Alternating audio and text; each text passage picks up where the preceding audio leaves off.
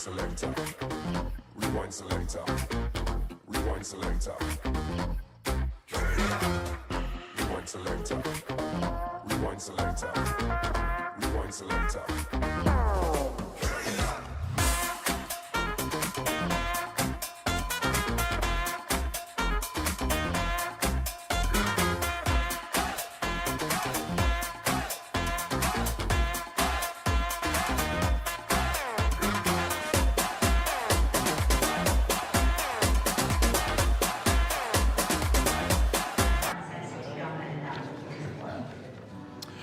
Right then, welcome to the arena for the draw for the last 16 after that epic 760-sider there for Wade Morley, and I'm joined by Mark Boyle, the man of the moment. Cheers. Mark, you've played a lot of pole in the last few weeks. Yeah, I've played myself into a game, hopefully. Obviously Friday didn't start off so well. Young Gio put in a stellar performance against you, but you've obviously battled through the loser's side and your name is in the hat. Yeah, Gio played brilliant on Friday night. I just couldn't get my break going, get used to the tables. The tables have been brilliant, so no, I'm feeling good, so should be an exciting day. So as we said, you're in the hat. We don't normally have to draw your name out in the qualified section, but obviously it's looking pretty stacked to whoever you're going to draw in the last 16. Yeah. Whoever I get, it's the way I look at it now. You've got to play well. Play well. Just concentrate on yourself. If I play well, I've got a good chance of winning.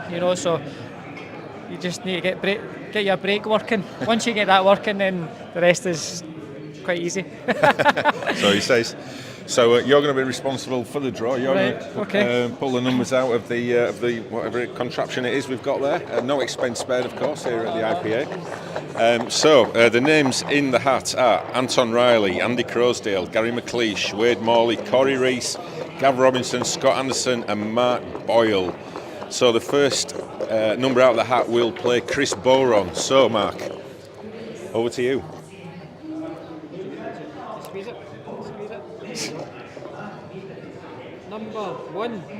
Number one. So Chris Boron will play Anton Riley.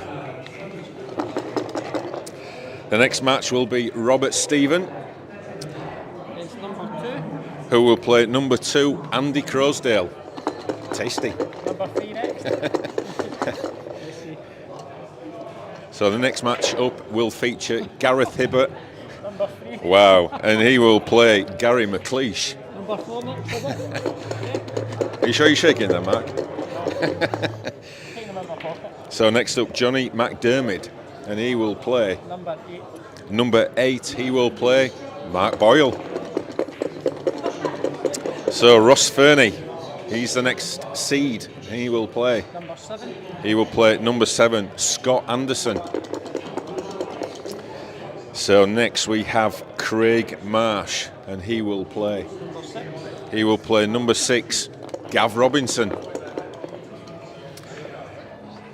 Penultimate is Dean Shields. Number 4. And he will play Wade Morley, which leaves Liam Dunster, and he will play Corey Rees. Well, Mark, some tasty draws there. What do you reckon? Gutted I never got the 1 to 8, to be honest. But I tried my best. I got to 3. Well done, Mark. Good luck for the rest of the tournament. Cheers. So on the stream, we will feature Liam Dunster and Corey Rees on the main table here. What a matchup that is going to be, a last 16 match. So settle back, enjoy the next few hours. It's going to be immense. It's going to be a party.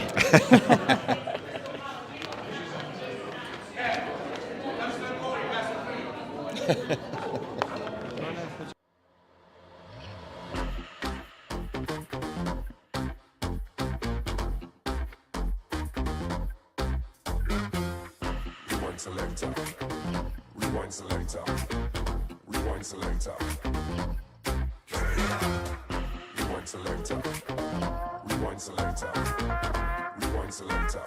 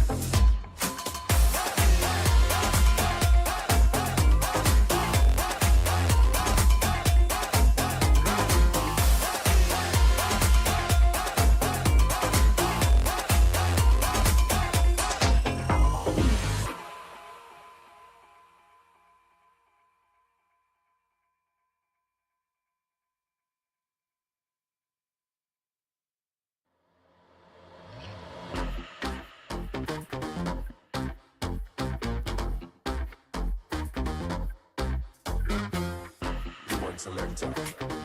Rewind selector. Rewind selector. Rewind selector. Rewind selector. Rewind selector.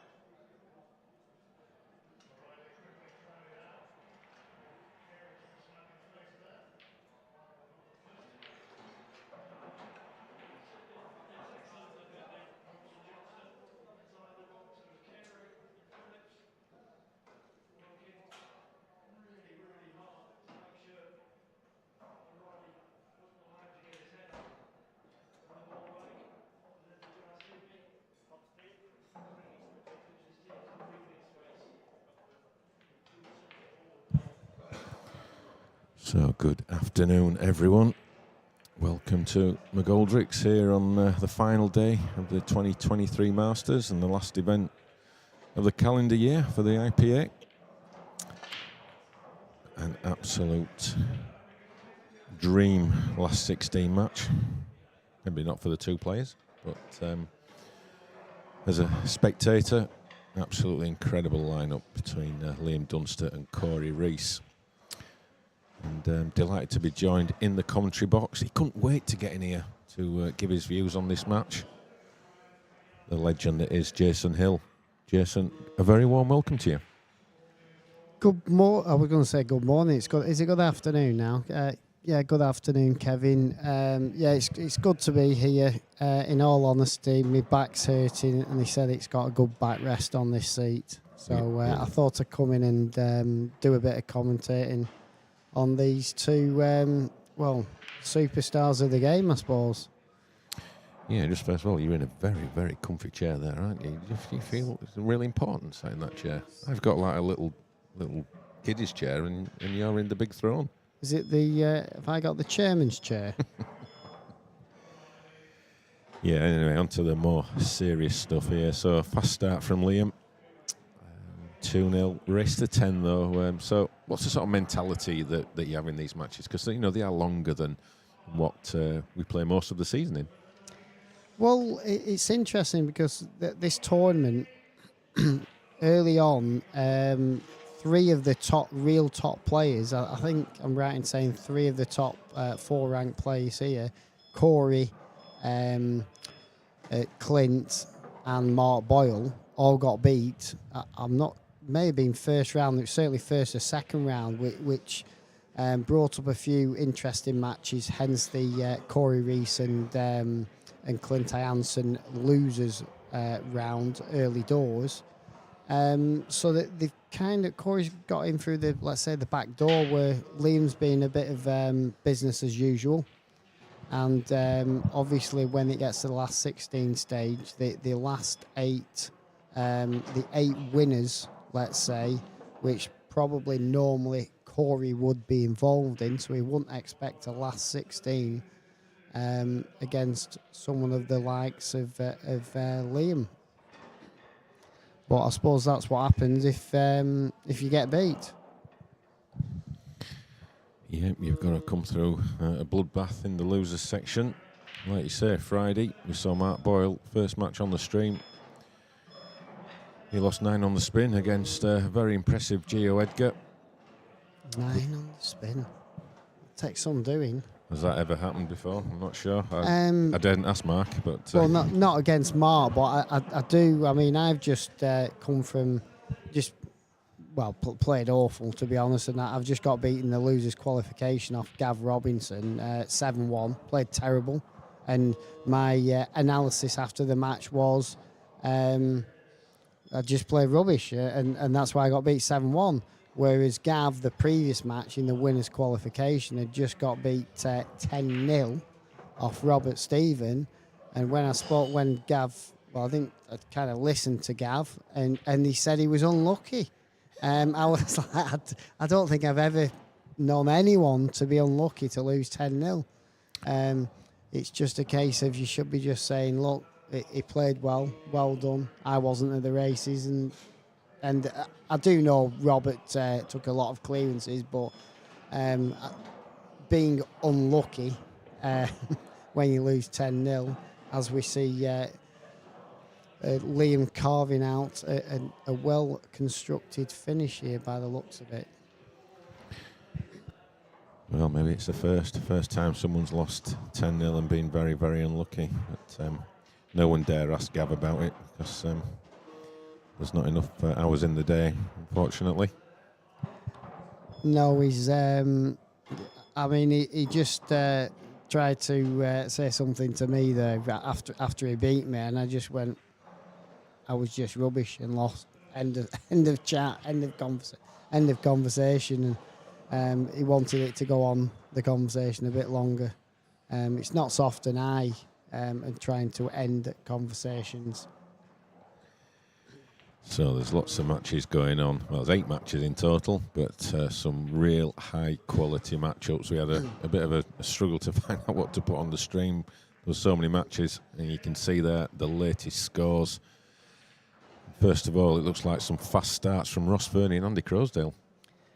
Well, obviously I know Andy, but Andy's. I've just had an old friend, Colin Downey, who I know from yesteryear, come up and he said, and he just looked at Robert and Andy said, "This will be a quick one." I said, "Well, to be honest," I said, he's probably slowed up a bit, Andy, in his older age, and I said he's still very, very, very quick. But I'd probably go as far as to say he was probably the quickest player.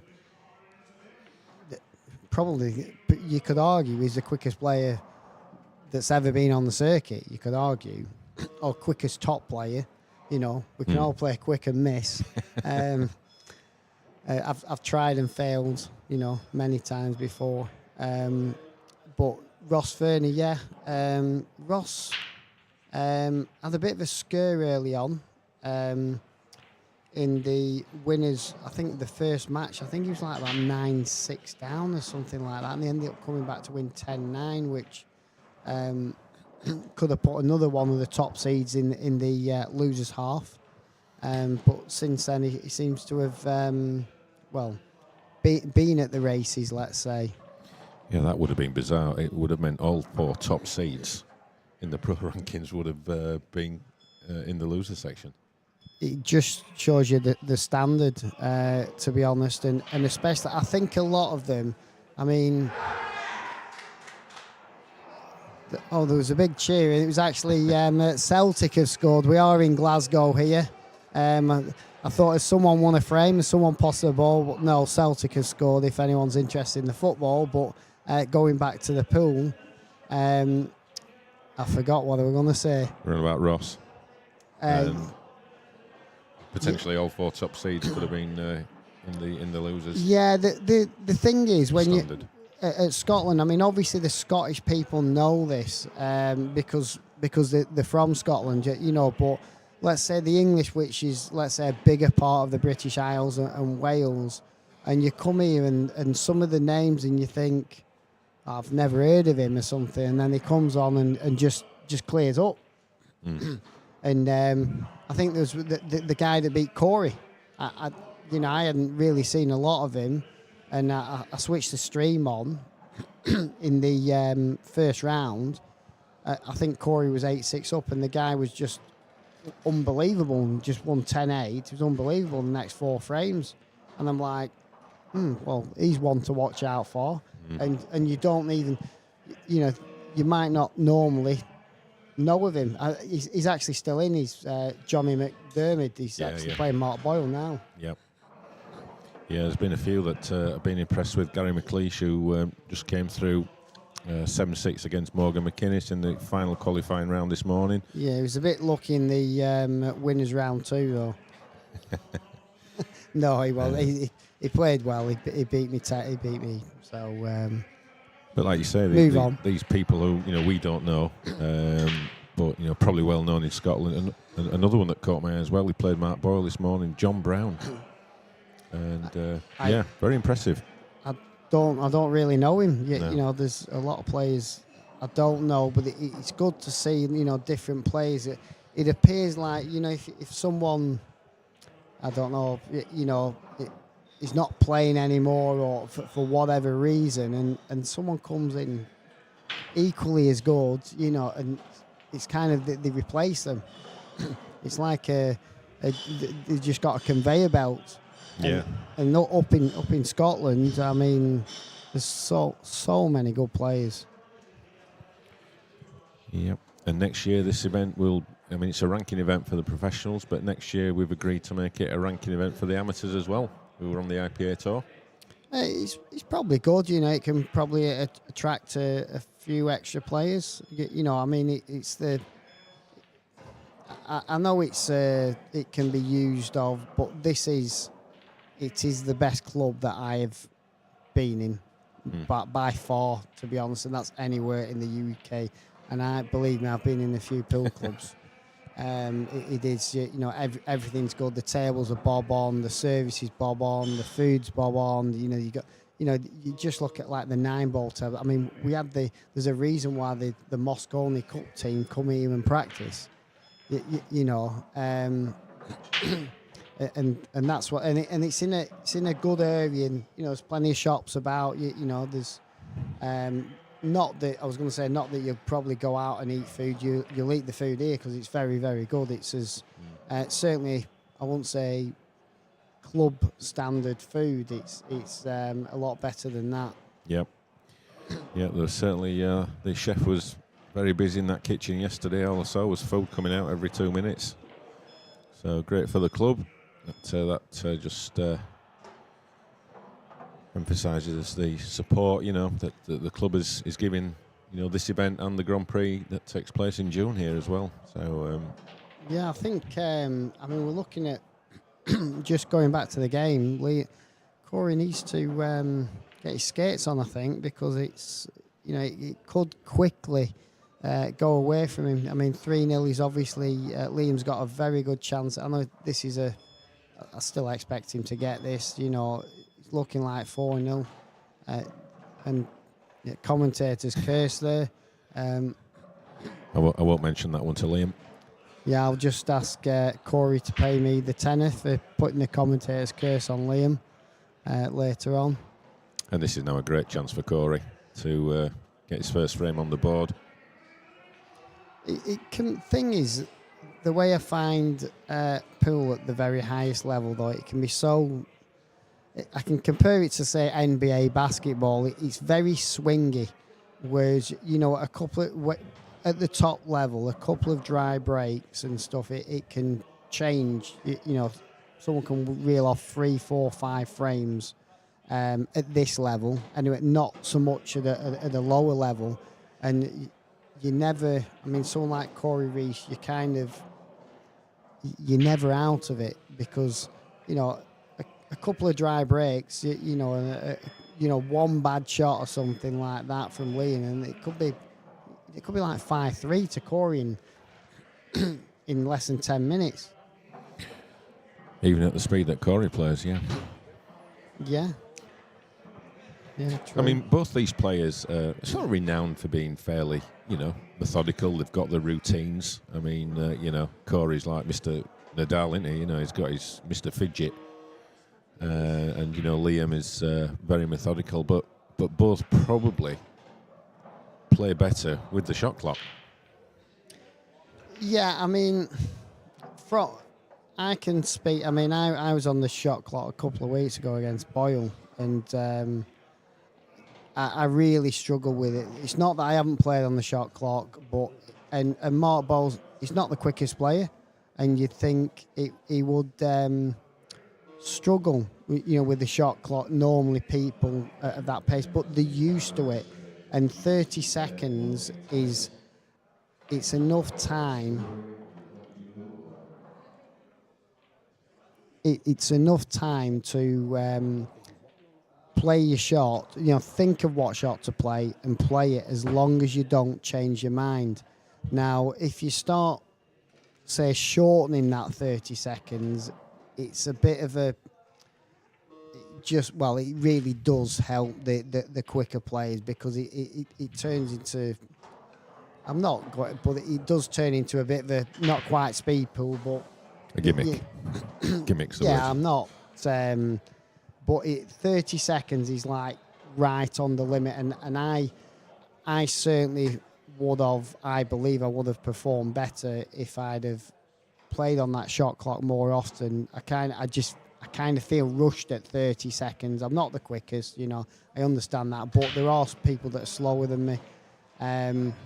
But these players like your Corey and your Liam, they're well versed on the shot clock, and they use it or adapt to it to about as good as you can, really. There is going to be the odd occasion, even for players of this level, where you may play the wrong shot because of time pressure, but it doesn't happen that often at this level. Yeah, I think Liam's regarded as the best manager of the time that there is in the game. Absolutely judges everything to perfection, even down to the break, which he's usually on the beeps. So it's Corey who pulls one back, but let's just check out the latest scores. And Chris Boron, he's having a great run this weekend, 4-1 up. Andy Crosdale, similar, 4-1. Gareth Ibbott keeping the trend, going at 4-1 as well. Mark Boyle, 3-0 against the impressive Johnny McDermott. Ross Fernie, well, he's in a hurry. Scots needs to pull something out of the bag there to turn that match around. Craig, 3-1 against Gav. Wade Morley, 4-1 against Dean Shields. And as we've seen there, Liam, 3-1 up against Corey, but long way to go in these matches. Race to 10. As you said earlier, Jason, there will be some swings, there will be points in these matches where the opponent gets a bit of a run on. Yeah, I mean, there was a match yesterday. I think Dean Shields was playing Gary McAllister, not Gary McAllister, I'm thinking of the football, Gary McLeish. I think it was 5-0 to Gary McLeish, and he lost 10-5. And it just shows how, and it went pretty quick. Just a good example of how swingy things, and as always got kicked in off. That's cruel.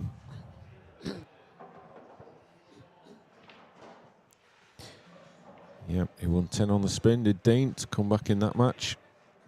And that's a little bit, you'll feel a little bit hard done by Will Corey. Getting kicked in off, but it's a long race. It's only 3-1. Still plenty of time to go. And just a reminder, if you fancy entering in the events here in McGoldricks next year, we've got 2 events. We've got the Grand Prix in June, and we're back here in December with the Masters. Check out all the dates on the IPA website on the calendar. All the events for next year are now listed. So start planning your year. It's going to be a busy one. But as Jason said earlier, this is probably the best club. I don't think there's a probably about it, to be honest. I'll be honest with you. I really don't think there's a... As far as clubs, they go that extra mile. And everything's just, it's like no expense spared. It's just like that they've got the best everything. You like I said, the 9-ball table, the Rassen 9-ball tables they are. Yeah. Even the snooker, there's 2 snooker tables in it. The pool tables, they've got, they're just like, it's like they're brand new every time you come. The setup's great, the food's great, the hospitality. I mean, the big TV screen. Look at the big TV. I know it's like £42,000 on the big TV screen. £42,000. I mean, you don't get rubbish for 42 grand.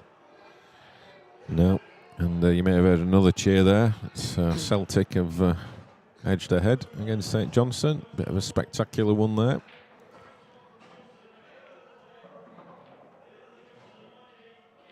Oh yeah, just outside the box. Nice strike. Liam's he's looking good for this finish at the moment. He looks in usual Liam mode. Just very, very pinpoint with the white. Makes his work as easy as possible. But yeah, check out the calendar. And get yourself down next year. Great event, great atmosphere. I mean, the Friday and Saturday here was absolutely on fire, wasn't it, Jason? Particularly the Friday when the Moscone boys were here as well. But the whole club was just buzzing. I wasn't here on Friday, but I can imagine, the full Moscone Cup team. It's just kind of, people would have loved it, and obviously with the Moscone Cup being next week or this weekend coming up, a lot of people can relate to saying, "Oh, look, they was in. I was only watching them last week, or I was only playing them last week." Yeah, lovely little stun run through there from Liam. That is a very, very tough shot to play, but just made it look effortless. I think Ross Fern is in a rush. Just gone 7-0. He has indeed. So Scott with it all to do. Having a good run as well. Good to see.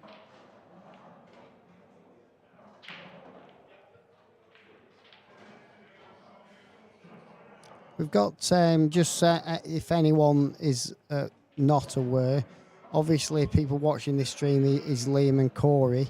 There are 2 live streams. There are 2, if you go onto the IPA Facebook page, if you prefer to watch the Dean Shields and Wade Morley match, don't get me wrong, you haven't got me commentating, which might be a put off, but on the other side, it might be a reason to switch over.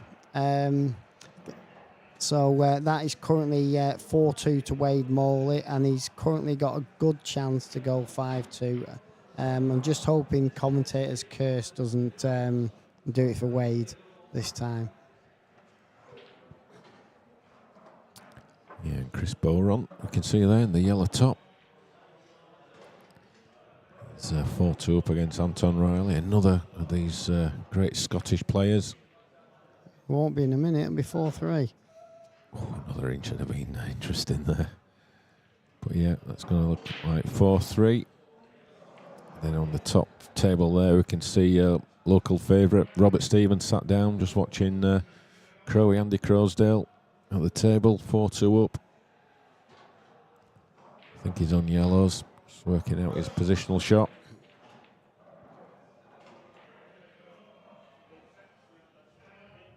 Had a great match with Craig Marsh yesterday to Crowe, 10-9. Yeah, it was. I was on. Believe it or not, I was on the next table, and they're obviously both known as very, very quick players. And I was.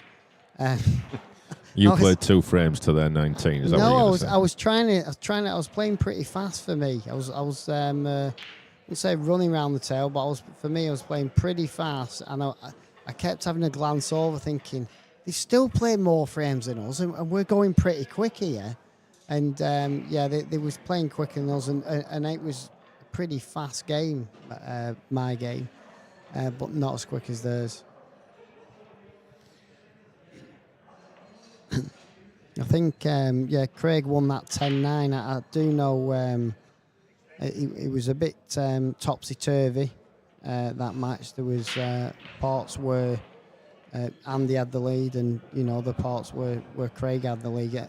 He did break and dish in the decider, but Craig. But there was quite a lot of break and dishes, to be honest. They had to if they was going faster than us.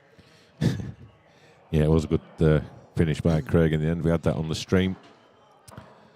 There's cameras everywhere in this place. He's got a remote one, and he can just put it on to pretty much nearly any table.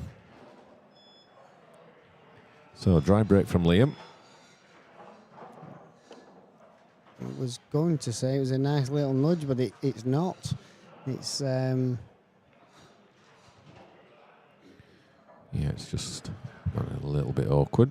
But sure what he's got on. He's certainly not got a pot on, I don't think. Not one that is going to give him any value. He's trying to play. He's just tying things up. Yeah, I don't think he's going to want him to get into a tactical battle with Liam. It's not the greatest tactic in the world.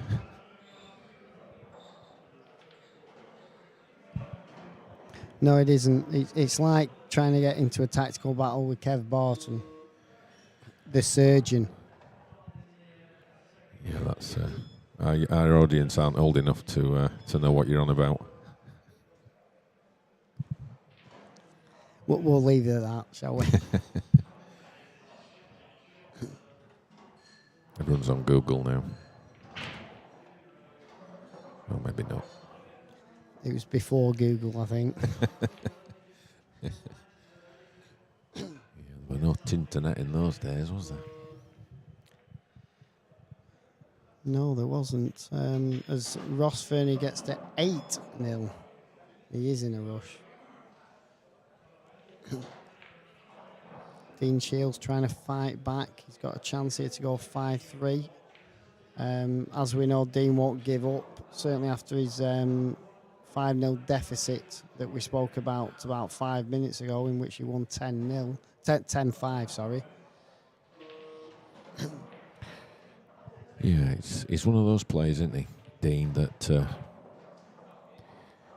he's knocking on the door. Just needs a few little things to go his way, a little bit of rub of the blue or something.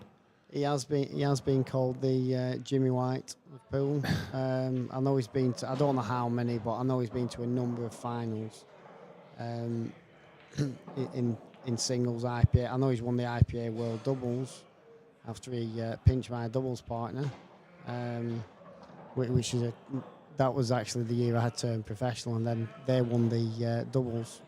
He won it with Gaz Ibbott the year after. But as regards singles, I probably guess that he's probably lost about 5 finals. He did also lose in the EBPF World. Am I saying that right? Or the BI Worlds, he lost in that also, and he's lost in IPA Tour finals or Pro finals. Probably 4, I'd guess, possibly. He just can't seem to get over the line, but it's probably one of them where he wins one, he'll probably kick on and win a few. We'll have to wait and see. Crikey, that was a risky one from Liam. I don't think he intended that yellow to go as close to that black as it did. But he's now manoeuvred himself into being favourite in this frame now. As we said a few shots ago, you do not want to get into a tactical battle with this man. He's just in a different league.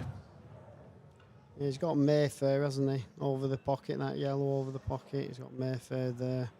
He's well in control at the moment. He'll probably just, well, I'm not sure what he's going to do at the moment. He's just... Clever. Basically just killing one of Corey's reds. Leave that up for some sort of... Well, it's saying that, but at some point he's got to,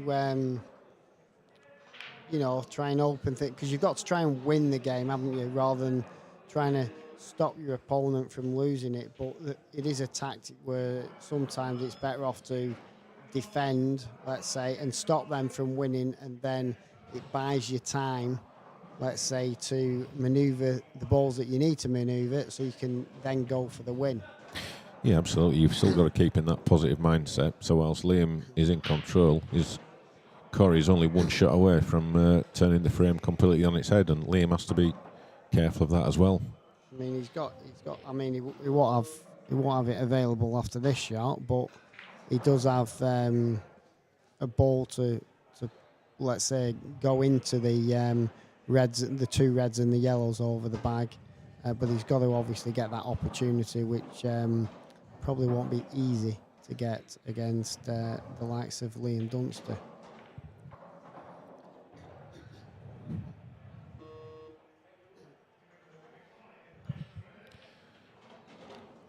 So is he going to try and screw across? Well. Nearly ended up in the same position. So it's actually not that bad. He could play the plant. Can he get to the... he must be able to. Yeah. I'm looking at it thinking it doesn't land. He can't see enough of it, but he must be able to, the way he's looking at it. So he can play a plant, leave the white in a place where he can pop this one into the bottom left-hand corner, send the white over to that little 3-ball cluster, and all of a sudden, it's frame on. This is the shot. It's all about this shot. He's got one chance to get this right. This is what you call or bust on this frame, I think.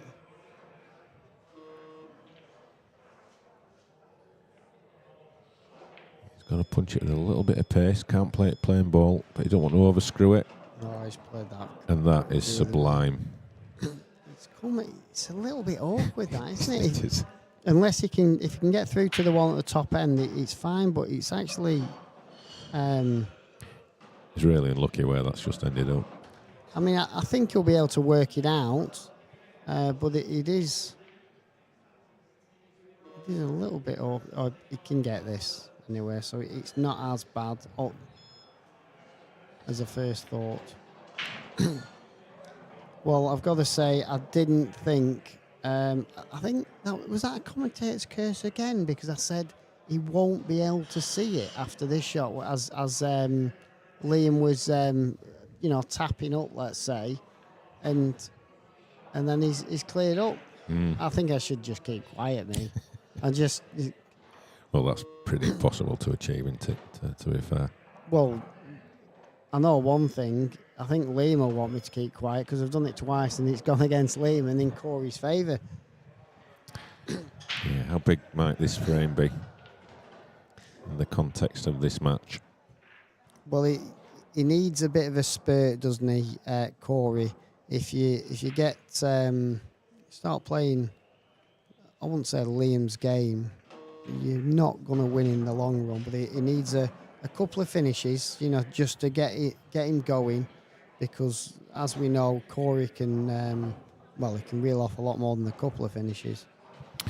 So he gets back in the match 4-2, and we'll catch up on the latest scores. And we can see the comeback is on from Scott Anderson. He was 8-0 down. It is now 8-3. We've just seen a updated score coming on another screen. It'll probably update on what you're seeing at the moment. But that is 8-3 from 8-0. We'll keep you posted on that one. I mean, we can let's have a look down the scores of the last 16 matches. The 8 players on the left-hand side. Have we got that on the screen? The 8 players on the left-hand side have all come through the winners section. So all 8 of them are undefeated, let's say, and the 8 players on the right-hand side have come through the losers side. So they've all lost one game. But now it's just a straight knockout, so it's a level playing field. And, Chris Bowen, 4-all. We'll come back to that in a bit because we're going to watch Corey break.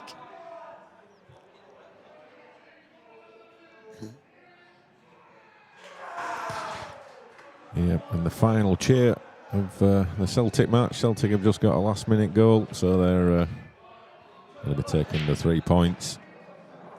And Corey Rees, well, no cheer for him. Fires the white straight into the centre pocket. That is stuff like that. It just stops any momentum that you get, doesn't it, Jason? It is, because the last frame, it was, let's be honest, Liam was looking on top, and then from nowhere he won the frame, which could have been a momentum changer, especially if he'd have broken cleared there, and it's just stopped that in its tracks, basically. If there's one person in the world you don't want to do that to, it is Mr. Dunster. He's got a little bit of thinking to do here, but this is where Liam is so good. There's some tricky little areas, but he's so good at working out what he needs to do, what he needs to develop. Although that's gone wrong, so he's just tried to nudge that yellow out, but he's misjudged that one completely. And these commentators' curses are catching, aren't they? Yeah. He's still got to go yellows. He can't go reds. Yeah, probably put this yellow over the bag, and he can move that red out and screw off it, which should leave the yellow halfway between the black spot and the bolt cushion, just so it does go into the same pocket. I say that as on the other stream table, Dean Shields has got a chance to pull it. I think was he 5-1 down? Or was it 4-1? I think it was 4-1. It went 4-2. Yeah, so he's got a chance here to go 5-all. And it's certainly looking like that. So it's game on there. Can Corey do the same and make a comeback? Just quickly going to table 2, and there you see Dean Shields sinking the black. Great work from our technical team. And I say the word team. Just Craig. What a job he does here. What a job. He's very quiet, isn't he? He just keeps himself to himself, just gets on with the job. And the work he does for the IPA and to be honest, any Scottish pool,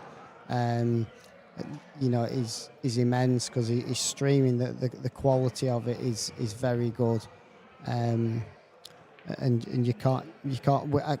can't recall a problem streaming, to be honest. Whereas you go on other streaming sites or anything like that in the pool world, and on many occasions, I've seen problems, where they've had teething problems with the internet and so forth. But I don't recall any problem ever with Craig, to be honest, in all the times that I've been here or watched any of his streams. No, they've got it absolutely nailed. What are you doing here, Andy Crowsdale? You should be out playing. He's waiting. Andy's just popped in to see what's going on here. He's come to see his old mucker. Andy, you need to shape up. You was winning 5-1 before. It's 5-4. Go and sort it out for Preston boys. That's a quick visit from Andy. Oh no, he's back. He's back. I think Robert, his opponent's just gone to the toilet. And just an update. The Scott Anderson fight back continues. It was 8-0. It is now 8-4. Could he? You never know. Stranger things have happened. Could he? Gazibet, meanwhile, continuing where he left off yesterday. 7-2 up against Gary McLeish. And pretty much all the other matches are relatively close, so we could have a few epic finishes there. No mistake there from Liam. He nails that straight black. Goes into a 5-2 lead, which is the same lead that Craig Marsh has against Gav Robinson. Mark Boyle 4-2 up against Johnny McDermott. And at the top there, Chris Bowen. He's been pegged back by Anton Riley. Chris had a fast start, but Anton's pegged him back a little bit. And you can see Scott Anderson, he must have the bit between his teeth now. Look at this. This is a great chance. This could be 8-5. Well, the thing is that the closer he gets, the more it will get in Ross's head. At 8-0, I don't know, maybe you could have the odd shot where you kind of lose concentration because you just think, well, I've won, because you're that far in front. And then sometimes it's hard to get going again. And if Scott just takes one frame at a time, which is what he appears to be doing, you just never know, because the thoughts going through both the players' heads now will be certainly different to what it was 15 minutes ago. Yeah, 8-5. And, Scott is a pretty quick player. You talk about Andy Crowsdale. Scott is up there. He's probably not as fast as Crowe, but he's pretty pacey. And those 5 frames haven't taken that long. I've never actually played Scott. I've actually played in the doubles with him at Morocco. But I've never really noticed how fast he is. So I'll have to take your word for it. Craig Marsh, meanwhile, moves 6-2 ahead against Gav Robinson.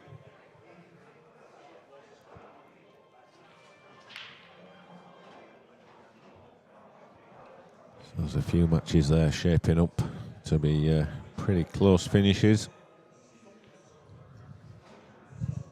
Chris Bowring's just took back up the lead that he had lost temporarily. Look at that! Look how many dishes on the Ross Fernie and Scott Anderson match. I'm not sure what the general thoughts are on Q Score about people recording breaking dishes, because I know some people, they just don't record them. Some people record them for break dishes and reverse dishes, and some people record them for just break dishes. So sometimes it can be a little bit misleading, but at the very worst, in the Ross Fernie Scott Anderson match, I would think there's been 10 either break dishes or reverse dishes at the very. But that probably explains why they've played 13 frames, and the next match that's played the most frames is 10, and that's without a shot clock on. What are your thoughts, Kevin, on the recording of the break dishes? Well, yeah, we should be doing it. Definitely should be doing it, because as we know, the world that we live in is all data driven, and it's definitely we should be recording more stats than that. I don't think Q-Score has the facility to do everything we want it to do, and but yeah, we should definitely be capturing that information, because it's interesting to compare players, over periods of time. And I mean, first of all, I mean, if you was to play a match, don't get me wrong, it will probably be blank at the end of it, whether you've had 14 break dishes or not.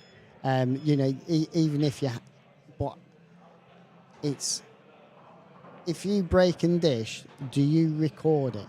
Do you click on the button?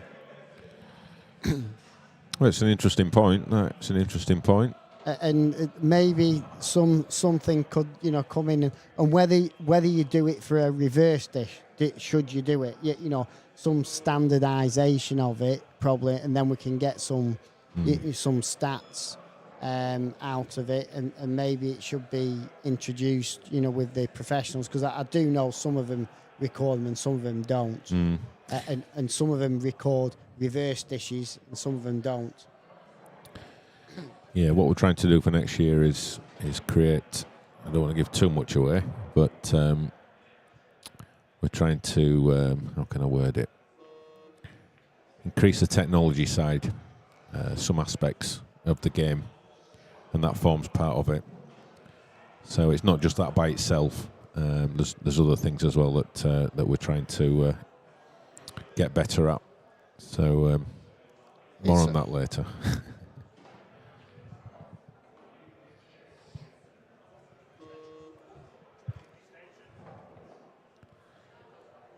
Again, it's another frame where Liam's in control, or it would appear. What can Corey do to turn it around?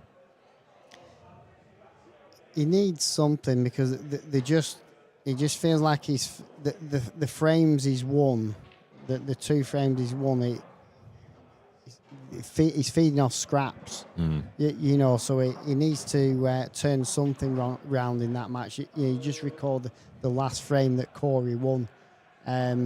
If you recall that Liam was in charge, let's say, he was certainly in charge, and then he pulled, let's say, a rabbit out of the hat. Pulled certainly a very good shot, but the actual control of the frame was with Liam.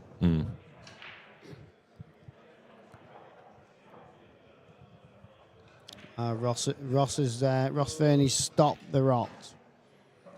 Yes, he'll be quite relieved to stop that 5-frame surge from the Pigeon. Anyone know where the Pigeon nickname came from? Do you know? You usually know stuff like that. I've no idea. I've absolutely no idea. It's not something I'd. I can't really say on stream as as a why it might be. nickname. And what the pigeons do. Fly? Yeah, maybe that's it. Maybe he flies. He made that look a bit easier than it was. I didn't think he had that angle there. No, I didn't think it went in the left centre either. So had us both fooled. He's even got he's got the perfect angle here to go up top. He's still got a little bit of work to do. You know, there's a bit of traffic, certainly around the black. That yellow is nearest to the black. Is causing, you know, a little bit of a headache, and he needs that to run. Well, this is going to be a delicate one. He's probably going to have to take this last red into the top right corner, you think? Top left? Yeah, I was thinking probably just run past it and maybe, you know, top right where he's stood, the pocket where he's stood nearest to now. He's got his hand on the pocket. He's tried to go around there. He's played that very well. What a shot that is. That is a great shot, and what a lovely angle he's got to stun this white to the right-hand side of the table. He's playing it there. I'd probably be stunning across towards the cushion and the black. I just think it's more, you don't have to be as precise. Yeah, it's got a big area to go in. I think he thinks if he can just kiss on that yellow, he'll have an easier black into the right corner. Yeah, see how he plays it. I mean, who am I to say? I mean, Corey's still playing, I'm not, and he's played that perfect. It's not that he couldn't get on it. I just thought he had to be, if he was pushing that white across to the cushion, he's got like a bigger margin for error. And yeah, again, a frame that Corey looked second best in, second favourite. He's turned it around. Nice clearance there from the Welshman. And he gets to within 2 of Liam. We've got our first quarter finalist, Kevin Barton. No, it's not. Ross Fernie. Ross Fernie's just won 10-5. He did stop the rot against Scott Anderson, and we're topsy-turvy match. Ross went 8-0 up. Scott came back to 8-5, and then Ross has won at 10-5. It looks like it's a high-caliber match. Looking at the dishes count, although I know some people don't record them, but I'm sure they don't. Yeah, I'm sure they don't. I'm sure when they do record them, it means they have definitely had a dish. So it looks like it was a very high standard.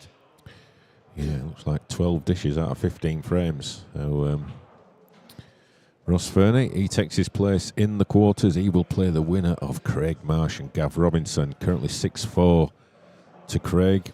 Yeah, couple of fight backs there. Gav's fought back a little bit. Gary McLeish was 7-2 down. He's now 7-4.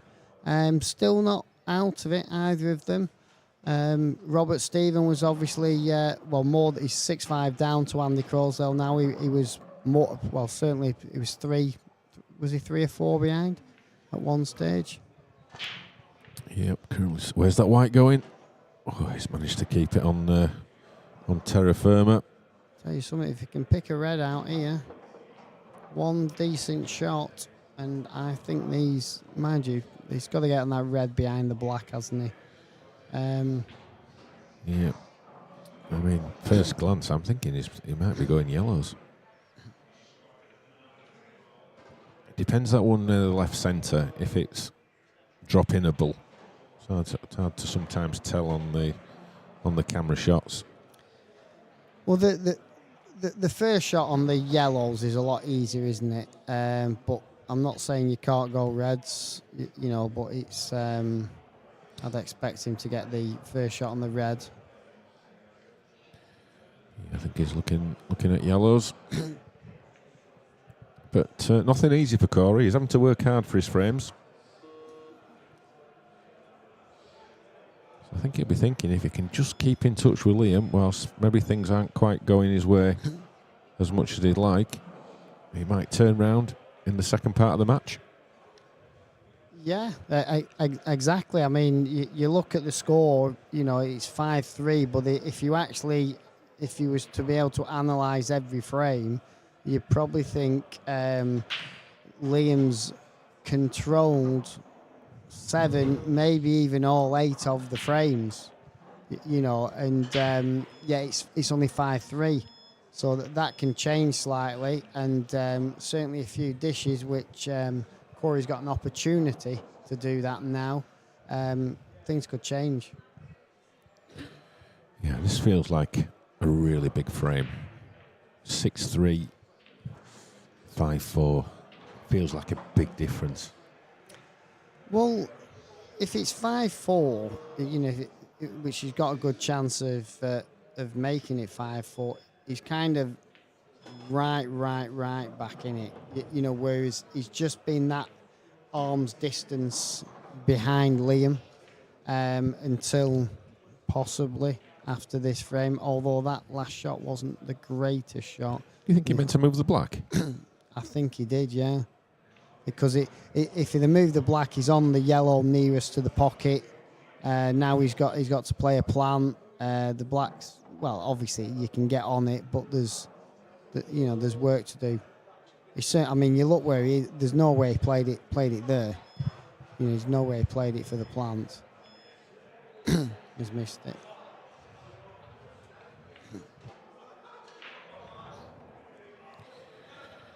So this frame takes a little twist. Fight backs. Gary McLeish fighting back now. 7-5 against Gareth Hibbert. Was 7-2. Yeah, and Andy Crosdale 7-5 up against the local boy. Robert Stephen demolished Gav Robinson 10-0. 10-0 yesterday. Gav was unlucky though. Yeah, he has told us. He was unlucky. And the top match there, Anton Riley, I think, has took the lead for the first time. Leads 6-5 against Chris Boren, as Craig Marsh just goes 7-4 up against Gav Robinson.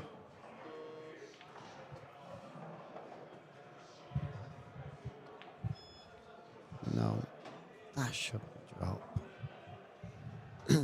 What are your views on the pockets, Kev? Because the amount of times people say with these Supremes about the massive and years ago they weren't and so forth, and it just seems every match, you know, people say that shouldn't have dropped, but it did. And at the end of the day, that's the size they make the pockets.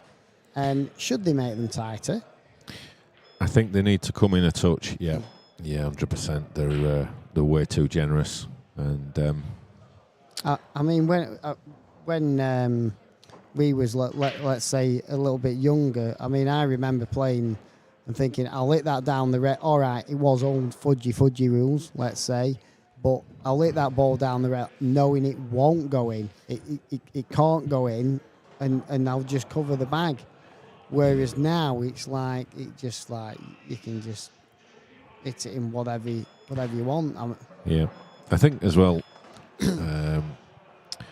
with these tables, because when they get recovered, you take the cushions off, and then the fitter recovers the cushion, and then they screw them back on. The problem with that is, whilst it's easier for the fitters, the problem with that is that the cushions never ever go back in exactly the right spot. There'll always be a slight difference, and then what happens is if it's say 0.5 mil out, and you've got that on both sides, and all of a sudden the pocket's playing a lot bigger. Yeah, but in the same instance, you could do that, and they could be 0.5 mil out the other way. Yeah. And making ultimately when. But you get that inconsistency. I think that's what I'm saying. Yeah. You get the inconsistency from table to table of how it's playing. You do, but I just think generally it's like they make a brand new table. Them pockets are, in my opinion, too big, and have been on. Yeah. And the cloths have got something to do with it as well. They help them play bigger as well. Yeah, they help them slide in as if you're comparing it to something from 20, 30 years ago. Yeah, I think they definitely. And somebody will correct me if I'm wrong, but I think on the inside on the cushion it's like a wafer. And I think if you can just maybe put one or two more of these wafers on each side, it'll make them play more true and how they should play. And hopefully there'll be a new table on the market next year that will do exactly that. So let's just see what happens with that one.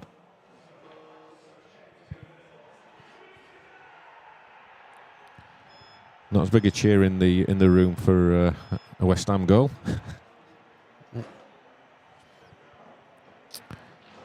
So one that got away there from Corey, but it's Liam who takes it, and another click back to the scores. Wade Morley, he's not relenting against Dean Shields. That match you can see on table 2. No, he was on the stream yesterday against Gio Edgar, and it wasn't his best match, let's say. Well, I didn't actually see the match, I just saw the scoreline, but it appeared to be not his best match. But it's amazing, you know, you can get beat in the loser's side. I mean, how many people have lost to someone, gone into the loser's side, and they're still batting, and the people they actually lost to are out. And that's one of the examples, you know.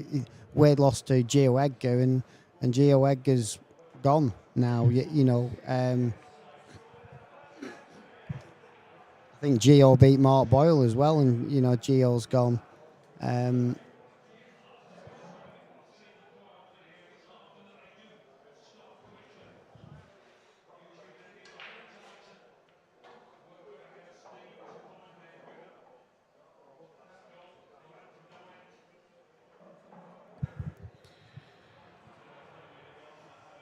So Wade at the table, 7-6. Just drop in onto this one. A good old battle with Dean, that's for sure. Mark Boyle, he's 5-2 up. Andy Crosdale, he's just gone 3 up. 8-5 against Robert Stephen. It's all getting very tight and tense in these last 16 matches.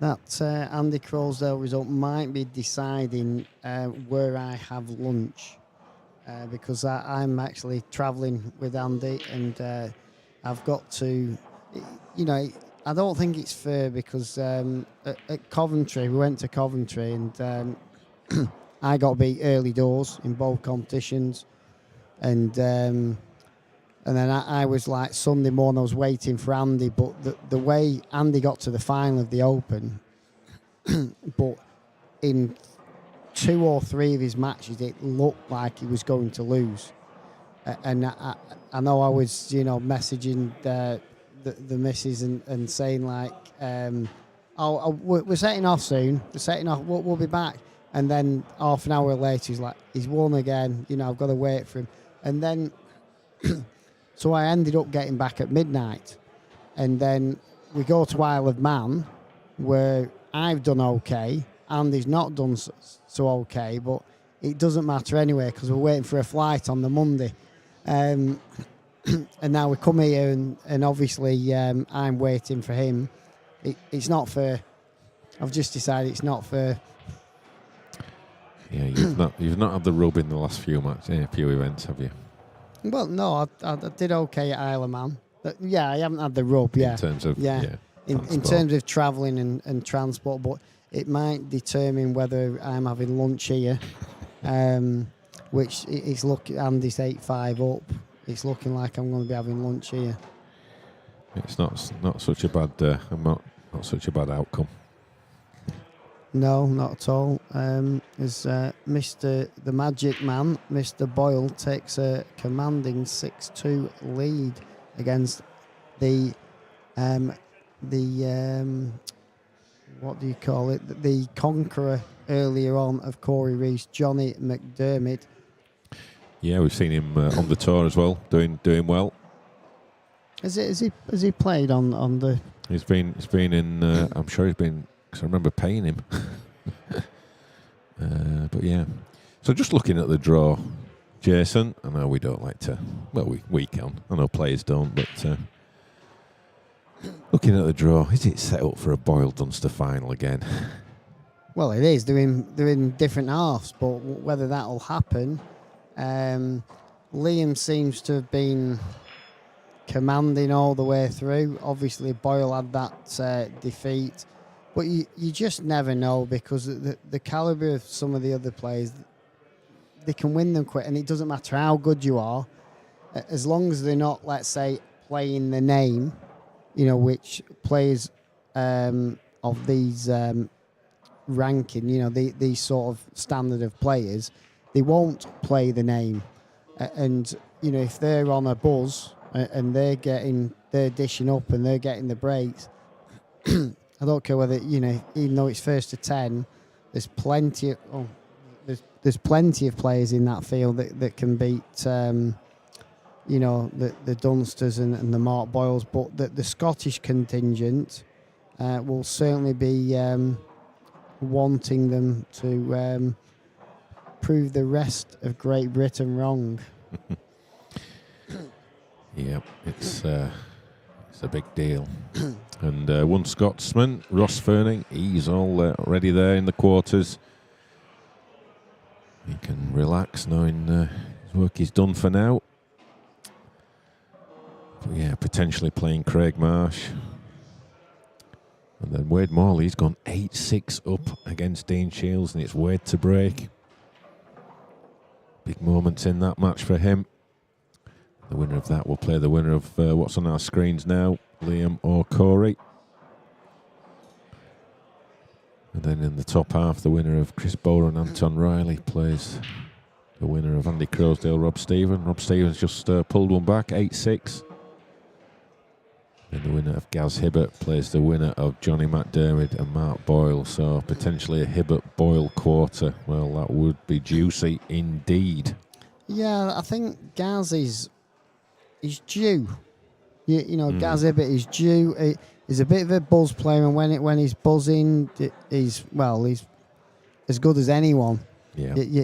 And he's probably due one of them tournaments. Maybe it's this weekend because although he's gone through, he's not lost a game, and I think they've all been pretty comfortable from what I can gather. All his wins. He may have got a bye in one of them, if I remember rightly, but the other wins have been comfortable. As Corey pulls it back to 6-4. Look, Robert Stevenson is making Stevenson. That's the train guy. That's the rocket. Is that not the Stevenson's rocket? Yeah. See, I know history. Robert Stephen has pulled it back to 8-7 versus Andy Crosdale. He's got my venue of lunch on a knife edge. Yeah, big decisions to be made by Jason Hill. Big decisions.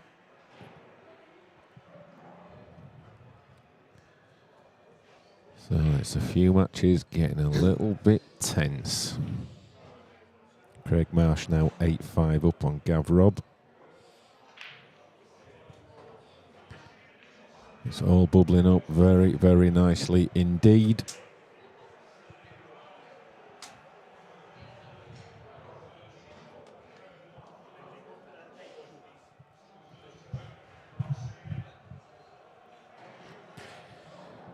So if you're on the chat, if you want to ask us any questions, fire away.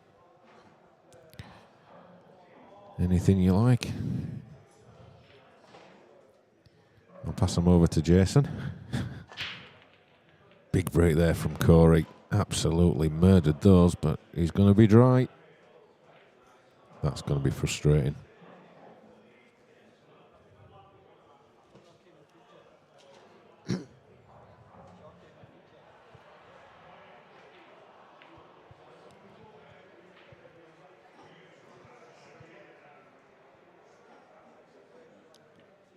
I think he has a chance here on, either colour. He's got a decision to make.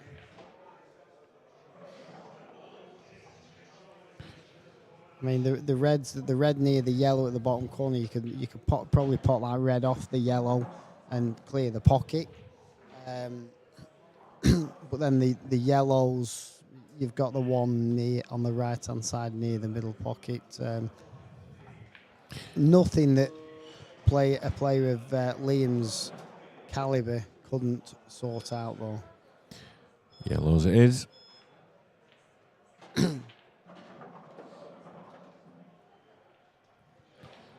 So, first opportunity to Liam Dunster.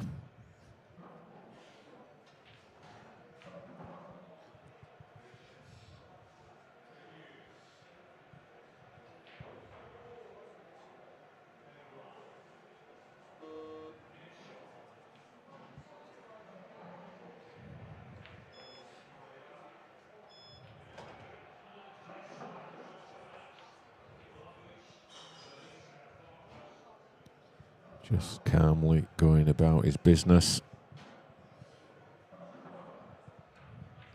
He just keeps keeping Corey at arm's length, doesn't he? You know, Corey just can't quite get to him.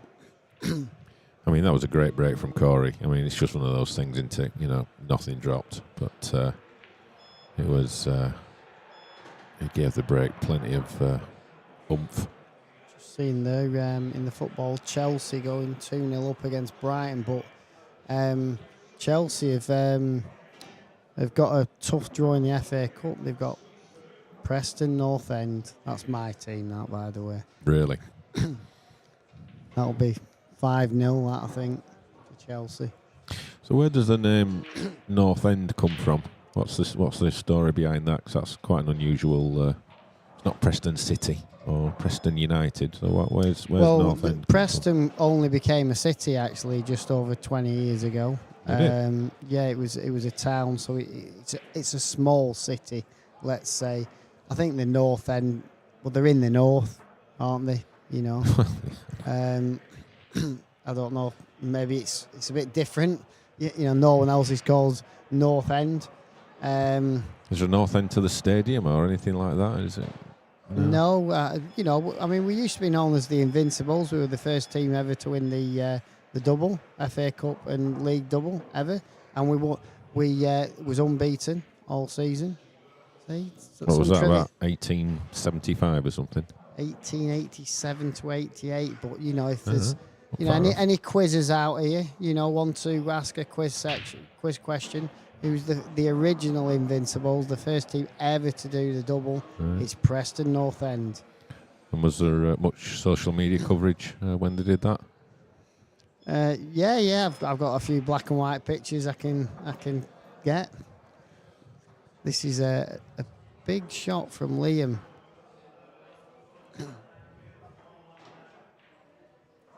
It's one of them shots. If it was a touch nearer to the middle pocket, you could actually catch the knuckle and miss the pocket because of that. But I think it's just past that point. You know where the curve on the end of the curve. He's missed it. Well, he's missed that. He was never in. The pocket played true. Meanwhile, on the other tables, Andy Crosdale 9-7 up against Robert Stevens. So Jason's decision on lunch is getting ever closer. We'll keep you posted on that decision.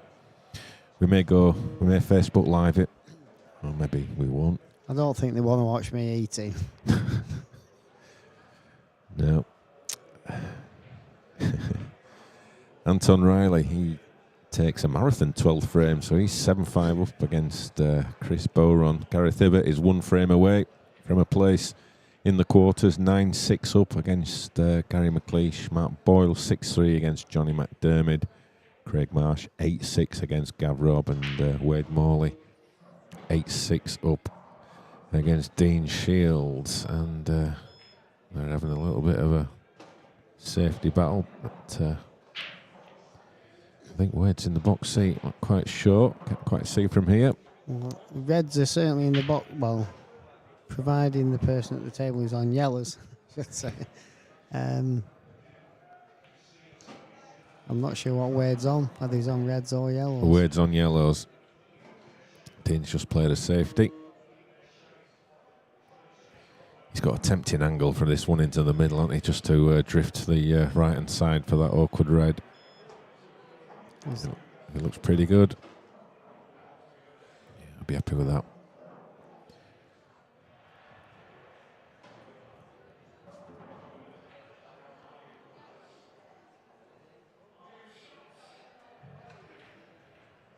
This is another big frame in this match. Again, it's that 7-4, 6-5 scenario. He's not managed to get within one frame, but this is his best opportunity. Sometimes it's better as well because Liam has had the chance, albeit a difficult chance. You know, sometimes they're better frames to win because your opponent's a little bit niggled, let's say, is because they've had a chance and not took it. Although it was, like I said, it was difficult, but 6-5 and it's.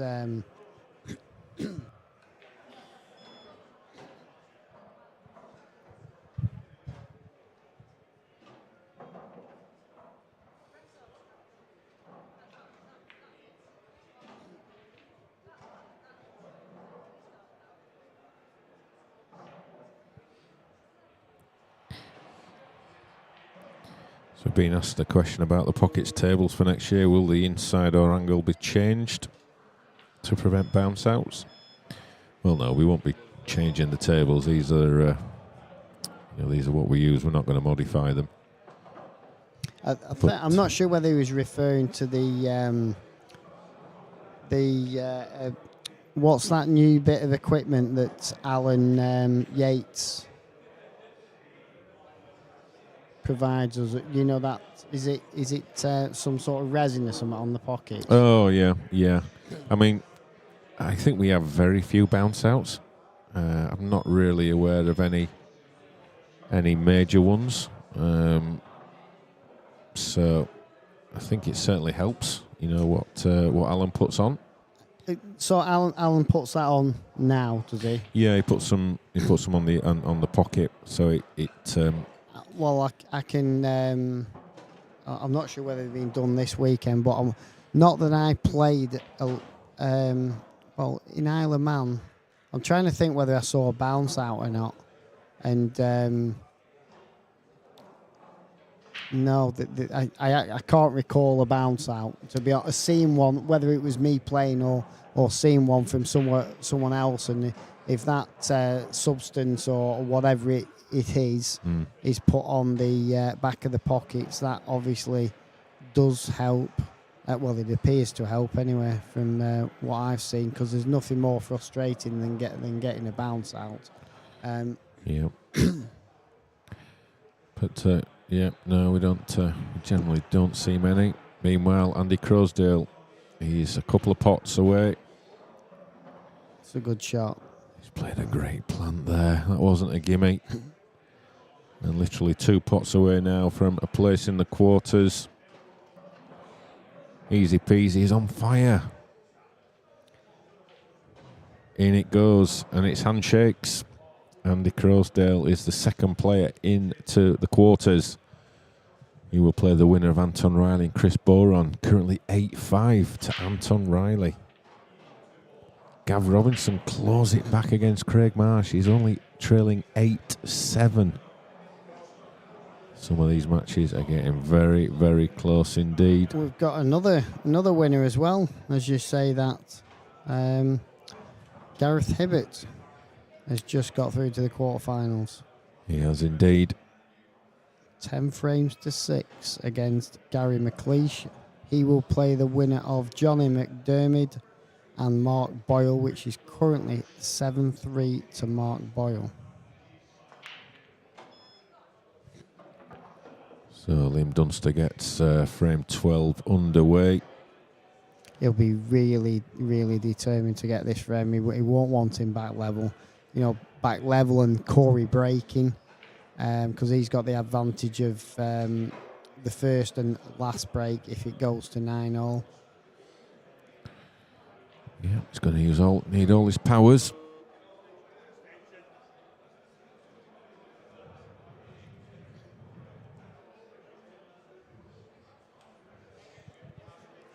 Dean Shields on table 2. He's in a little bit of trouble against Wade Morley in that 15th frame.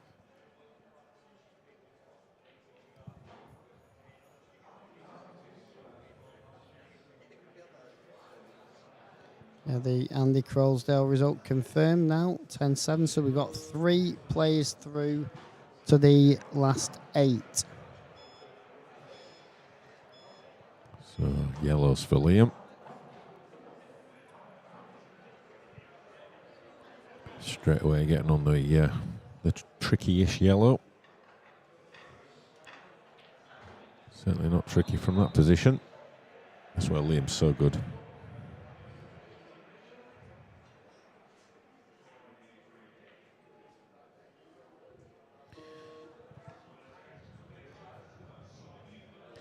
So Mac J2051 is giving us some history on Preston North End.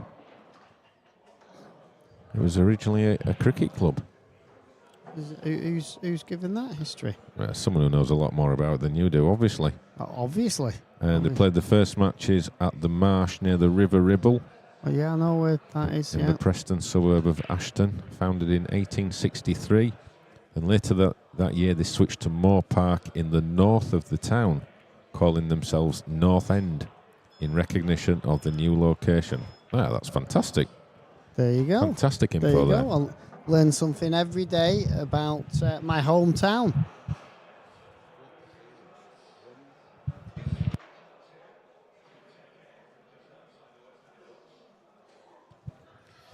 So thanks for that, Mac J2051.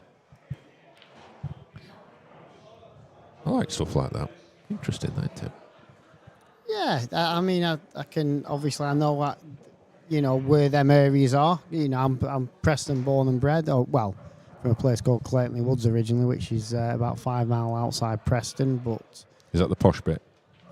Yes, Clayton Woods is. Clayton Brook isn't, which is what I used to get joked upon. Let's say when I was younger, going out, and my friends used to say to a girl, said, "It's from Clayton Brook." Go, Clayton Woods. That's what it was, but I don't know. Maybe it's a myth. There are plenty of nice houses in Clayton Brook. Yeah. And his granddad also played with Preston. Who's granddad? Mac J2051. Right. That's probably where he's got the information from. Yep. Oh, that's a bit under there from Liam. He's probably going to have to come round off 2 angles now. It's a bit of a judgment shot. I expect him to. Oh well, what do I know? He could clip it in and leave himself on the black.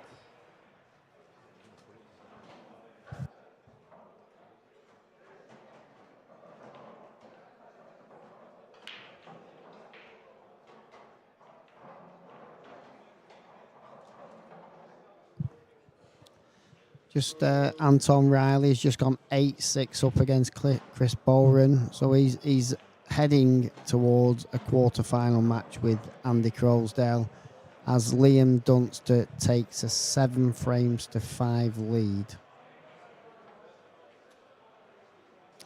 You can see the scores on the on the screen.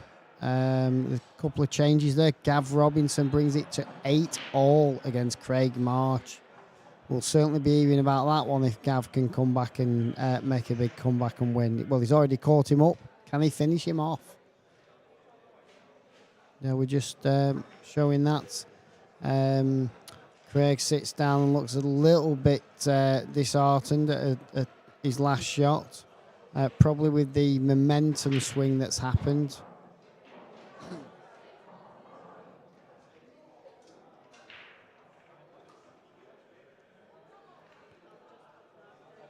The Rocket. Gavin the Rocket Robinson.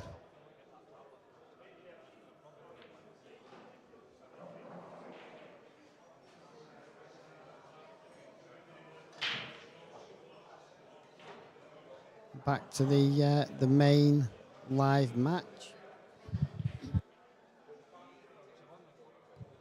Corey to break off. He'll be putting his weight behind this one. Another, big break, but another dry one. It can be frustrating at times, these dry breaks, especially when you're behind and you think all I need is a break and dish, a break, a pot of ball, and you think, I've got a few ploppings where I can just take the frame.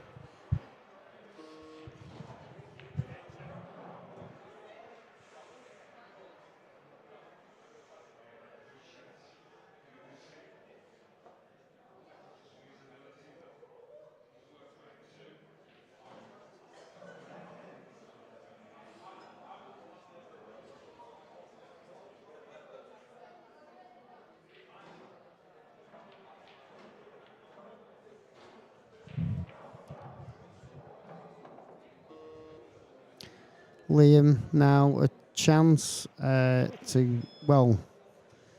give him that daylight. 8-5, he'll only be 2 away from victory. He plays a nice little skill shot, which gives him still an option of which colour to go. I think he's probably going to go yellows and just trickle this one in the corner and just drift past the yellow on the top rail to take that one next.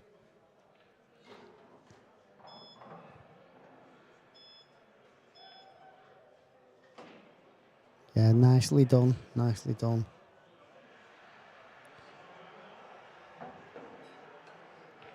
Liam has largely controlled this match, I feel. He's had the upper hand for most of it, and he's really, difficult to peg back. And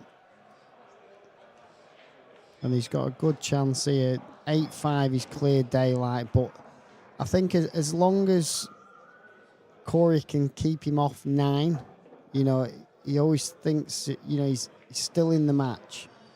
But Corey, he just got back to 6-5, but then it just seems to be Liam's pulling away again.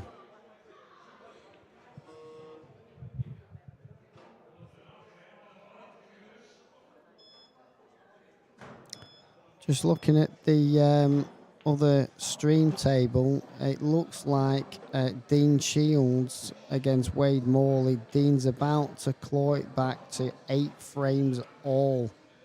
And he has been behind, quite a bit behind at one, but I think he was 5-1 down at one point. So that's 8 frames all. We've got some close matches here. Chris Bowring 7, Anton Riley 8. Craig Marsh and Gav Robinson's 8 all, and now Dean Shields and Wade Morley's 8 all. It's getting to the business end of these matches, and we've got 2 8 alls and an 8-7 match.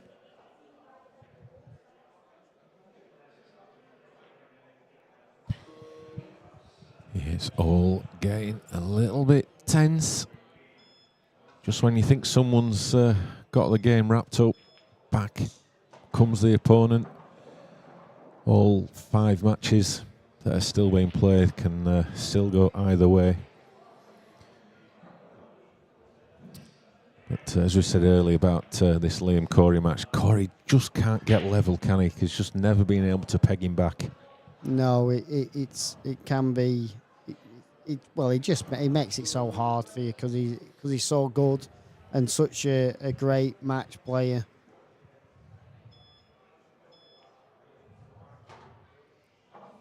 It's amazing sometimes you come to break and you're like, right, you've got your bit between your teeth. This is the time when I kick on, and it doesn't work out sometimes. But Liam's took these nicely. He's took them very nicely. As he invariably does. I think this is a reverse dish. No mistakes from the man from Scotland. He goes 8-5 in the lead, and you can see there all the latest scores, in particular Marsh, Robinson, Shields, Morley. They are in best of 3 shootouts. On table 2, Dean Shields is at the table. Tricky finish. And Gav Robinson This has been a good comeback from the Rocket. What a character he is. And he's got this red and black to nudge ahead 9-8.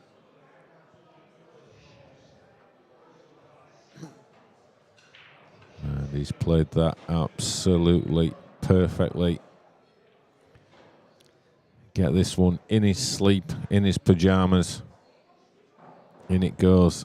And he is one away from a place in the quarters and a date with Ross Fernie. Yeah, I haven't, as good as Ross is, firsthand, I haven't, until last week, I've never played Ross. Never in all the time I've been playing pool.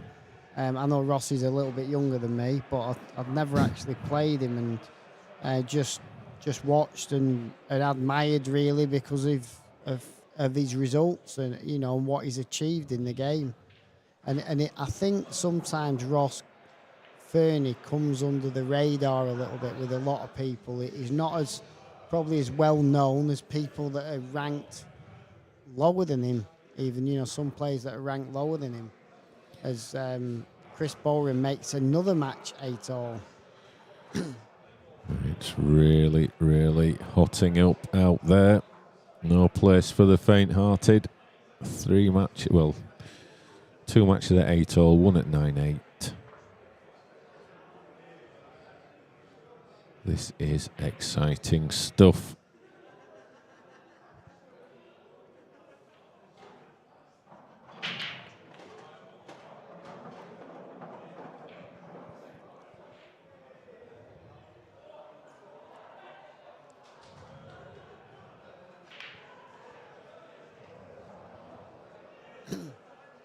What's your thoughts on the cut break? I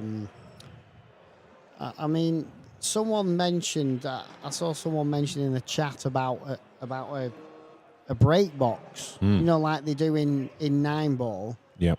I mean, I just think everyone's got their opinion on it. You know, I'm not saying anyone's right, anyone's wrong. Well, that's what it is. It's all about opinions, isn't it? And everyone's is valid. My view is I would love a break box. And I think there will be a time when that does come in. But it has to be the right time. And again, it has to be coupled with other things that are going on. So, yeah.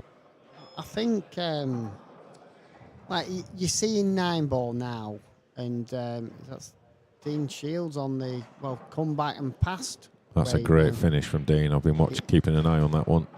It is.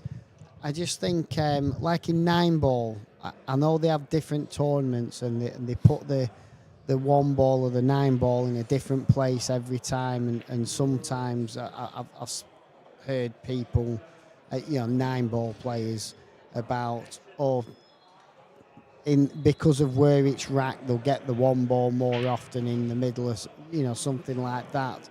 And it's like kind of everyone's worked out that what was before a lot of unpredictability, they've kind of worked it out, and they know where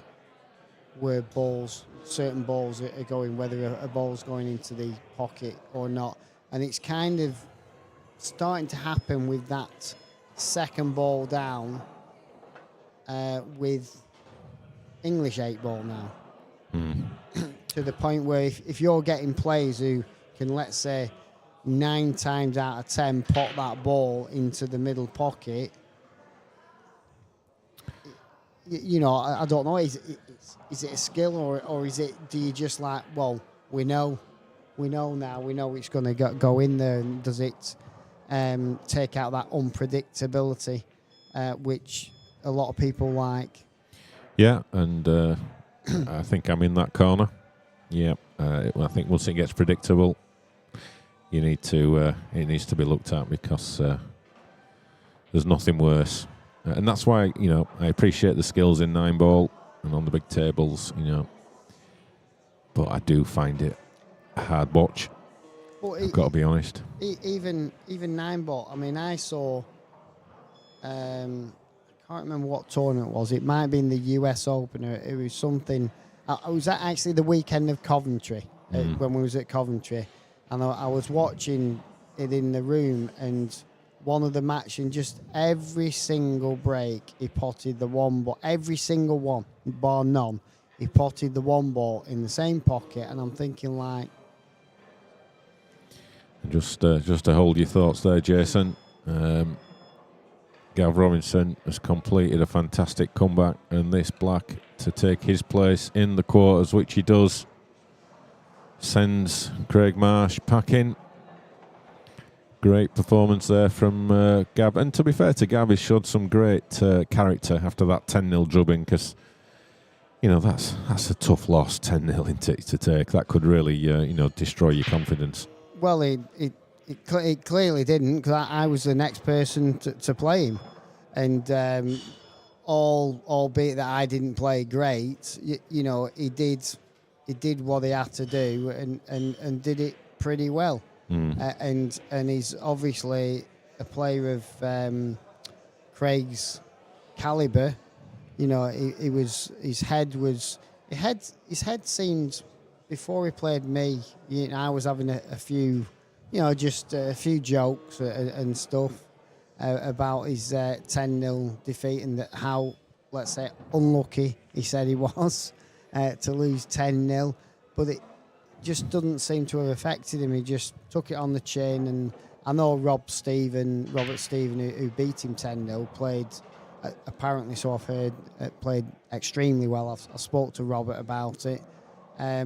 Sometimes in pool at this level, you've just got to take it on the chin, because the guy's cleared up however many times. And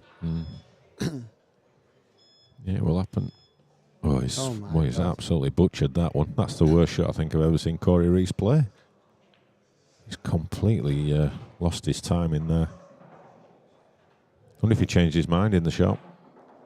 Yeah, it's the sort of thing I can relate to. Yeah, he just played it 2 minutes quicker than what you would have done. I'm not as slow as you think now. I'm one of the quickest in my age category. I won't ask you which age category you're in. Oh wow. Well. Wow. Malfunction. Catching. Malfunction alert.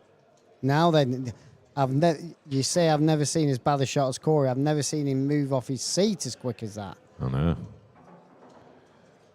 Can he... I thought dinner was served. I thought he dropped a 50p piece.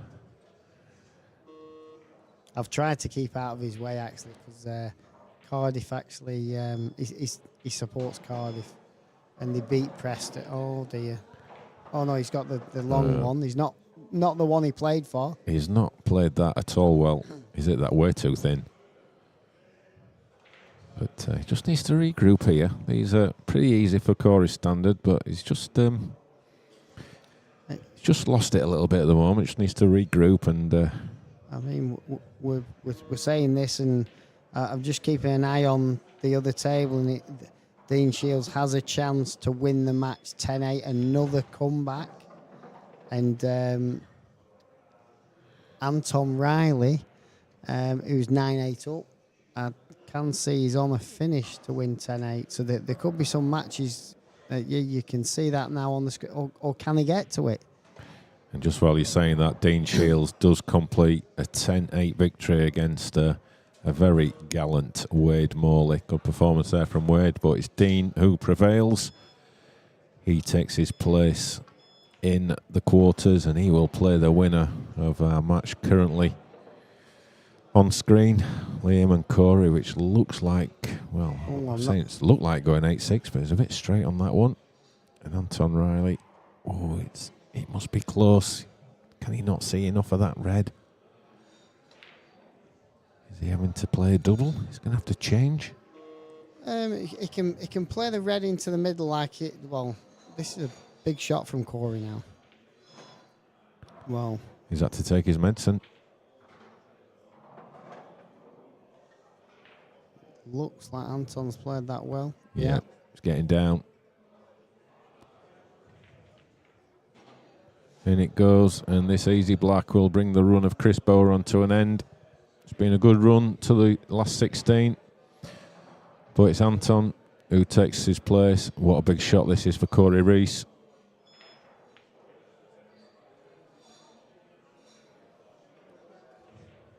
It was close, but it was a bit off. So Anton Riley keeps the hopes of the amateur contingent alive. So when's the plans to start the quarterfinal? Will there be? Are we waiting till the last 16 matches are played, or? Yeah, I think we're going to start them all at the same time. Right. So it shouldn't be too long because there's only 2 matches not completed.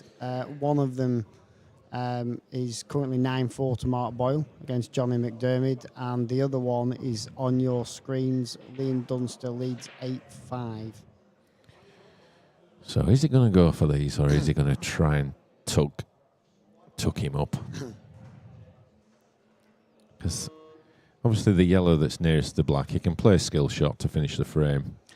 I always find Tuck about in. skill shots, I always find the best players at skill shots, the Scottish and the Welsh have always been better than the English. Yeah. And I think it may be back in the day just the way it was in England, and still now at local league level, you know, where they're playing old IPA and there was no skill shot, whereas in Scotland and Wales, they've always had that skill shot. Yep. And even if you go to local league level in Scotland and Wales, you know, there's always, you know, they know that shot better than the English, I should say. So I think the angle's there, you know. it is. It's a one cushion escape. It's all about the pace. It's got to punch it pretty firm. Well, he doesn't have to. He just needs. No, you can't off. play it like that. It's just going to slide. I think he played with a touch aside there, you know. He just hit the wrong. It's hard to judge when the white is so close. Yeah. You know, close to the cushion, but I think it was just a case of hit it one cushion straight. Personally, I don't think he needed to hit it hard. Not hard, but you've got to play it fairly firm for it to keep its line. If you play it like that, it's just going to slide off.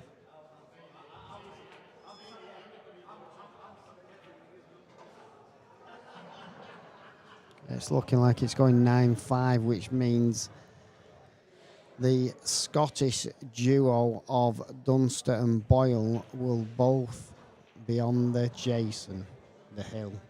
Yeah. I think Liam will be taking the one into the top first. Just screw the white down. Probably aiming for the centre pocket. That'll be his guide.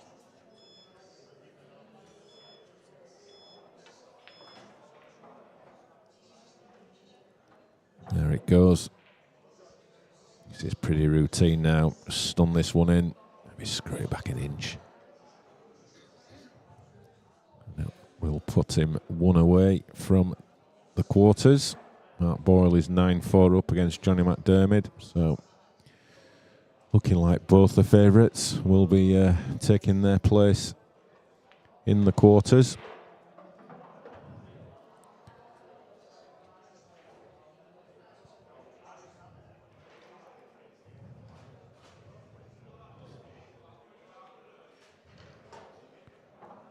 In it goes. So just the black. Corey will need to win the last 5 frames on the spin to keep in the competition.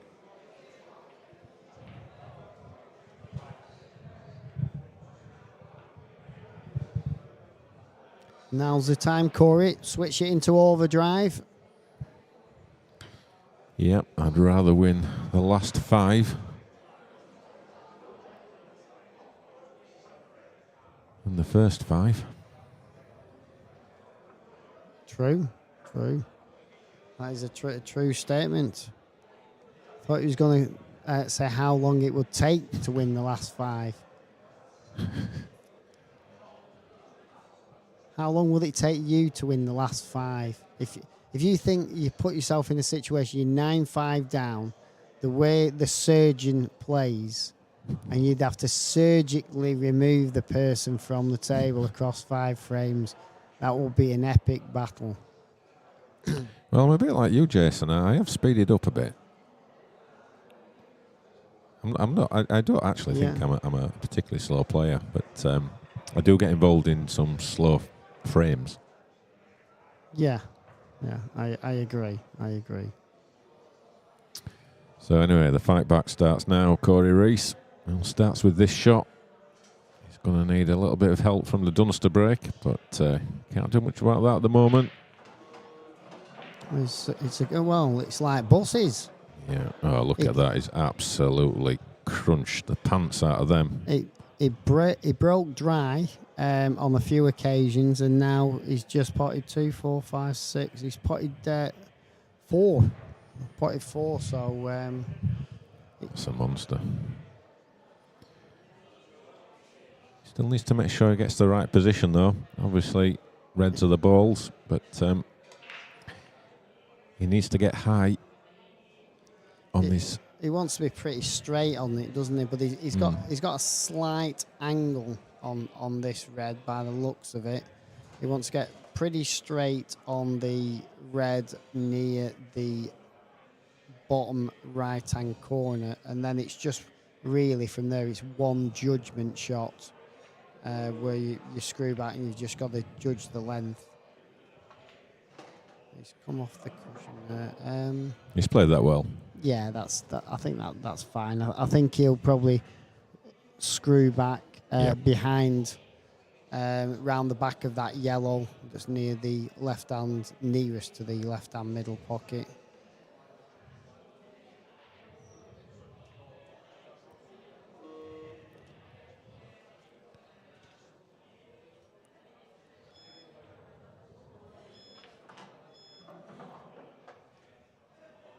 Actually, just didn't have enough to fully get that angle that you said there, Jason. So he's got a little bit of work to do here. Yeah, it could go wrong. I don't expect it to, but it's a tricky little shot. You can either screw it into the top right corner, or I think it's plain ball, possibly into the top left. Depends on the angle. I think he's going it into the top right. And he's quit on the shot there. He's not got through the white on that one.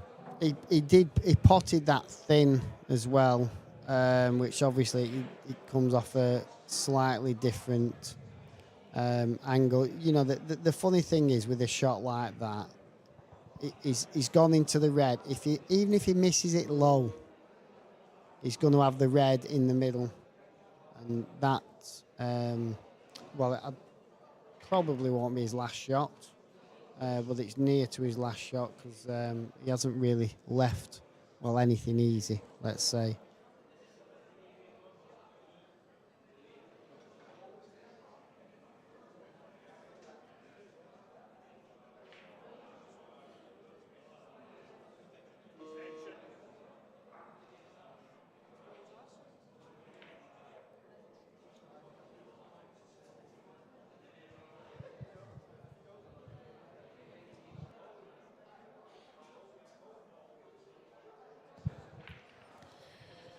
So I can confirm what the next match on the live stream will be. It will be, I don't really need to build it up. I just need to announce it. Gareth Ibbott of Mark Boyle. That will be on the main table next. And on the second streaming table, we will have Ross Fernie and Gav Robinson.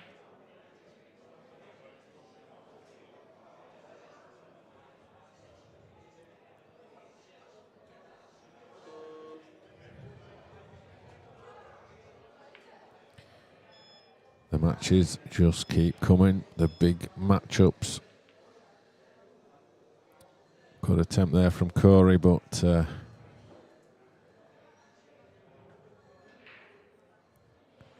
does feel like it's just only a matter of time before Liam pulls the trigger.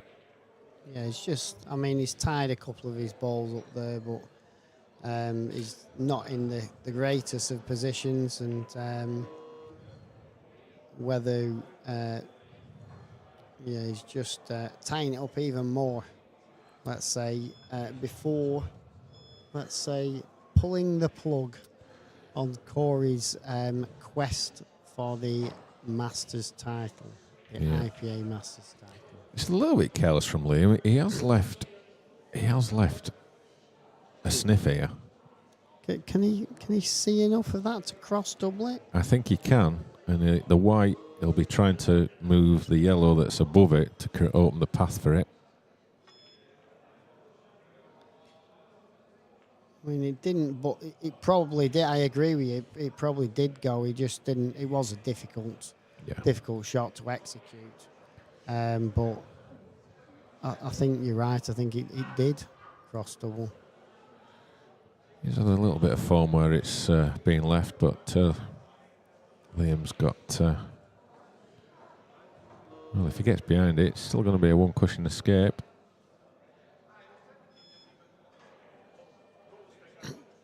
Well, maybe it might be two from there. Yeah. Can he just get? He might be able to, if he digs down a little bit, get enough of it so he's got a chance of. Because I'm thinking about he's probably going to need to pot the red, isn't he, to have a chance. Can he get enough on this? Yeah. It's close. He can. Tell you what, it's close. That's a Certainly great get enough on attempt. it. Great attempt. That's the danger, though.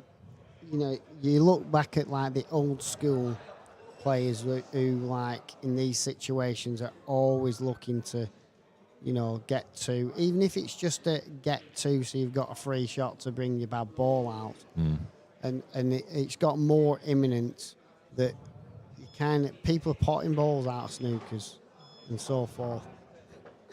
People are fluking ball. Well, obviously they used to always fluke balls, but I think people are potting balls more often out of snookers. And so you've got to be, when you've got the chance a lot of times where maybe 15, 20 years ago, I'll just tuck up again. But the right shot nowadays, more often, is to actually go for it.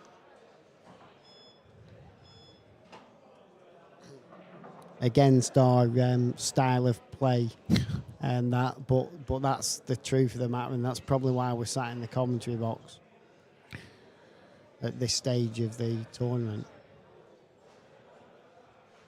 Yeah, sure. I mean, just to confirm, I think we just missed that, but Mark Boyle has completed a convincing 10-4 victory over Johnny McDermott. I know we mentioned that Mark was playing on the stream. I just can't recall mentioning that he'd won. Yeah, could well be right there. Well done to Johnny McDermott. A good run. So Anton Riley is carrying the flag for the amateurs. So Corey, can you? Oh, he's got to be careful. He always looked a little bit wide. So I think Liam is going to, he's going to leave Corey some sort of shot.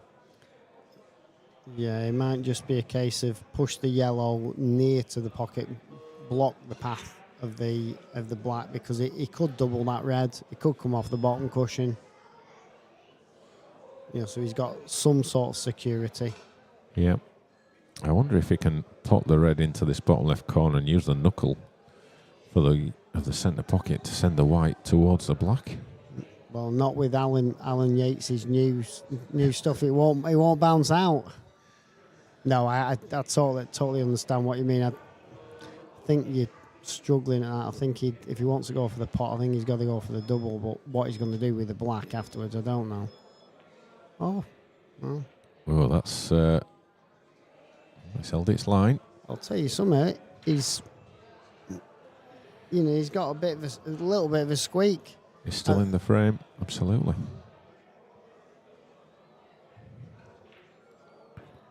Liam's got no choice now. He's got to put this one into the top right and try and bring the white down.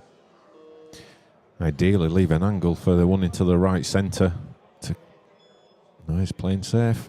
He's trying to be really delicate here. He's played that well. He has. But I think there's plenty of room for the swerve here.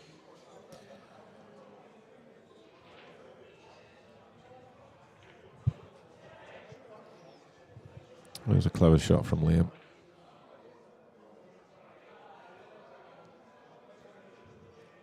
There've been a lot of players that would have potted that and tried to create something, but Liam's not that kind of player, is he? He's just going to say, well, over to you kind of thing. You're right, and I think it's one of the reasons that he does stand out.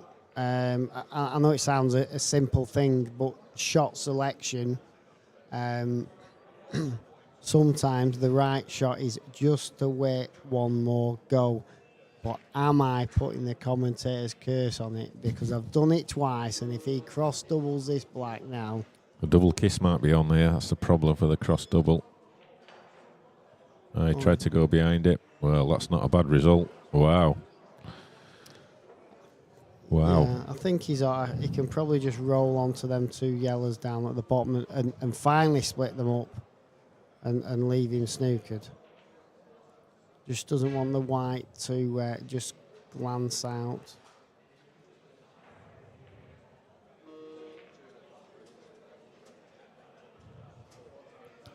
He left an edge.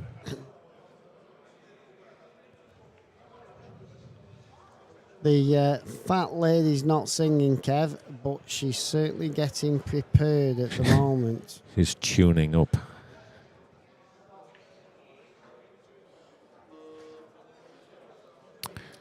Liam is turning the screw gradually. Here we go. It's on its way. Oh. Yeah. I think that is that. Good effort from Corey. But I think his run has come to an end.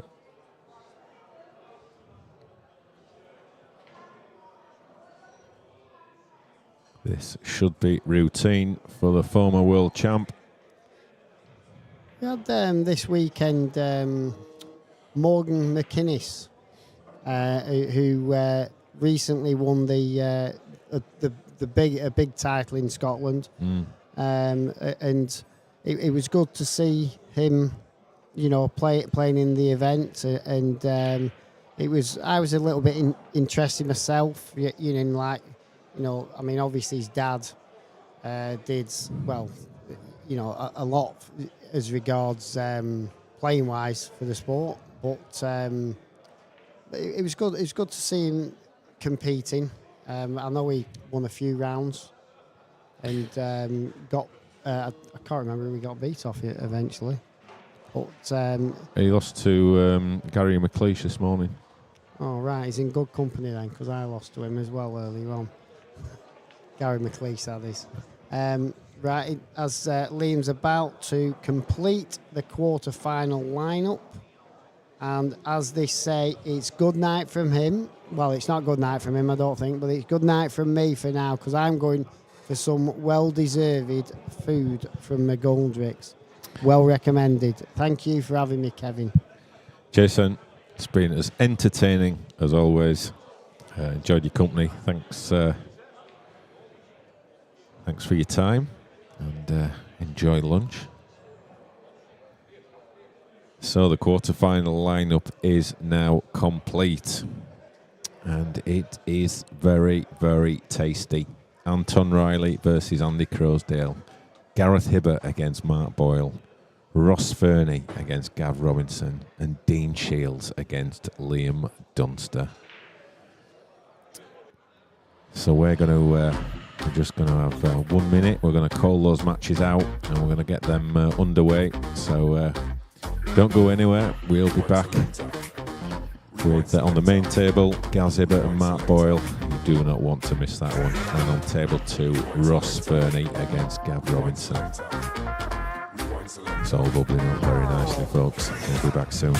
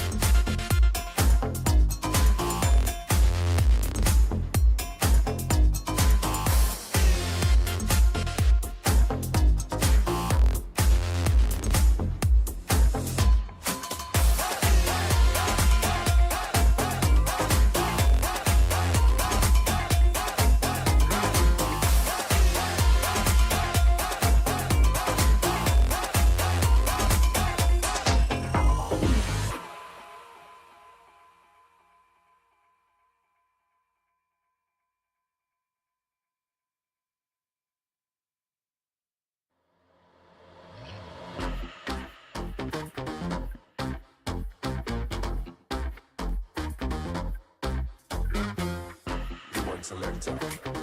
Rewind selector. Rewind selector. Rewind selector. Rewind selector. Rewind selector.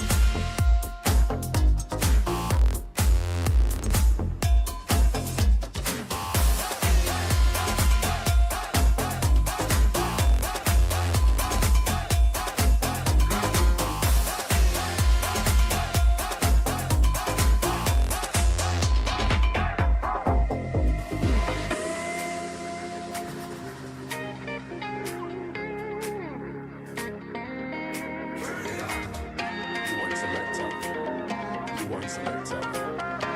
Rewind selector.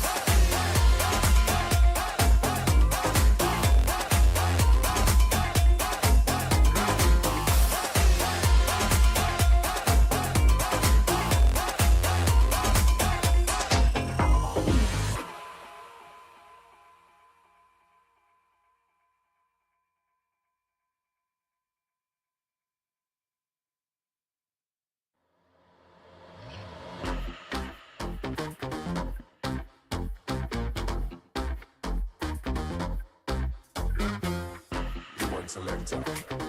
Rewind selector. Rewind selector. Rewind selector. Rewind selector. Rewind selector. Rewind selector.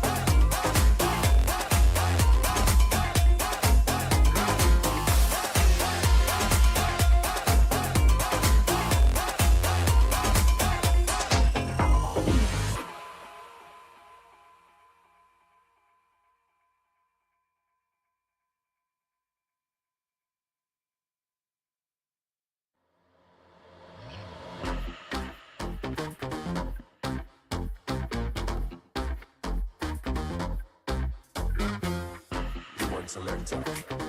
Rewind selector. Rewind selector. Rewind selector. Rewind selector. Rewind selector.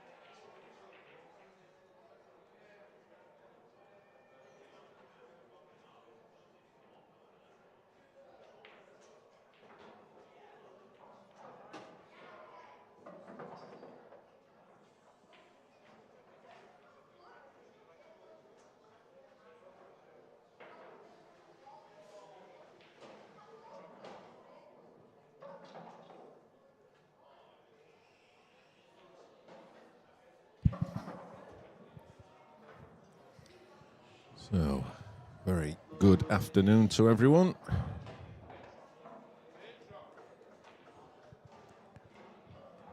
Welcome to the quarter-finals here. McGoldricks in Rutherglen, in Glasgow, and a bit of magic there from Mark Boyle. And he goes into a 3-1 lead against Gareth Hibbert. You can see there the latest scores on the on 4 tables. Tom Riley and Andy Crosdale won't be much messing about in that match. 2-all. On the other stream table, Ross Fernie's 2-1 up against Gav Robinson. Dean Shields and Liam are still waiting to get the first frame on the board. There's a bit of a tactical one going on there. I think there's a yellow right over that pocket. I think Dean's on yellows, so he's in a bit of pain in that one.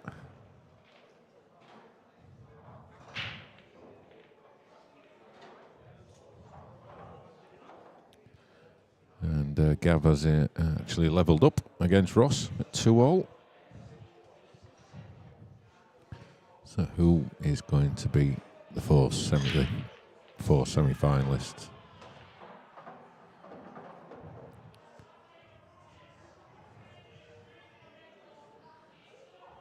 At the moment, it's looking like Crowe against Boyle, but a long way to go in these matches. All races to 10s, as we've seen in all the rounds. There's plenty of swings, momentum shifts, whatever you want to call it. Players can win, players can win frames in bunches. We've seen that a fair bit over the weekend. So Robert Stephen win 10 in a bunch against Gav Robinson in one of the early rounds, but Gav's still in and Rob isn't. That's the bizarreness of pool sometimes.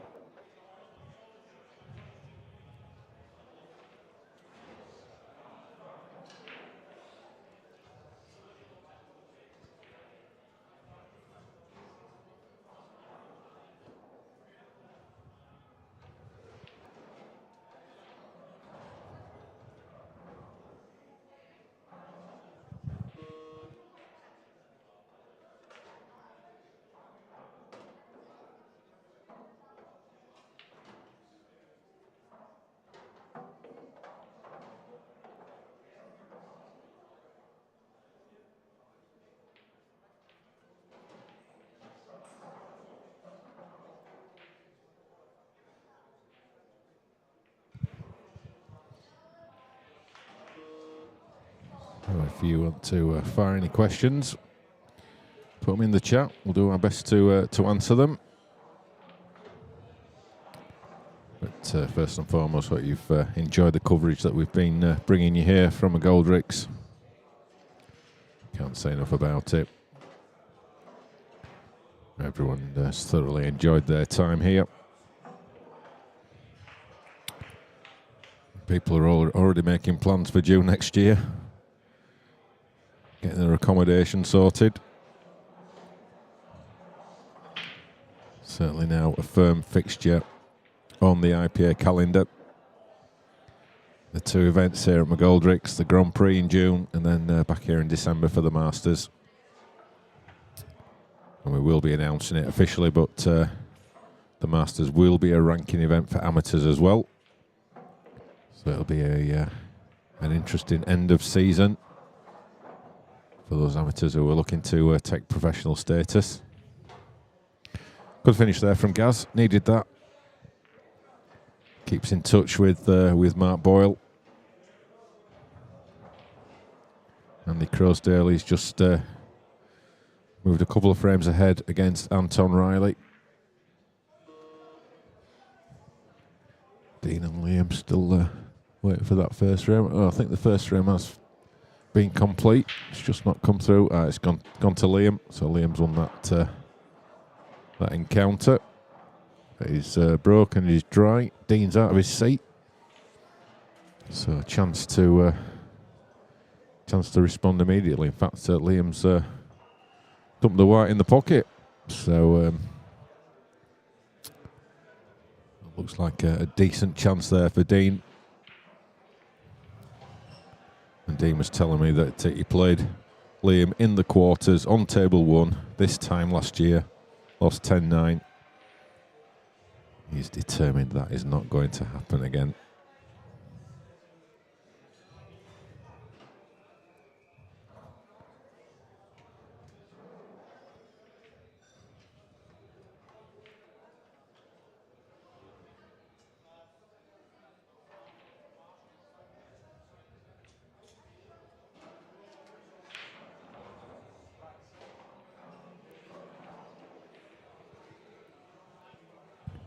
Just see Anton at the table. Good chance, no doubt we'll drop into that match in the next hour. But meanwhile, it's the famed Mark Boyle break, and well, that was an instant commentator's curse. Usually the best in the business at the break, but straight into the middle pocket, and well, look at those reds. Well, I mean, he could take either, but reds look to be the ones. Just develop this one on the left rail. Everything else looks pretty much dot to dot.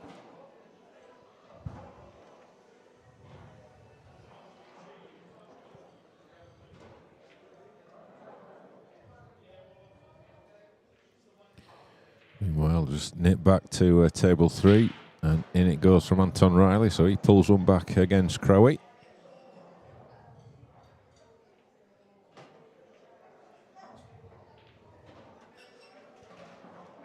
So Gaz in full confidence in his ability. Obviously needs to pot this red to be on them.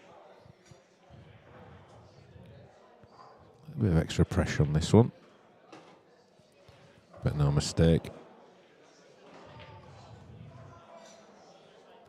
Depends which way he wants to go. Can take, well, he could literally go for any ball here.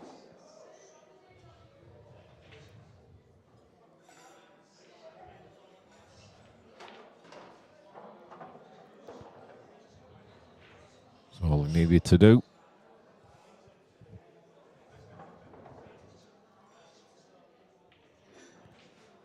Again, just a reminder, we've got 2 tables, 2 separate streams. You can find both links on our live tab on our IPA YouTube channel.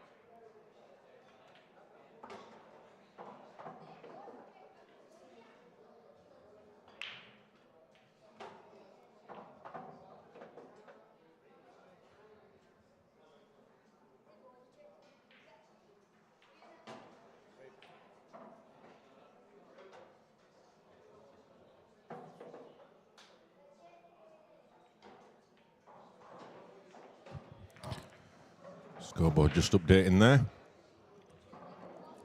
Anton Riley and Andy Crosdale locked at 5 frames all. Gaz Ibbotts turned this match around, 6-3 up. Gav Robinson 4-3 up.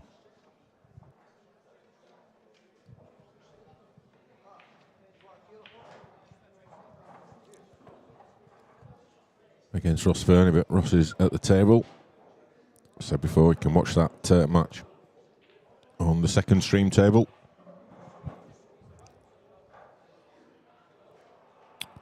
And Liam and Dean, 2-1 to Dean, but looking like 2-all,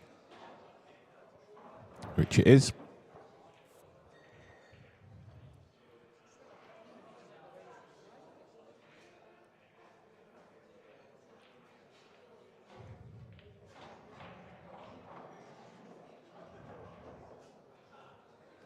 That's a nice shot there from Andy Crosdale.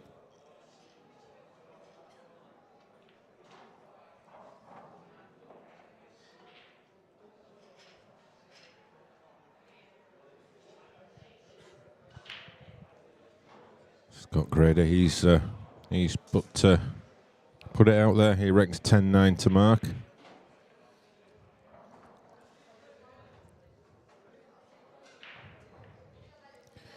I think he might be questioning what has Mark Boyle got left in the tank. He was talking to him earlier, saying that the Isle of Man had taken a lot out of him. Winning the double was it's a tough ask. Second double of the year. That's a careless one from Crowe.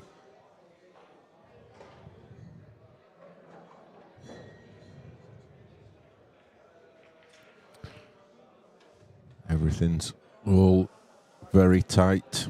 Ross Fernie's levelled things up 4-all against Gav Robinson. Right, Mark Boyle. His last break, he fired the white off the table.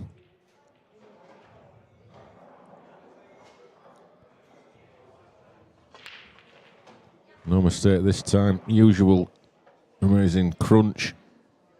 Great split. Great opportunity. The key to all great players is having a great break, and that is a great break.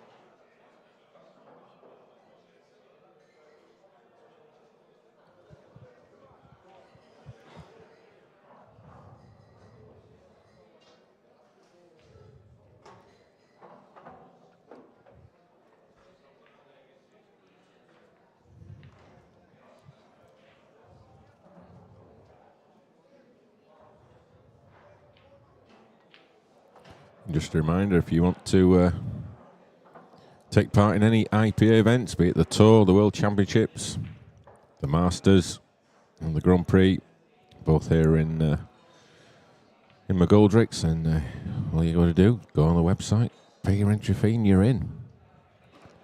It's as simple as that. No qualification. You pay your money, and you take your chance. See how good you are against the very best.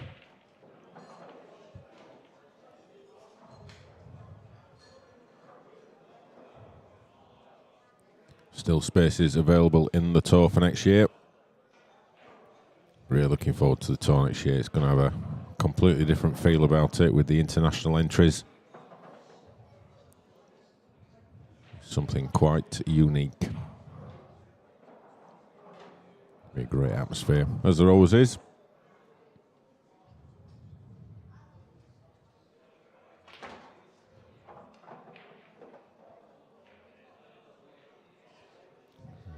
still spinning.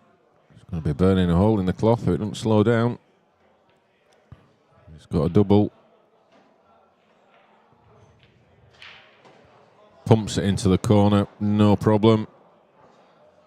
Made hard work of it, but got there in the end.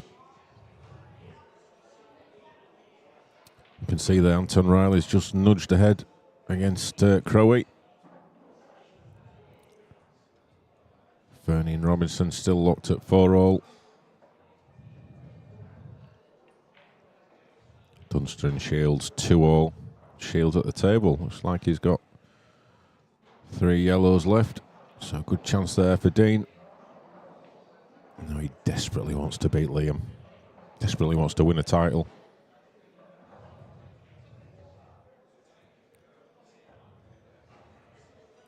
He's come close on so many occasions. He must be due one soon.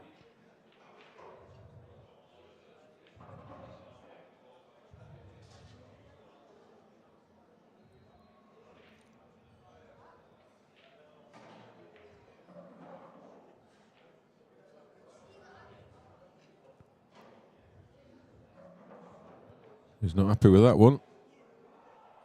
So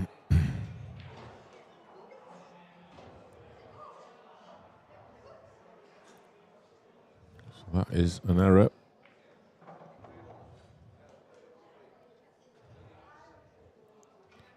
From here, it looks like he can just nip it in the left middle, but obviously he can't.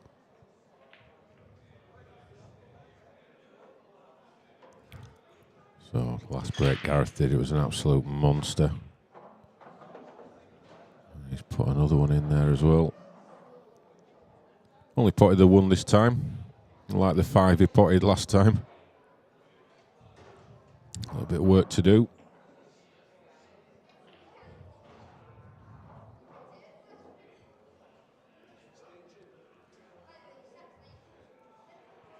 Probably want yellows, I think, but obviously the yellow in the top right is an issue.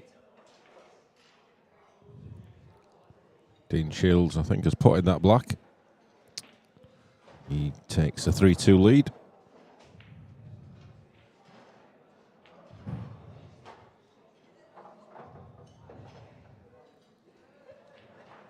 Gareth certainly used all of that middle pocket. Landed in the best position.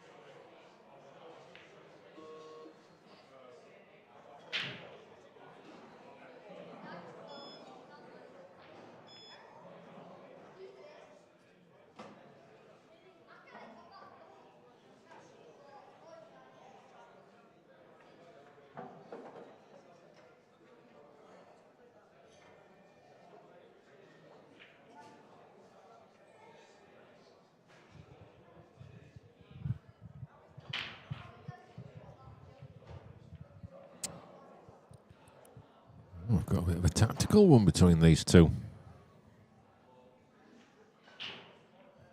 Meanwhile, Andy Crosdale levels things up, 6-all against Anton Riley.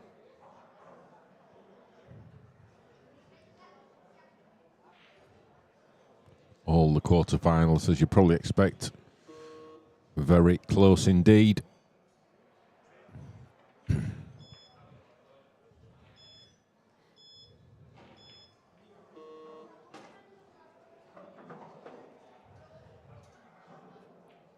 I'm not sure Gaz meant to pot that one, but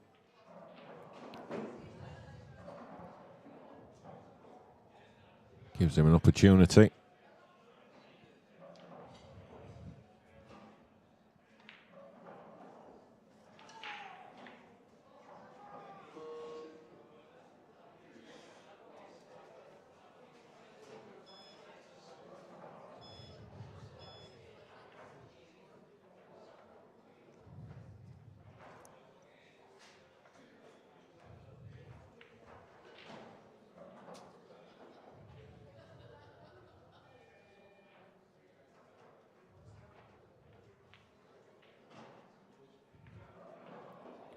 So I think this is the opportunity Gaz was looking for. I don't think he's going to need another invitation to have a go at these. Although they're still tricky, but that's the mentality of these players.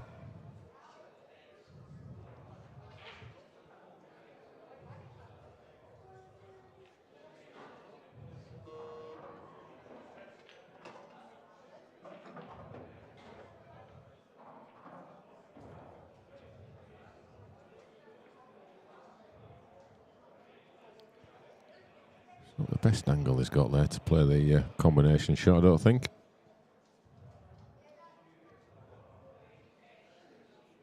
This could go wrong.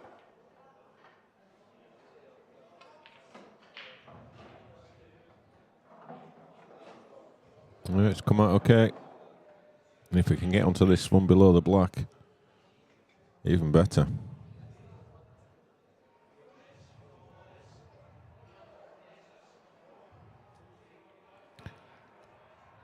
Prefer to take it now rather than at the end.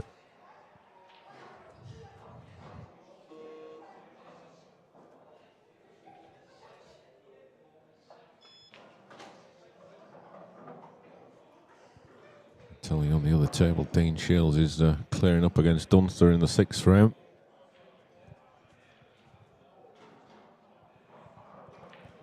Well, I just had a quick look, and it's not as straightforward as it looks.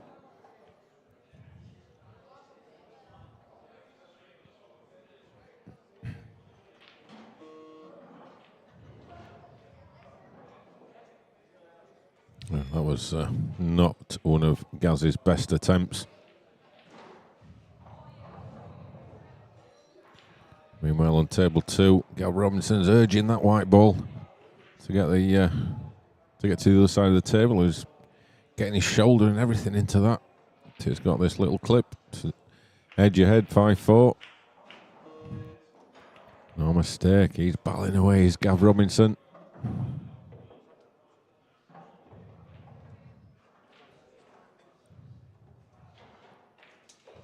If that red doesn't pass the other red into the top right, it's going to be a bit tricky.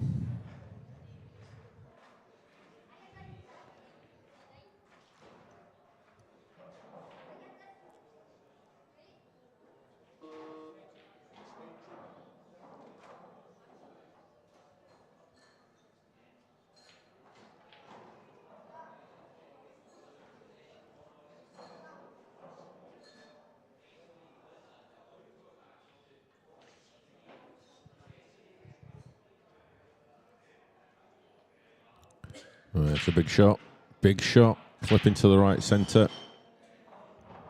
He's missed the pot. Where's the white going? Is it going to go behind the red?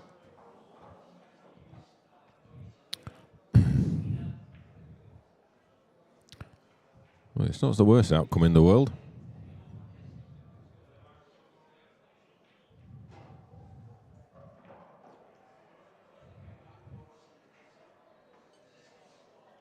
I don't think there's any way Gaz can play the one over the right corner. Can he get to it off the cushion?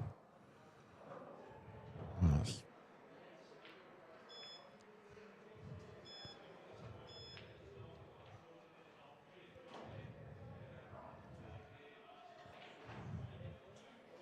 That was a little bit unlucky there. He couldn't just risk rolling it in.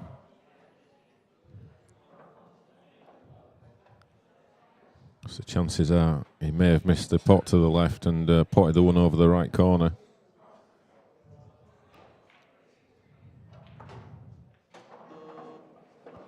And that has been played to absolute perfection. What a shot that is from Mark Boyle. Phenomenal shot.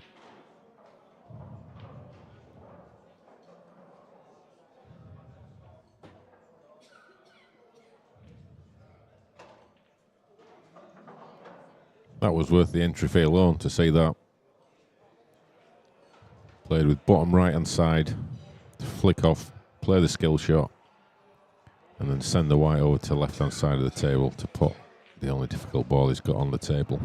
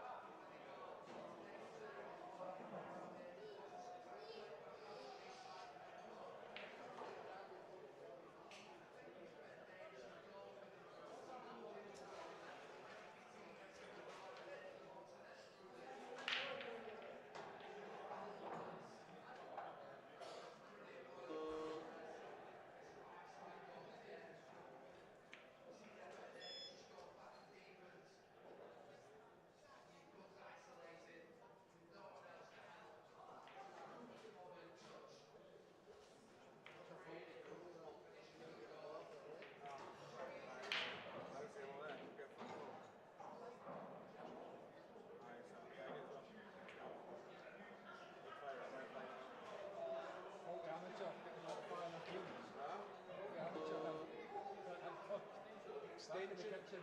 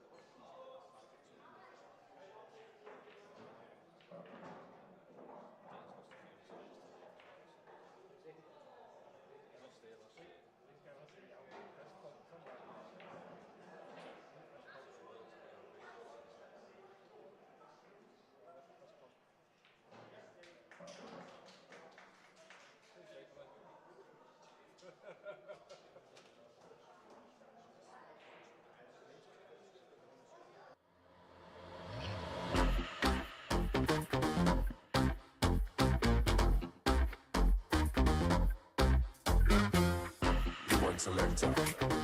Rewind selector. Rewind selector. Rewind selector. Rewind selector. Rewind selector.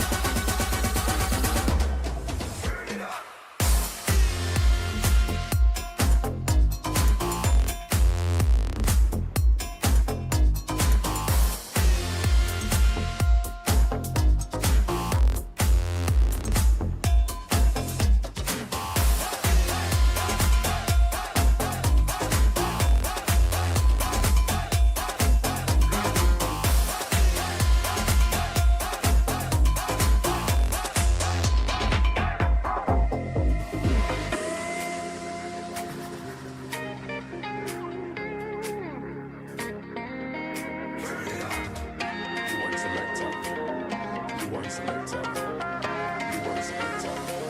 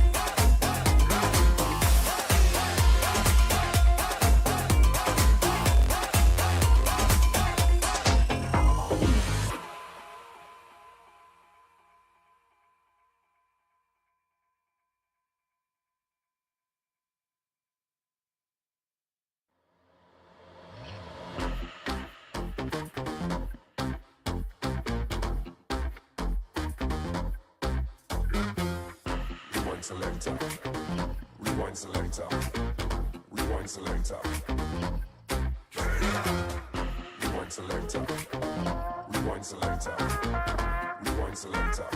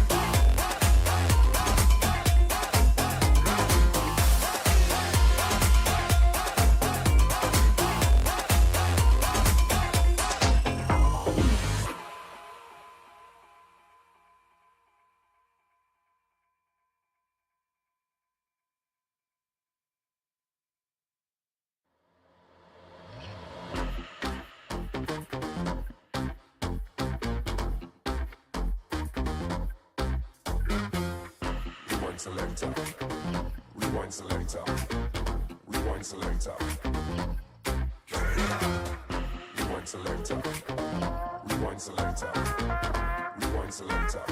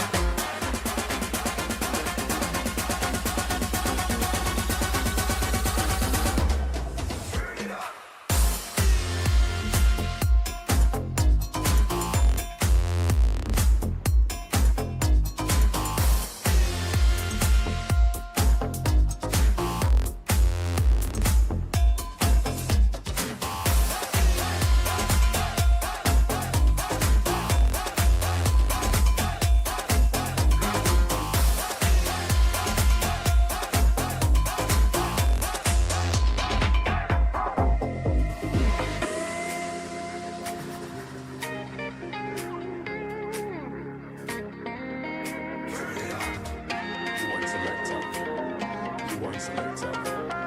Rewind selector.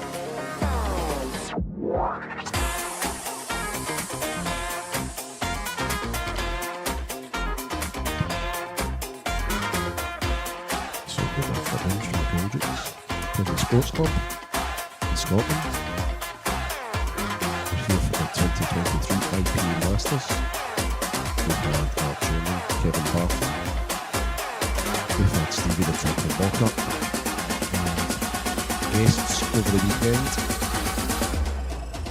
In the tournament, the feature match we're going to be watching is Gavin Robinson and Dean Shields, both from England. And the other semi-final, table number 8, is Andy Runnerine Crosdale and the Godfather Garrett Hibbert.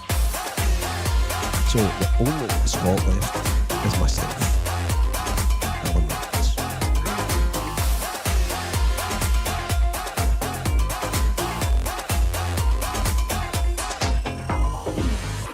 Garrett Hibbert beat Mark Boyle 10-8 in the quarter-finals. Dean Shields has just come through a marathon match against Liam Dunster. I think he was 9-5 up. Liam, showing his fighting qualities, come all the way back to 9-all. Only to miss the black ball. And Dean to progress through. Rewind selector. Rewind selector. Rewind selector. Second feature matches just taken off. But again, having to ignore just get set up at the moment.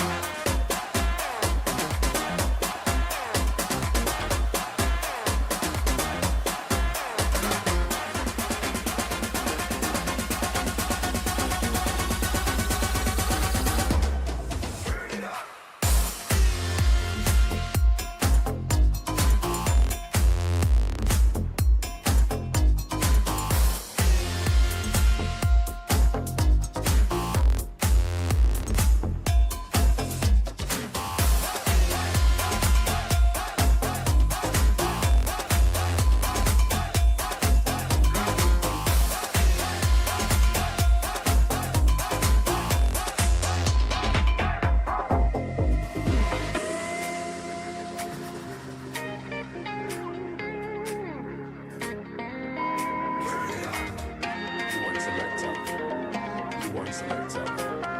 Rewind selector.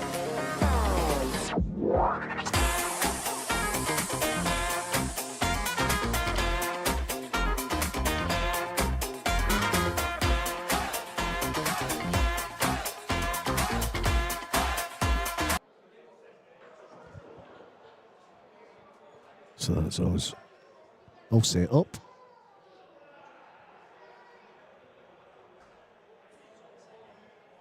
That's a referee, Fiona Atkinson. And our two players shake hands, get ready.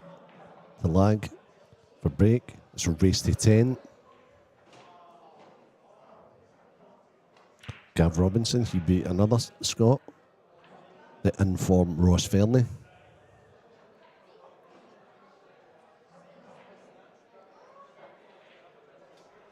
And these two players are super aggressive. I don't think they'll be messing about much in this match. Looking forward to it.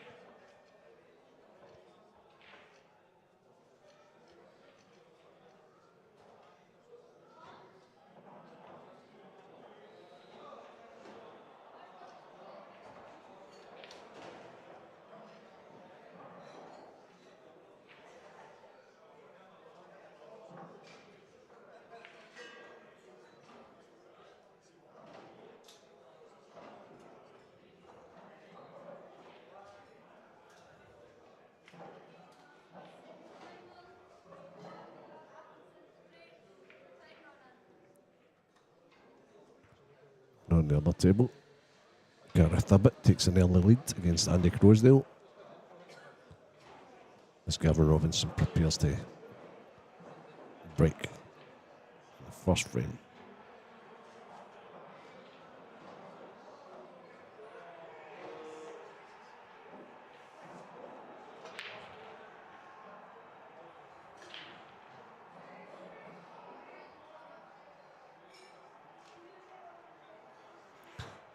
So Gavs did the side break. He's dry. A real good chance. Probably on both sets, but reds are favourable here for Dean to take a quick lead.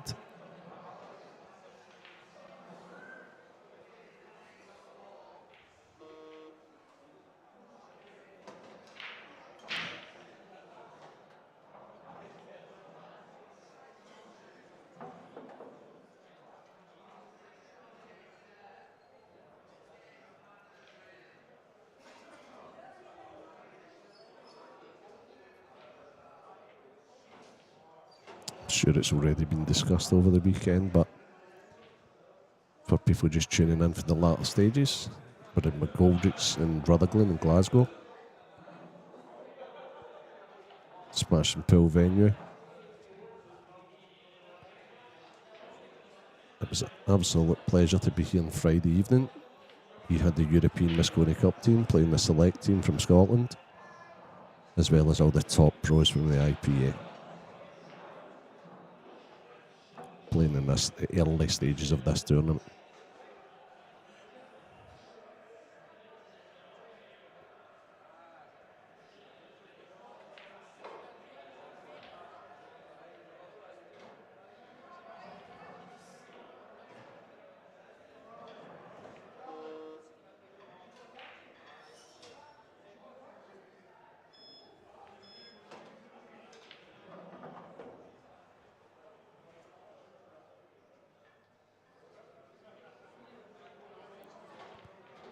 And as I predicted before Dean came to the table, he's making short work of these red balls.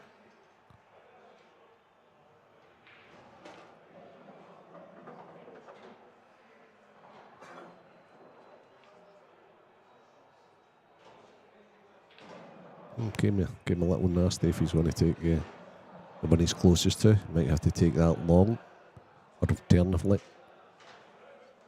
play this one into the bottom left and just go round the yellow for a red into the middle.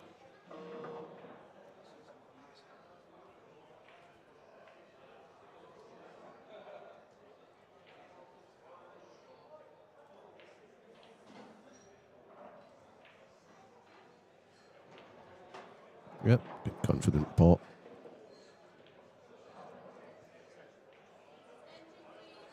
And this 8 ball for a 1-0 lead.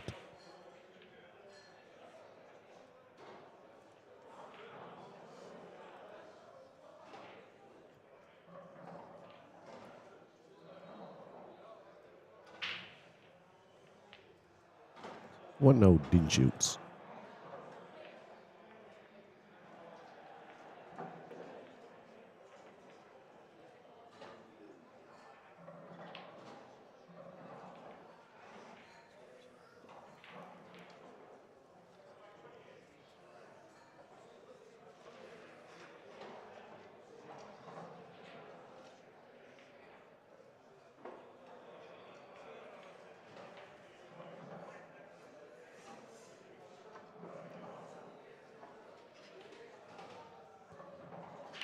Gareth Hibbett on the second table. It's now 2-0 up on Andy Crosdale. And Gareth's in fine form. He's breaking great.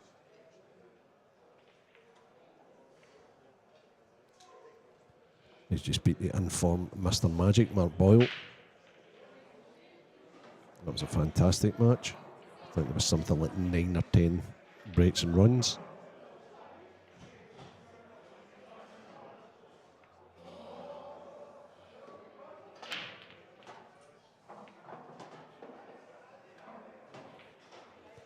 Dean apologising. Must have lost the cue ball a little.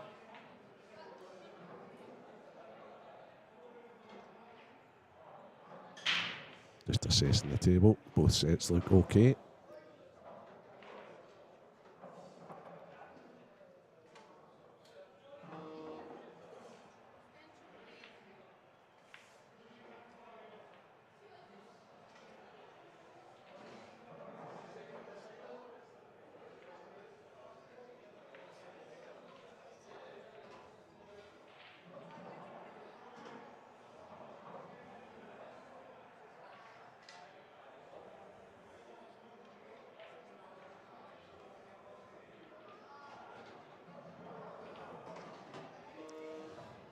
Dean's decided yellows are better.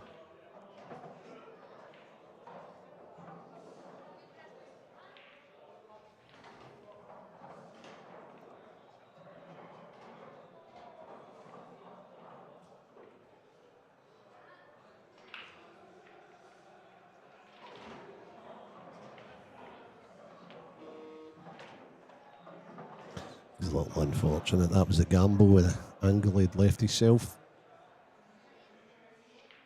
If that red had kicked away from the yellow, there'd have been drop-ins. Now they're anything but.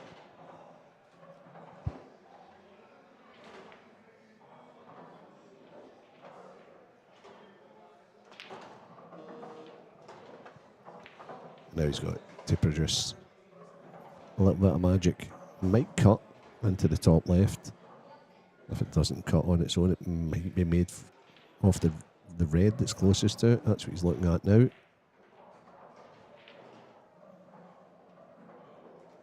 One thing's for sure, it should have been and could have been a lot easier. Andy Crosdale strikes back against Gareth Hibbett, so it's 2-1 Gareth Hibbett over there. Dean nearly makes the shot, and now Gav should get himself on the board.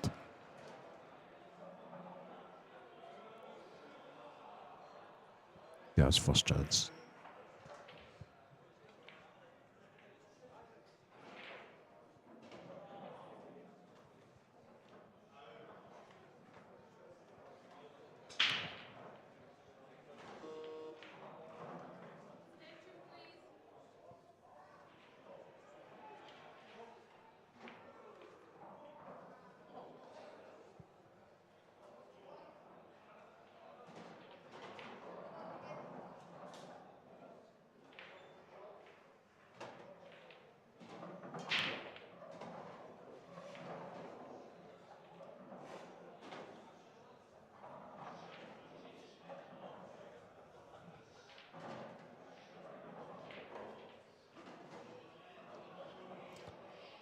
The only slight problem here is getting up to the one beside the yellow. It's only available into the top left.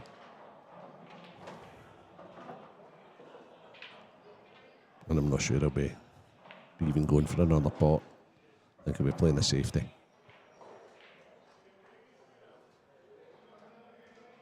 Maybe taking this one off the right. Try to get the cue ball in behind the 8 ball in the red ball, so anywhere over at the left pocket.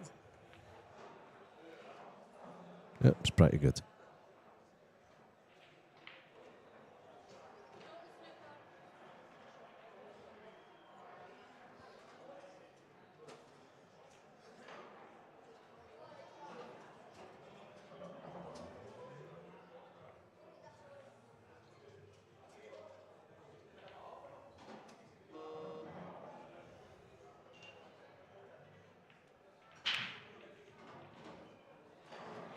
decent hit with Dean.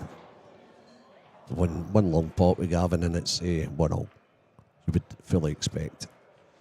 He's got a choice of 2 pots, one into the bottom right and one into the bottom left.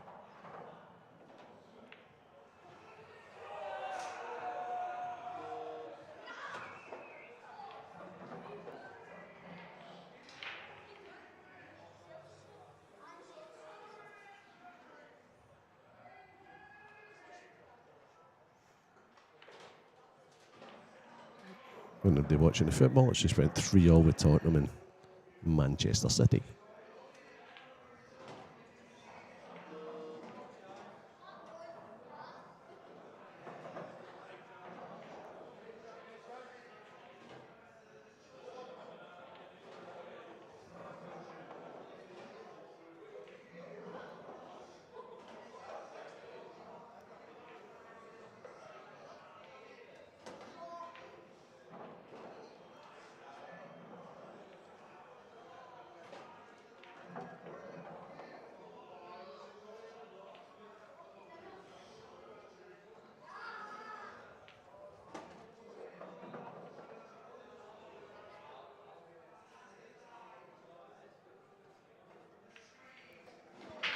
And quite straightforward for Gavin Robinson.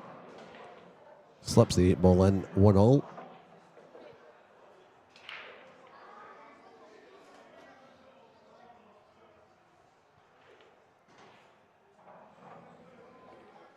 Gareth Abbott's got this last red in the 8-ball for a 3-1 lead.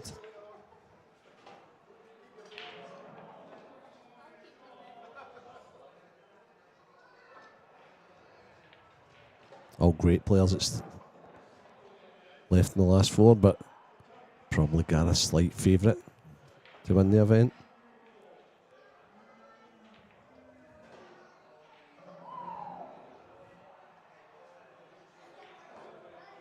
I know Dean's just recently been to an IPA final. I think he's been to a few actually. Very consistent, great finisher. Gavin I've seen a few times up here. He's playing in the Saltair Tour up here as well as the IP events.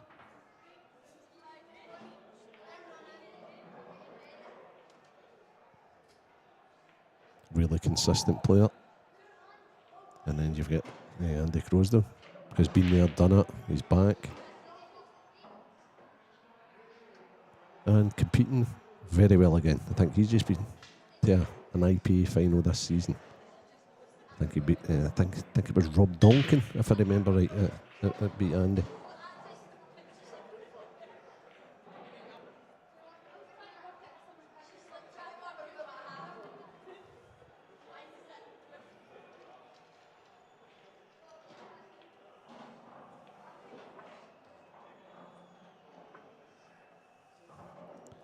And I better give Anton Riley a mention because 4 Scots against 4 Englishmen in the quarterfinals. England 4, Scotland 0. Oh dear.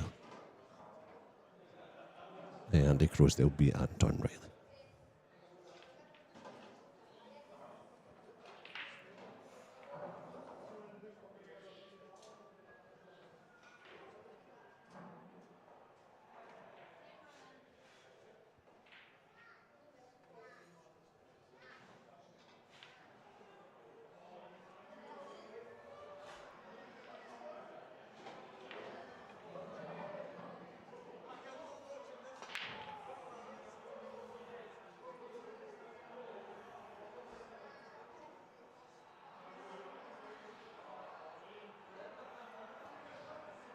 And as is always the case, a dry break for Gav after having potted the 8-ball and a couple of balls the last time.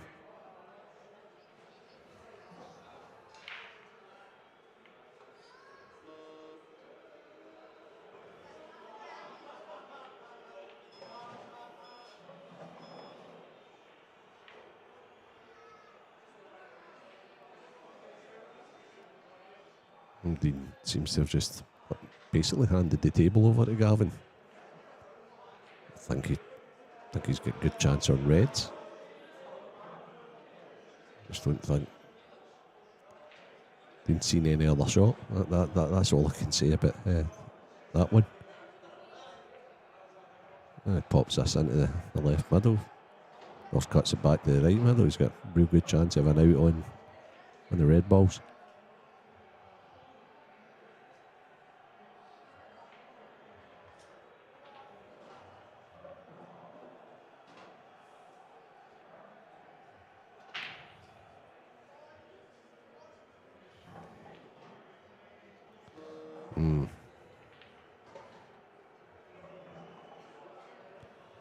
Now, Gav, you don't want to be missing too many of those. Still an open table here, so Dean can possibly play the yellow onto the red. There's a plant, and all the reds are then there. No, he sees another way.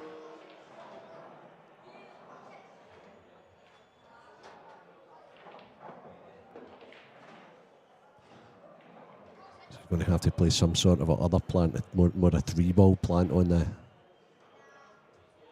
one top left. Gareth Hibbett's now 4-1 up on Andy Crosdale. They're not messing about in that table.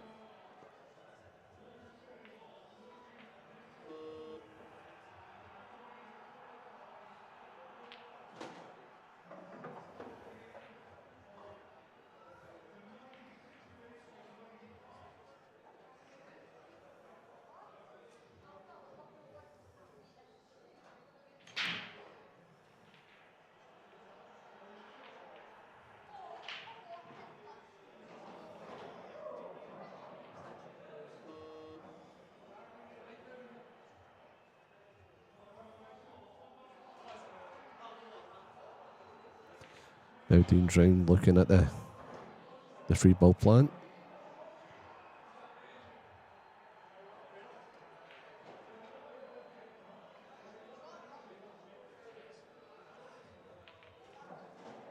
Yep, just a bit too much distance between them.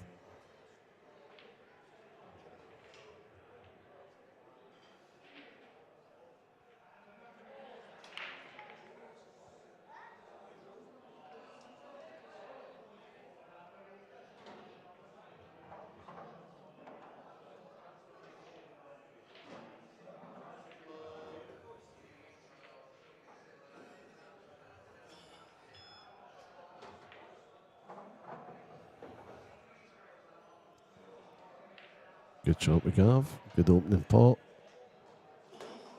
Now, does it go for it? Does it slow down, play a snooker or a safety? I think these guys are more inclined to have a go. The only thing that's not sitting readily available is the 8-ball at the moment. Everything else has got a pocket. Yeah. That's another one. That's 2 Gavs missed in this frame. It's not like him. That really turns it over here for Dean.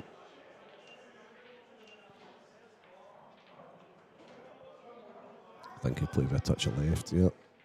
Move into the black, yep. And he should get these now. So Gav's got to stop the unforced errors to make sure that he sticks in this match. It's only the third frame, so all to play for.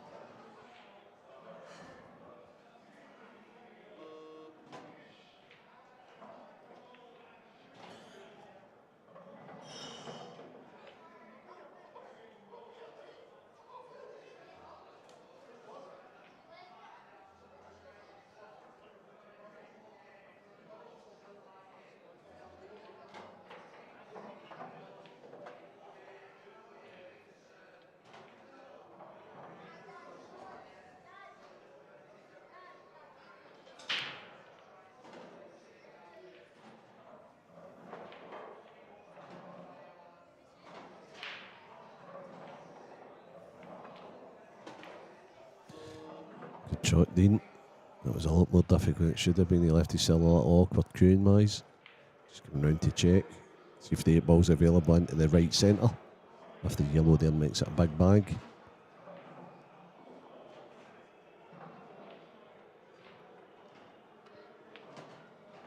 think you'll see with that shot, that's exactly what he's played.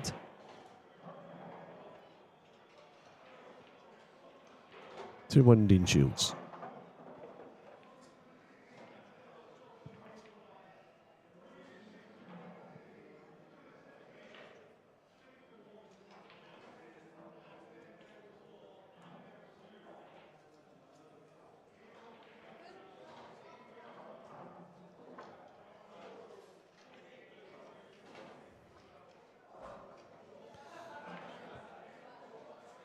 One eye on that there. Andy took a nice finish away, ran out of position on his last one. I think he attempted a double, didn't get it. And Gareth in this form is just going to sweep everything up if he's allowed in. That's exactly what he's doing.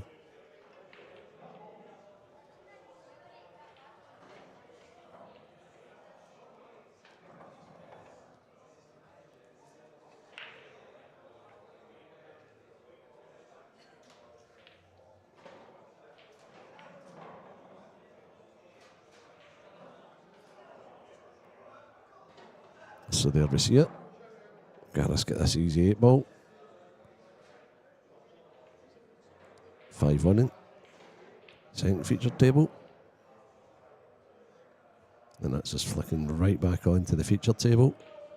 As you see in the background there, Dean Shields 2, Gav Robinson 1.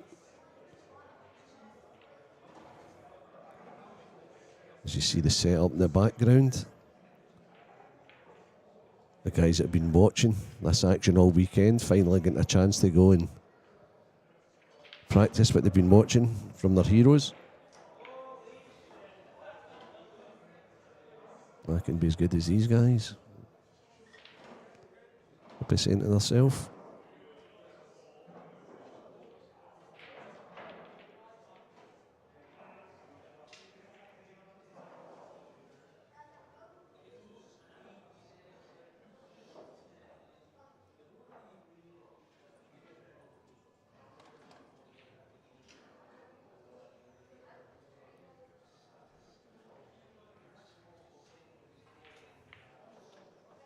So just looking at a couple of results, I see that. Watched a bit of the match earlier on as well. When Gav beat Craig Marsh 10-8. I think he was well behind in that match. And then he's took out the informed Ross Fernie. So he's in good form. So no more unforced errors for Gav. What a break, Dean Shields. Crunching break.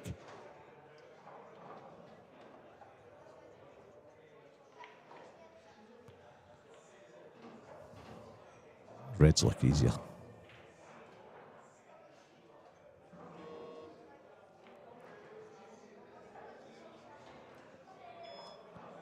Dean agrees. A little loose with the first positional shot. But Dean's that good a potter that he sometimes isn't as intricate as like the likes of Mark Boyle or Liam Dunster would be with the cue ball. But he can make up for that with his sheer potting ability.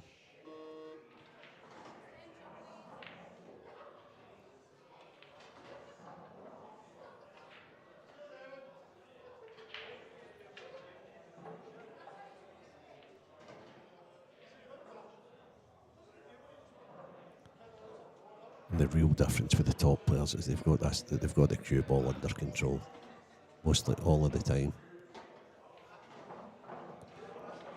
Dean's recovered. So now for Dean, it's all about the second last red to the last red.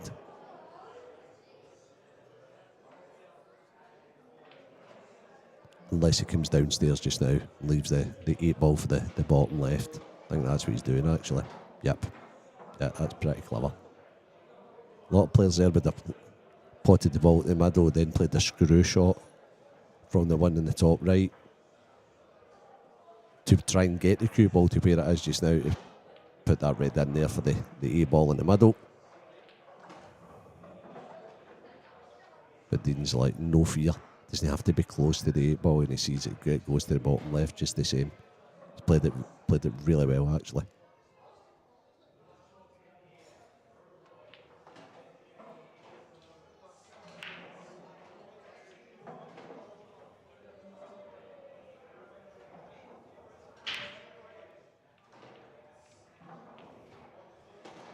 So there we have it. 3-1 Dean Shields. 5-1 Gareth Hibbett. 6-1 Gareth Hibbett. Gareth just took another finish away there as Dean was finishing that frame off. So the two favourites are in front. Need a bit of revival here for Gav and Andy.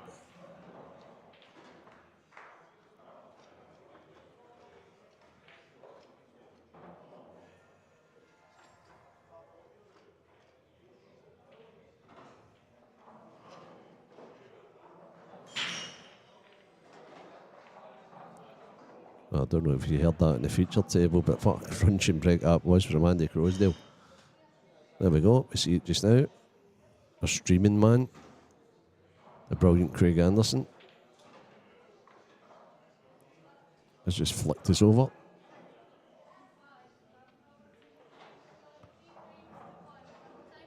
Unbelievable. So Andy's now on yellows. As we flick over again, another crunching break. Now, I feel this finish for Gav is absolutely massive. Both sets are nice. Probably my preference would be for red. But I think he must get these to lay a marker down for the complete match. And that's what he's working out just now. Probably take his extension here. Yeah, he has.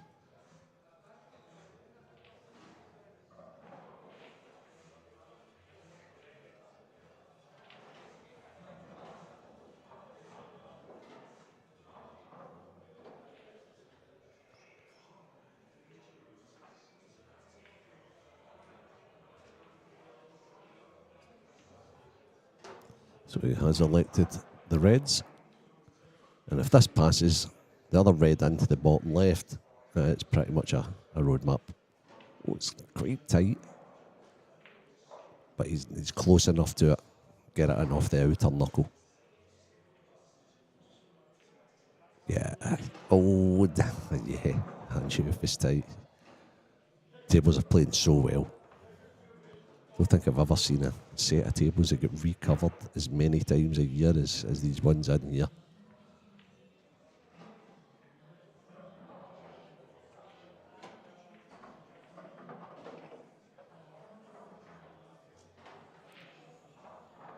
Don't know how many games Gav's had on this TV table over the weekend, but it's playing slightly different. Just seems to be playing slightly quicker. Cushions are a little softer. He's played that well though. Great recovery.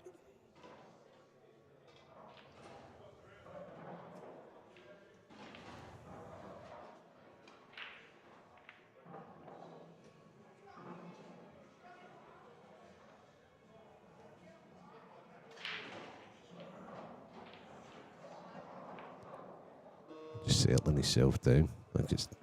I'm surprised at this.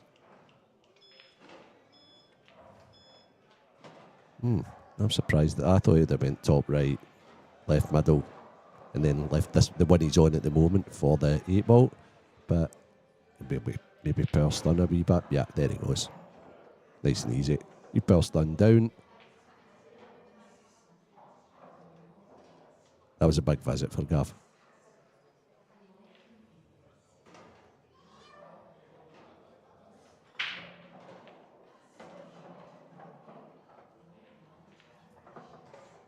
So simultaneously, the two players behind are just about to pot 8 balls. That's Gavin in. 3-2. They're Andy in. 6-2. The comebacks are on.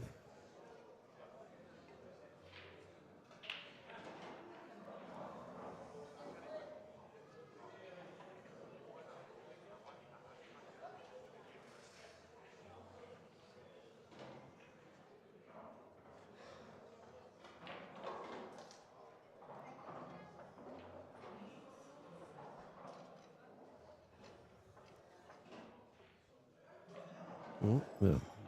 There Alan Reynolds on the chat, top commentary.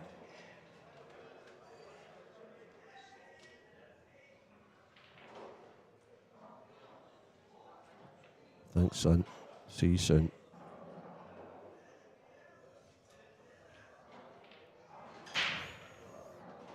Oh. And they can't get to the table quick enough. And those reds look very inviting. Back to Dean's break. Here we go.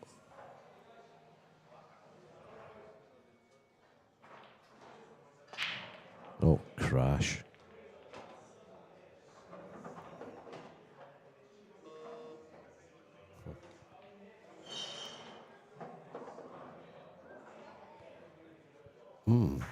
Yellows are slightly easier. Might just be the first shot, however. Is Dean on the one to the top left? Can he cue it? Can he position the cue ball? If not, he's going to have to probably take the red to the top right. I think he's on the ball I'm talking about, top left here. He's going to watch his cue ball. Oh no, he's taking the cut. Ah, the cut and the kick. That's what I don't like about playing kicks. Because you're never fully in control of where the balls are going to kick out to. Dean will still go. I think he's going to be playing a thin plant. Yep.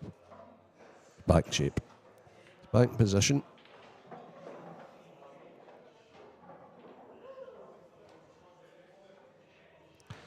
So now the choice for him is when he plays this one into the top right, it's whether to draw back for the other one in the same bag, or whether to top it through. I think he's drawn back for the red in the same bag. Ah, he's kicked into it. I think he's got a tad fortunate there. I think he's had a touch, as they say. Because I think all three reds will now be going into the top left.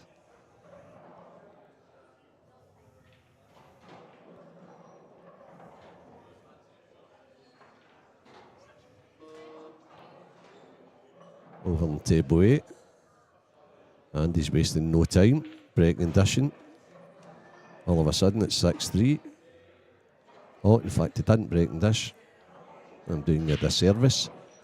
Gareth went in off. And now Andy's got the break. So both matches hotting up.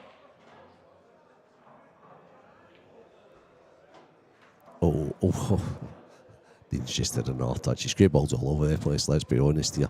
But he's still at the table. And he's going to have to cannon into another red and hope for a bit of fortune again here.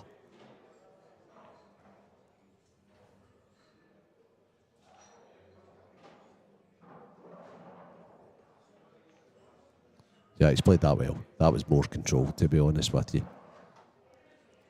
But again, his cue ball, he's lost his cue ball. That's a wee bit too close to the cushion, so I can't see him jacking up and trying to bring it back for the 8 ball into the left middle.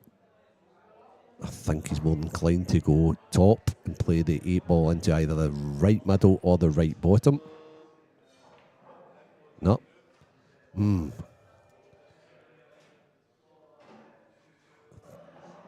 I think he's just potted that there. Because it's such a good pot, and he would have potted the 8 ball no matter what.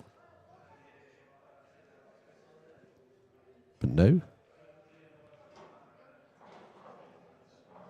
Gab Robinson pots this to the right centre. Chances are this will be 3-all.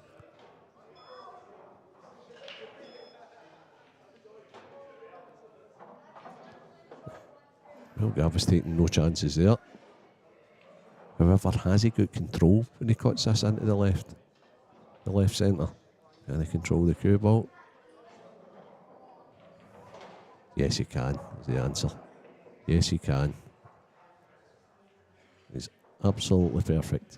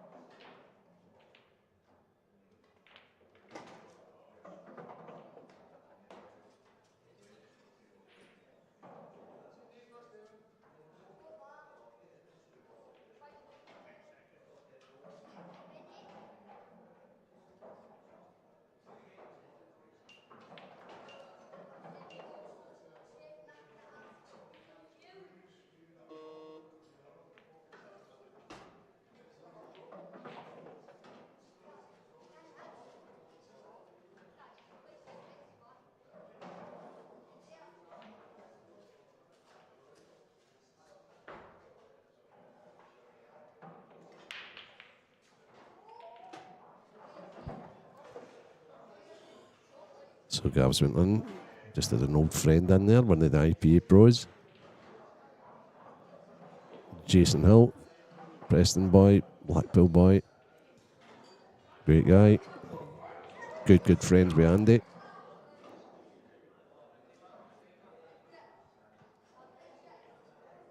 So 3-all feature table. Gareth Ibbott. Try to shot make here. Cushion, yellow. Is it in? No, it's not. Now.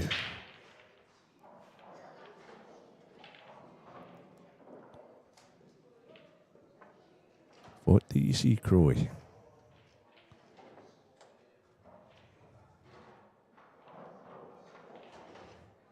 Oh. That is unbelievable.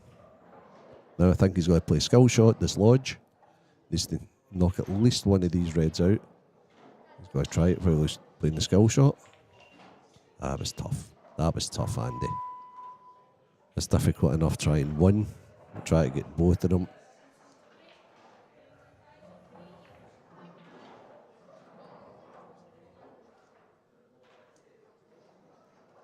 So back over. Well, like, what's the cue ball about? Has he potted any? No. Dean can't wait to get to the table.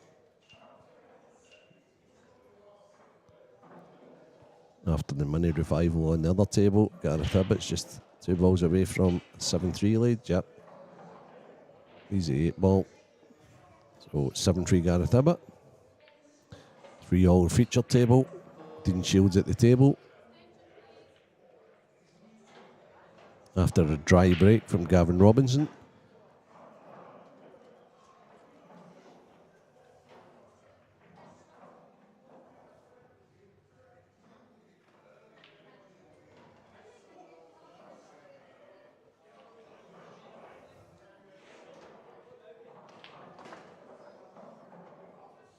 Good starter pot.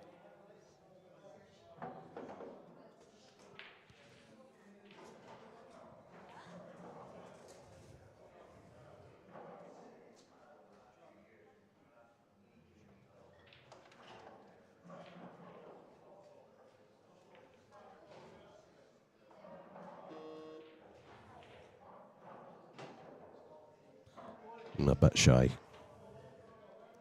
There's a bag for every yellow.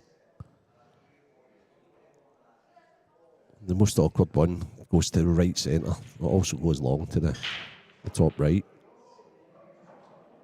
Just think the way Dean was going around the pattern, that was going to be the last ball to get onto the 8 ball.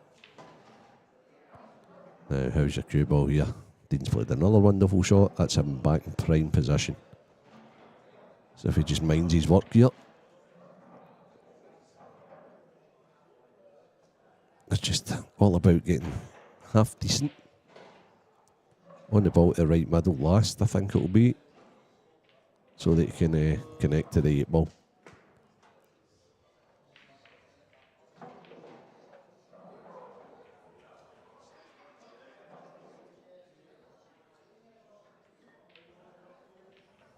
Yep.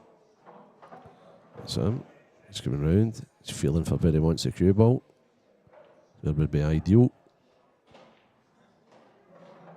He's made his mind up. We'll see how close he gets to where he wants it.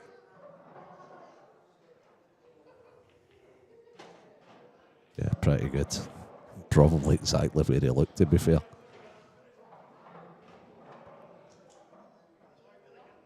And he'd be happy with the cue ball round about the area. Oh, he's gone forward, actually. Yeah, very good. This has been a nice finish.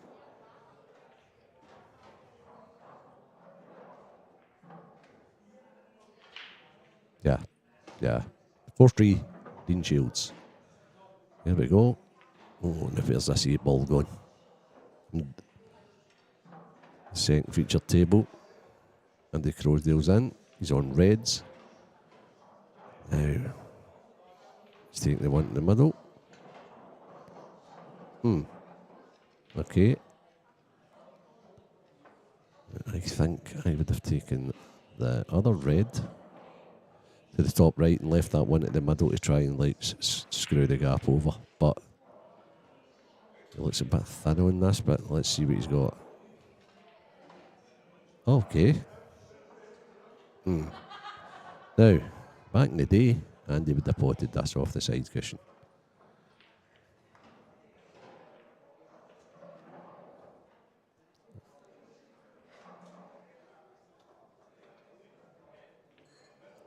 No. Can't help but think that was a great chance for Andy. Dean Shields to break. He's 4-3 in front. He has absolutely been smashing the break.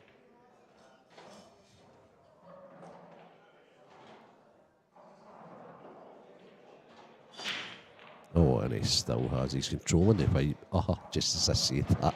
He controlled the pipe great, straight all the way back, and was kicked in at the last minute. He'll be feeling aggrieved sitting there. Oh, he's actually laughing. You're as well laughing. He's now went for laughing, to shaking his head, to drop his tail, to calm down, Dean. Oh, he's now scratching his eye. Right, okay, what have you got here, Gavin?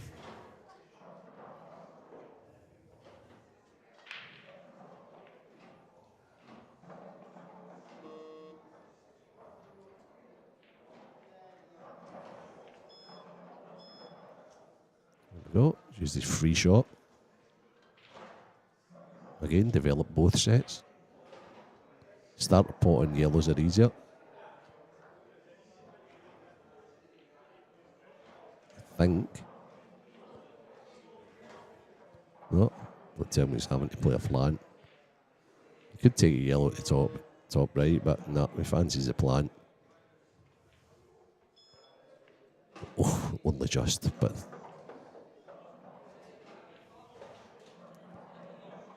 But now it's a pretty bog standard finish. The only tricky bit is getting it upstairs for the yellow up there.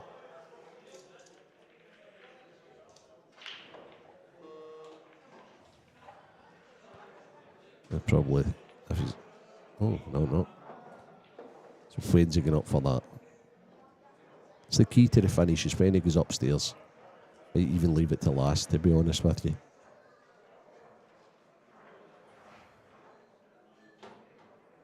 Can do it now. Can do it now. You can stun or screw the gap between the black and the yellow itself, I think. Or does he play the ball over the bottom bag and then it's just one positional shot to get up? Yep. Yeah. And he'll be playing that last yellow in the top left. 8-3 Gareth Ibbott. 4-3 Dean Shields. Races to 10.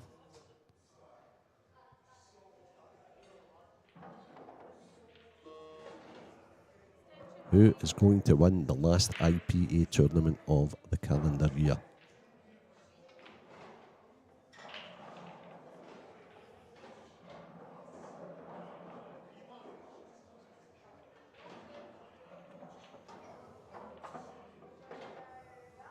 Oh, now then, Gavin.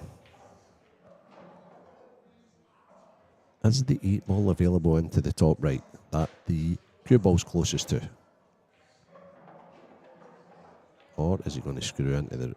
it seems to be topping it through. Oh, where are you going, Gavin? Where are you going? Oh. Doesn't like it. I think he played for it into the bag I said. Andy Croasdale's got an 8 ball to stay in it. He's just not going away, Andy. Yeah, fair play to Andy Croasdale. And now Gav. Oh, what a shot. What a shot.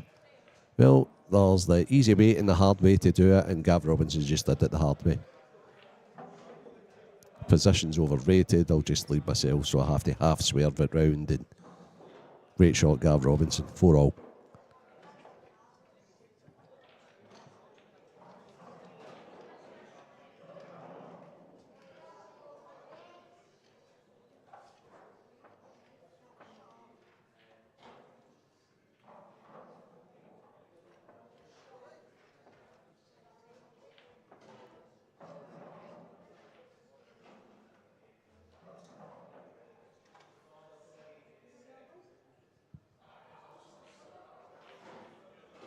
So over the weekend, lots of Scottish guys playing in this tournament. They absolutely loved it, playing against the top pros.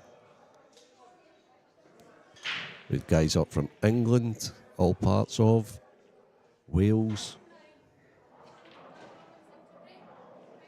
Just a fantastic tournament and a fantastic club.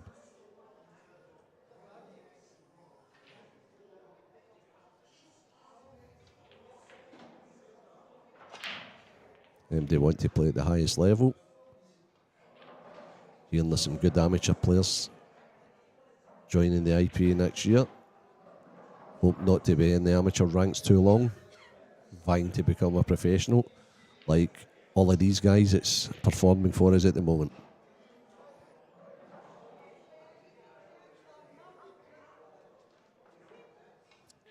I was talking to Kev over the weekend, Kevin Barton, the chairman.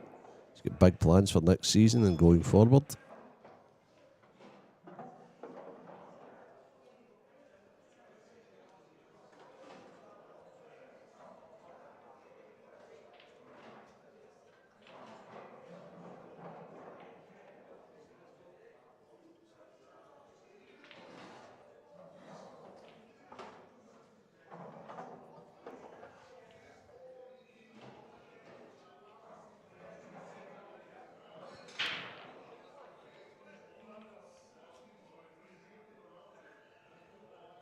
And the finish Dean's on at the moment.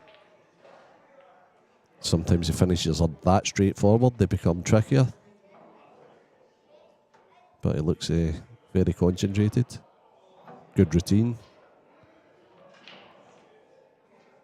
Don't think there'll be any mistakes here.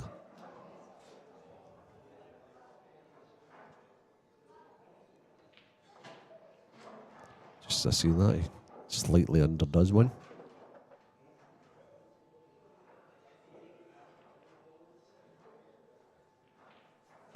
Yeah, he was fine. Pretty much a road map. He's played that absolutely perfectly. That's the sort of chance you want presented to win a match.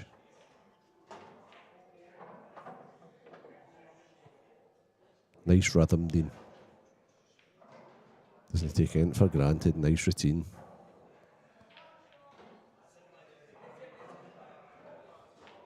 And a nice action as well. 5-4 Dean Shields. Halfway there.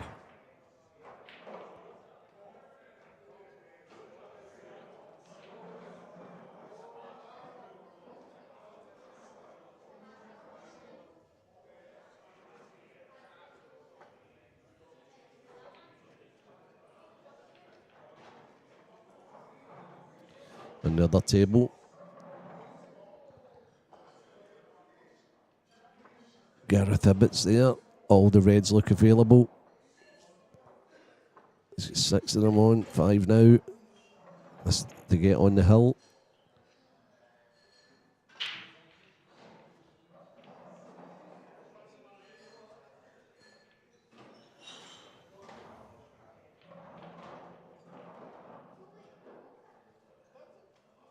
Gareth's just double checking where he wants a cue ball. I think you'll probably see him just going through forward a little. No, he's just, he's a cue back. Bit awkward there. Can he still go forward here and play it? Or is that a plan? Is that a dead set plan? It's a dead set plan. Dean's break again. Oh, is he dry? So Gareth Ibbott's got this red ball. No, Dean spotted one. He's trying to work his finish out just now. Try to keep you up to date with both.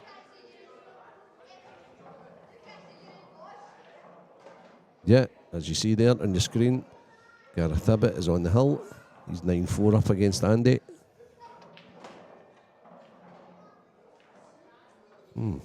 That's not come out great. Dean would have loved both to have fell, then he would have loved the yellow to have fell. Would there still been an open table. However, there's still a chance on reds. I think this red cuts into the left middle. The yellow close to it might make it tight. No, he's playing it low. He's playing into the bottom left. No, there we go. Now, got to take these opportunities, Gavin. Because Dean doesn't look as if he's going to give you many opportunities, so the ones you do get, you're going to have to take.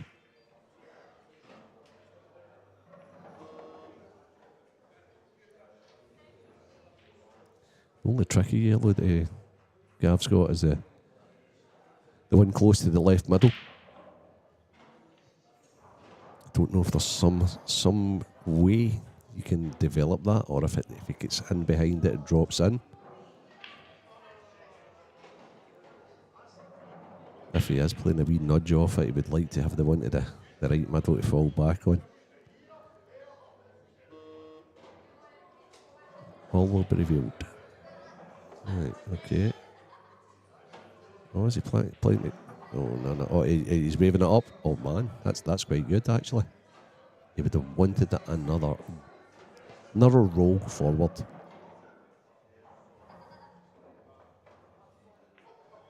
He's knocking the table. Come in.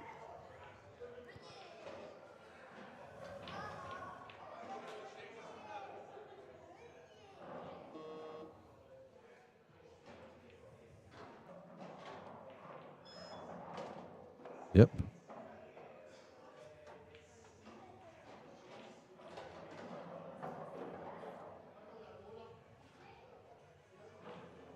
Very impressive stuff with Andy Croasdale on the other table. He's not giving in at all. Brilliant seeing Andy like this. Andy was a top player a few years ago. Gave the game up for business reasons and things like that, and family. And he's back playing. He's back playing at a very high standard. Now that's the shot. There we go. Gavin's head on it down a wee bit. Think he's okay. Oh, he's not even looked at the point in the top right. Okay. Oh, that's why he's not even looked at it, because that's fine. Now he's got his choice. He can take the one to the right centre, or he can take the one to the left top and swing round off two. He's just making it nice and simple. Just try to leave yourself nice and straight on this. Yep. And then put this one on the top left. Again, Gavin's sticking right in. He needed that. That's twice in this match that he's really needed to take a finish, and he's come up with the goods.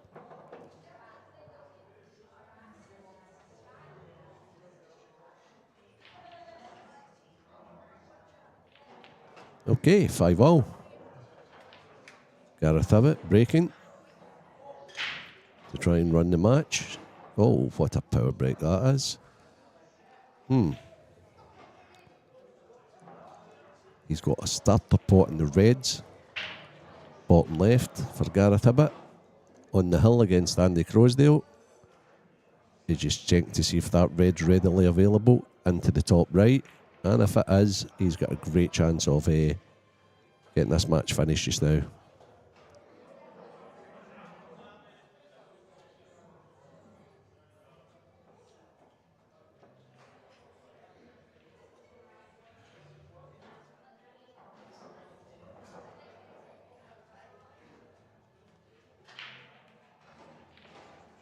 Yeah. Yep.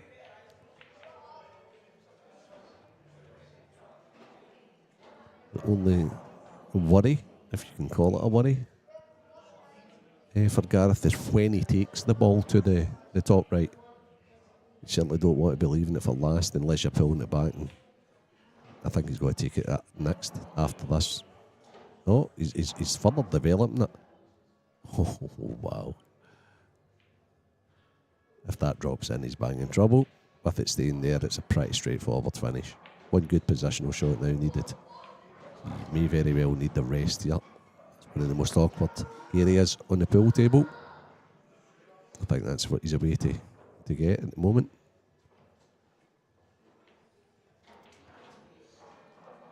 So we're just going to stick with this just now to see if Gareth gets over the line and into the final.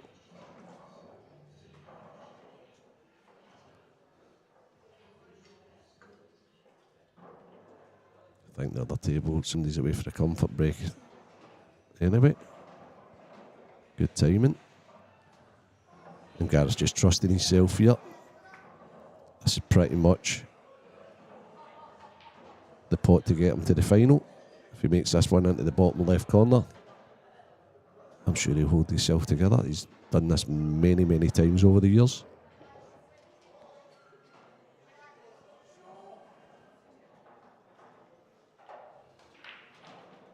Yep, commentator's curse, just making the commentator look silly again.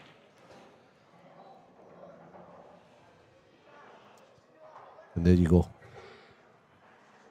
Even the most experienced player in the field feels the pressure of getting over the line. Oh, and Andy's trying to steal a wee bit of the bag to kick a ball out that don't particularly need kicked out. Oh, wow, Andy.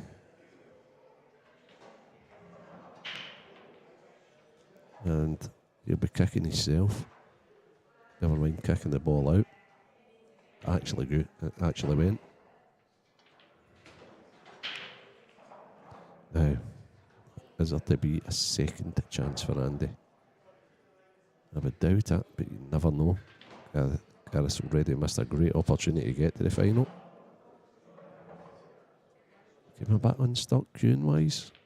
I think he can get enough of the cue ball to get the cue ball above the black spot. That's all it needs to be. Yeah, he's played it even better than that. He's got it closer to the blue spot. So this 8-ball for Gareth Hibbott to get to the final. Well done, Gareth Hibbott. Unlucky, Andy Crosdale. Great seeing you playing well again, mate. So, back on. Oh, look at the timing here. Gav Robinson. Has he been in front in this? I don't think he's been in front in this match, but he's digging in. And I tell you what, he needs to break better, because Dean's out breaking him. However, it's 5-all.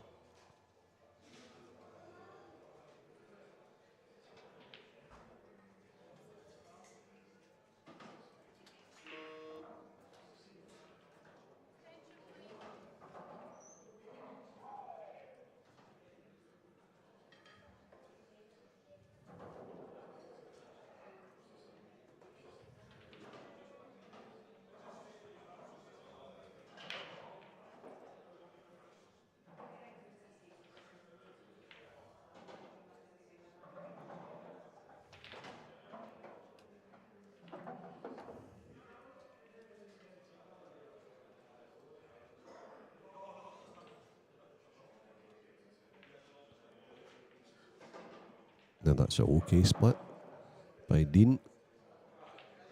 Just the ones he's pointing at just now could be a slight problem area. Just not sure if they actually go or they need dislodge. By the looks of that shot, it looks as if the outer of the two may go. No, now I see his plan. Dean's quite good to commentate on because he actually shows you his plan. So he's going to roll this in the right centre. Now he's going to play the pot into the right top and go into the two yellows over the left hand side that are sitting together. Needs a lot to go well for him here. Yeah. Yeah. Okay. Dean always tries to make it happen. Very aggressive player.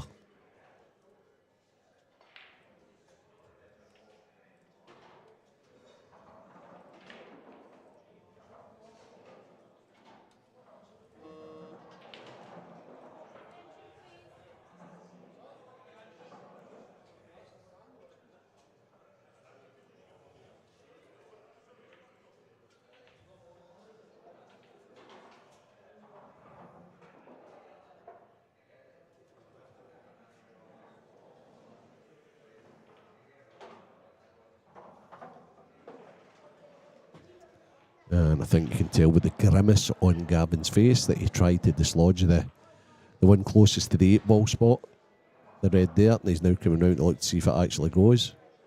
You should have done that before you tried to kick it out, Gav.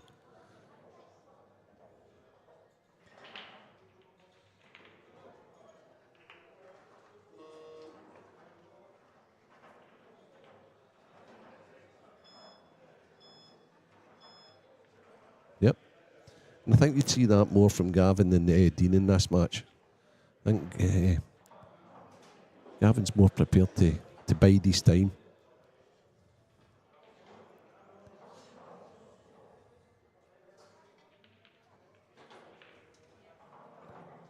I mean, look what Dean's looking at. He just sees the aggressive option all the time. I think he's going to try and bank this in past the 8-ball. Double it in past the 8-ball. There you go. Look at that effort. Oh, glorious. Now, when you're putting that red over the bag, you're not imagining you're going to believe in that. I think with Dean's body reaction there, that he's not on the ball to the top right. So, if you're not on that, are you going to swerve it round? Are you going to play the pot into the bottom left and try and kick into this yellow? Seems to be jacking off a wee bit. He's a bit unlucky. But I think red balls are favourites now. 5 frames all. Dean needs to find something from somewhere here. Gavin's sitting saying, don't find it. Want back to the table.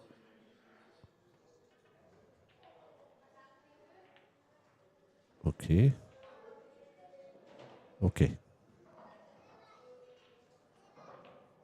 Gavin's said, I don't understand that.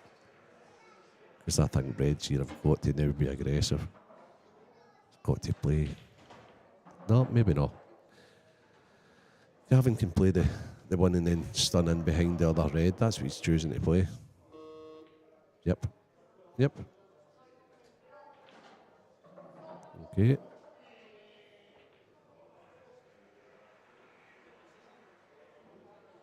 Don't understand why Gavin tapped the table when Dean played that shot. As if, good shot, mate. I'm just going to put you in trouble with a sticker next. And Dean doesn't want to disturb the one beside the red, unless he's going to smash this. Oh, why would you want to disturb that? I don't get this. Okay, so these guys are human after all.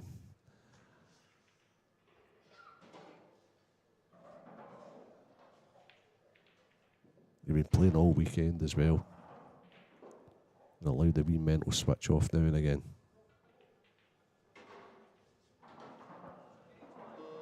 Now the only tricky bit here for Gavin is how you get on the red ball that's closest to the 8-ball. If you find that pathway, I think he'll get out.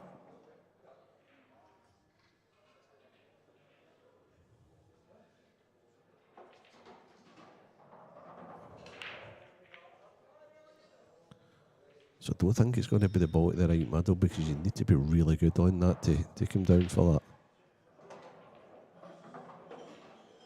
Okay. Might have to be. It might have to be. Top right. Bottom right. I think that's the top of the table. That's the top of the table. Top right, top left. But really, really accurate on the ball to the right middle. Follow through down. For the last red into the left corner. Okay. I tell you what, the line he's on just now wouldn't be too bad. Needs to get round the check. Yep, that's what he's round checking just now. Just checking his line for the last shot. This needs to be pretty accurate.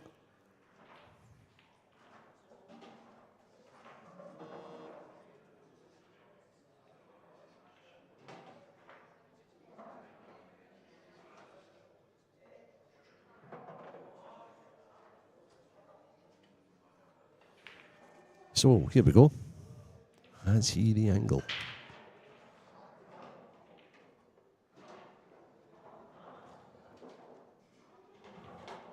the answer to that is yes.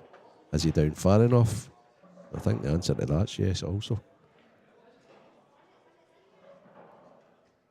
This is just pretty much straightforward pot.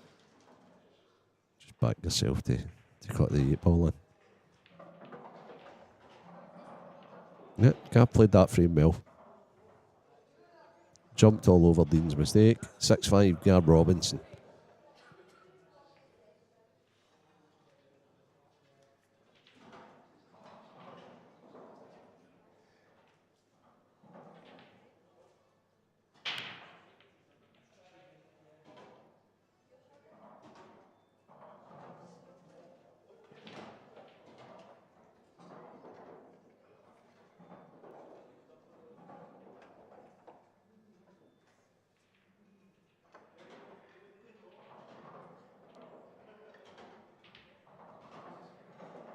So for anybody that's just tuning in, it's IPA Masters in McGoldricks Bar, Rutherglen, Glasgow. Probably the best pool hall in the UK. If somebody's got a better hall than this, I'd certainly like to have a night there. We're at the semi-final stage. We actually have one finalist, Gareth Ibbott. He's just taken Andy Crosdale out, 10-5. After a quarter-final win against Mr. Magic, Mark Boyle, 10-8.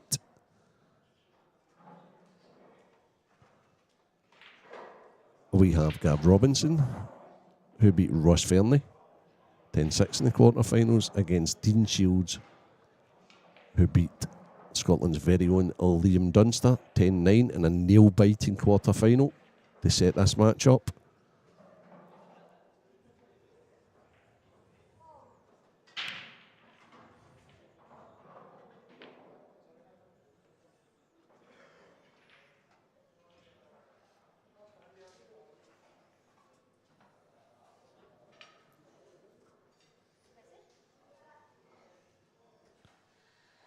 Dean's been breaking slightly better out the two players, but it's Gav that is 6-5 in front.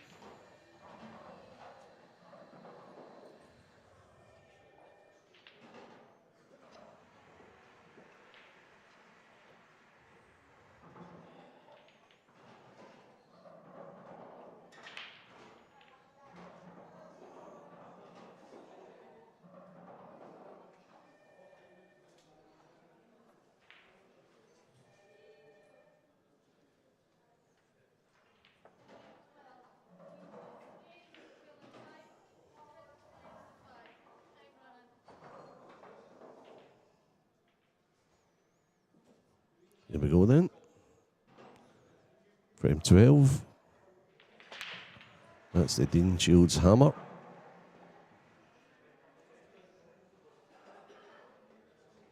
But he's tried this time. So is this match turning round?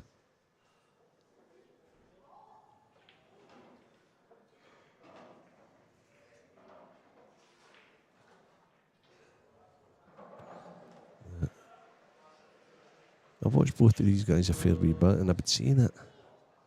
The scrappy ones, Gav's more equipped to win. Maybe when the balls are out. Gav's brilliant, obviously, but at both. But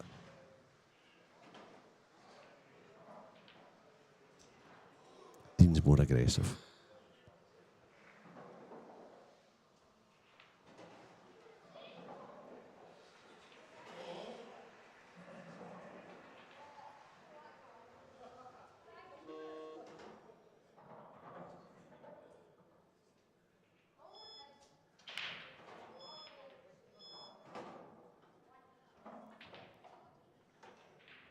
Okay, so Gav started proceedings with pot in the yellow. I would very much doubt he's going to try and finish this at this visit though.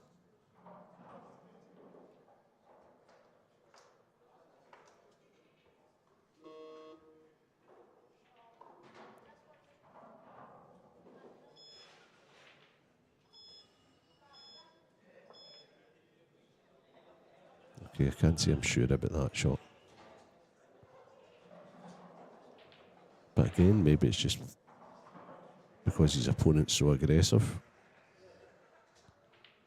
that he's just promoting his own ball out. Oh, Dean looks as if he's going to be playing this down there over the bottom right corner. Blocking shot. Yep, there we go. Didn't like Gav's last shot. Didn't like him pointing the yellow. Just this, that, I think I'd have just ducked out the road and turned it over to Dean and said, right, Dean, you pick us out.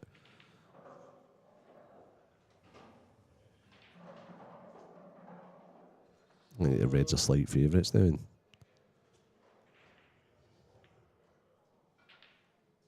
again, Gav seems to be promoting the yellows, but without having a plan of how to actually take the finish away. Unless he can see something I can't.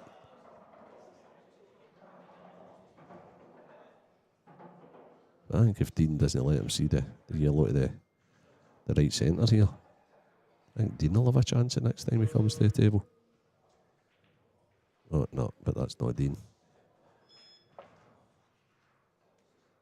Okay, so very interesting.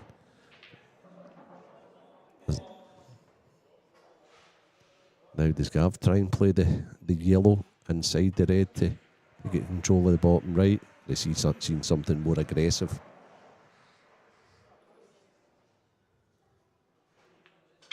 Yep, has he potted it? Okay. And now I think we probably see Dean go for it. So that mini bit of tactics or fudging, whatever you want to call it, it wasn't going to stay like that for long, that's for sure.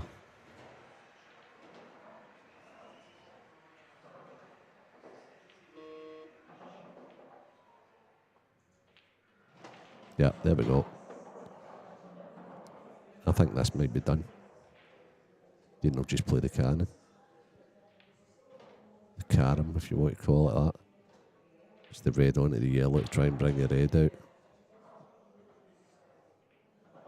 Yeah, you can pretty much control where this red's going to, over to the left. Yeah, that's absolutely fine. There we go.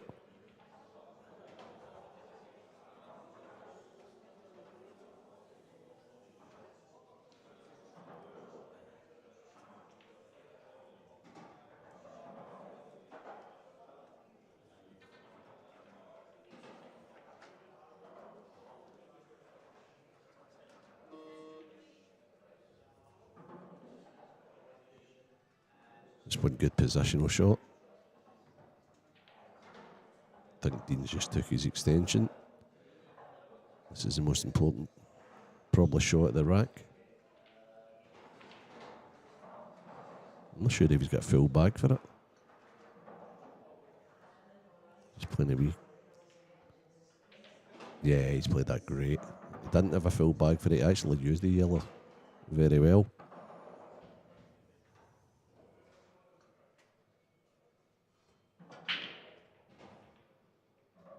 Now the only maybe slight problem is the ball he's closest to, the one that pitch is the one closest to the 8. Not sure where that actually goes.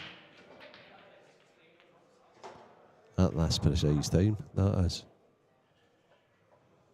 Oh, I know where it goes now. I've just seen the pattern. Okay, so probably left middle. Top left. Oh no, there we go. That's a brilliant shot. It's a brilliant shot. Didn't see it. He's found the gap lovely. Thought he was going to actually play the one he's playing to the right centre just now into the bottom right, but I'm not even sure if it was available in there.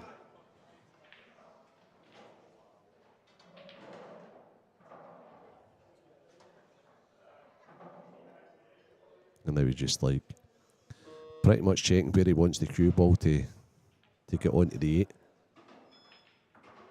So he's running forward to leave angle. Yep. And stun with left hand side to try and get the cue ball where it is at the moment. Or even screw with left hand side. It looks to be low anyway. Looks as if he's in part on the left side. There you go. And he probably couldn't have placed that much better with his hand. All tied again. 6-all. It's a first to 4 to join Garrett a bit in the IPA Masters 2023 final.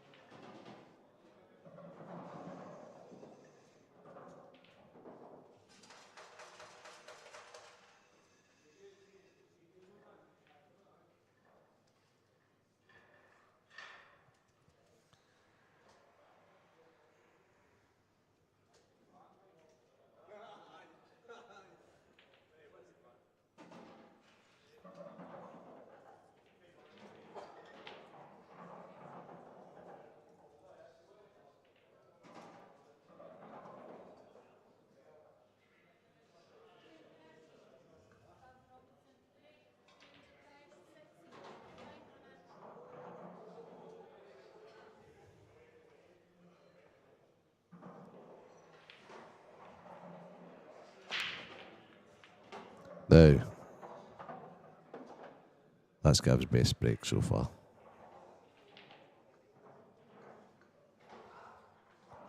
Probably the most important time in the match. That's when you want to be breaking well. I think the yellows are slightly easier. Nothing easy at this stage.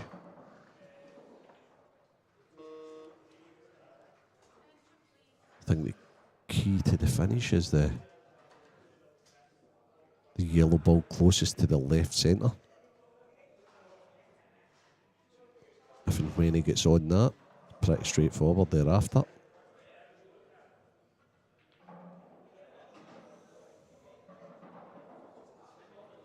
I think the way he's looking at this, he's yeah. Certainly wouldn't be taking that one. Yeah, that's more like it. Yep. He's running away for this though. Now the shot he was looking at the last time would be more inclined to play. And at the bottom left, I think he played for the one into the left centre there to then connect to the other one to the left centre. I don't think he's came far enough. Now he's having to take his full back ball, which is always good to have, to get the right angle on it. That's what Dean's looking at now to say, have you got the right angle on it? I think he's pretty good now, to be honest. He had to be. Now he can go forward or kind of stop the fight where it is, or just get through a wee inch or two. There we go. Now he's on the most difficult one. But while he's on the most difficult one, I think he can connect in the next ball, and that's all important. And I think he can pretty much play this into an area that if he's short, he's on the one down the rail at the bottom left. If he's too long, he's on the opposite one, or he's on the one next to the 8 ball.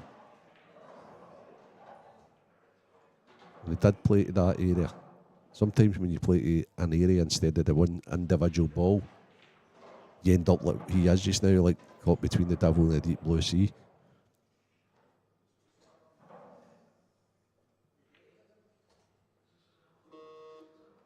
Now, does he play it into the bottom right? Tries to leave himself real good.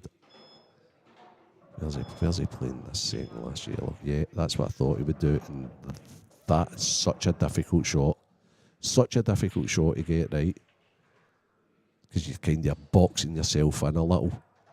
And you'd need to be absolutely perfect on this, which I think he's actually not too bad at all. That was a brilliant shot. Not that one. The one previous to get that good on that was a brilliant shot we gave.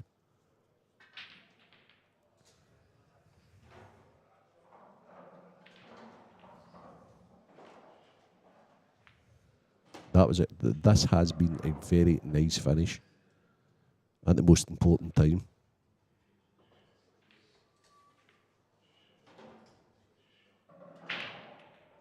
Excellent. Excellent. 7-6, Gav Robinson.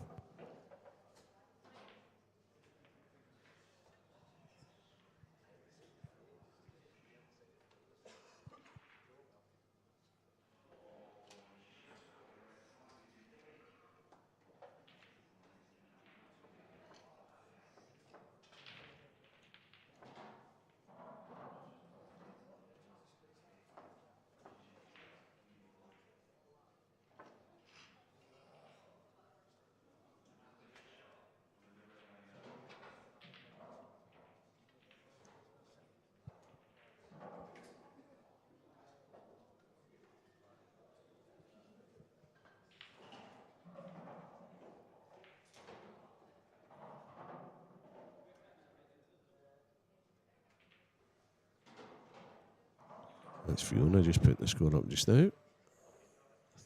Yep, there it's clicked in. 7-6, Gav Robinson. Dean Shields break. Gareth Hibbets awaits the winner here in the final. Another awesome break. I think there is a starter on both. I think the yellows are a little congested down the bottom end of the table where the 8 ball is. I think the problem red is the one that, yeah, he's not even thinking about it. It's defo reds for Dean.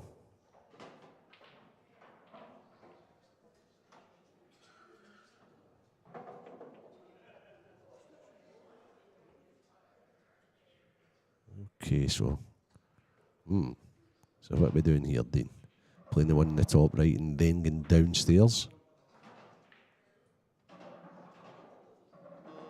for the one to the bottom right? No, he's leaving that there. And now going downstairs. That's certainly what he's pointing at.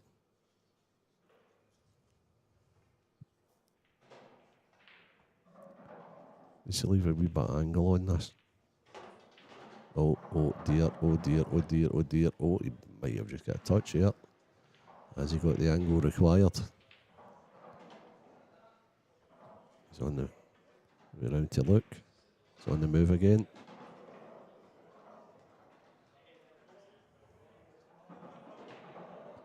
Now, he needs to play this positive. Come up past him. I think he's taking his extension. A big shot. I wonder if he comes up past the blue spot here for the red up table. I don't think he'll be playing for the one into the centre because he would then have to play possession from it. Seems to have changed his shot. Seems to have gone forward with it. No, he is playing for the one into the centre. I tell you what a shot that is. Now, how do you connect to the last red? Screw back off the cushion. Or is he going topping it forward and leaving himself a difficult cut? Seems to be playing low. This is screw. We touch aside. Ugh. Can he hold? Can he hold? If he can't hold, he's going to have to play a cut. Obviously going to hit the cushion that he's the red's closest to. But he's then going to have to come downstairs, hit the bottom cushion. Yeah, that one that he's just pointed at. Then back up to try and cut the 8 ball in. So, perfect. Or is he going round off to? Needs to make his mind up quickly.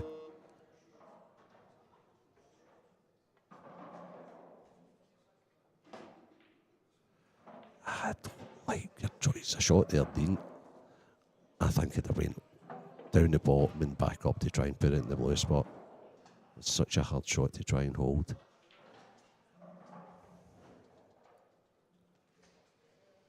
Got a chance of coming off 2 cushions and making this in the bottom left.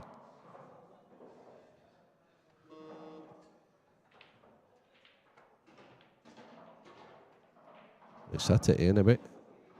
I don't think it's going to make an iota of a difference. I just think after the last finish we gave, you'll be feeling good.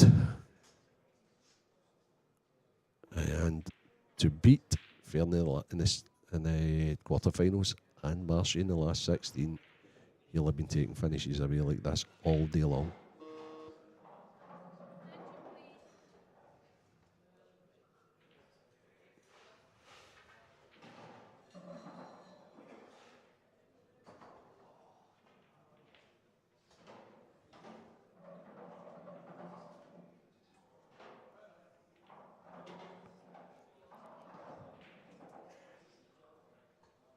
Just composing himself.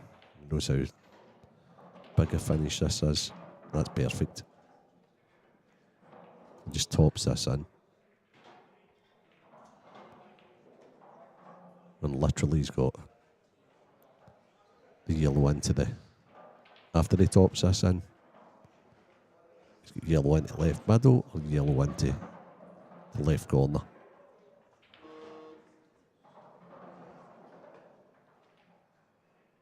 Yeah. Yeah, he's on both.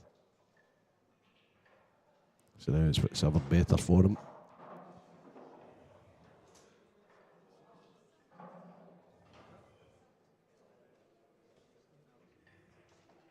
Yeah, I like this choice. He needs to make his mind up. But I like this choice because you're not boxed in. You're going off the cushion and out into the centre of the table. Maybe a chance of being on all three here. No, he's slow rolled it. He's played for one, but he's good on it. He's good on it.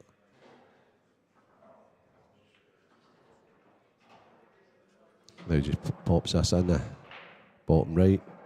Stuns up. Pretty straightforward. Yep, excellent. I think he can still pull it back. Be pretty good on it and still about controlling the cue ball. Lost it a little bit. Now he's got a choice to make. Whether to stun up off the cushion or just slow roll it and back himself for the 8-ball.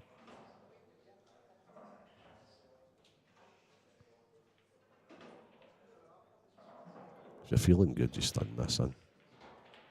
Yeah. He's been playing all day, he's feeling good. That's the right shot.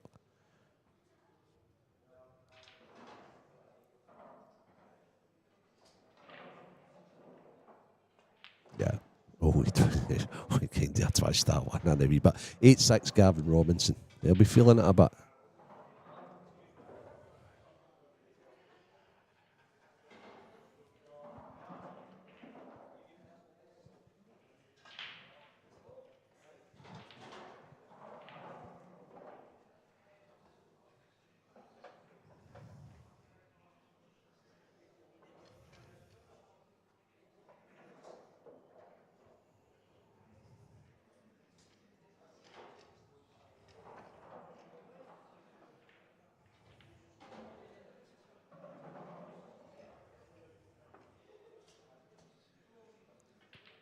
So Gavin will be praying for a big break here.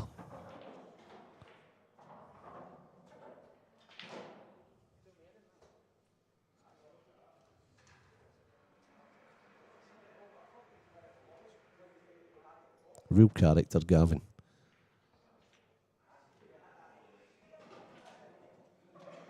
Very chatty.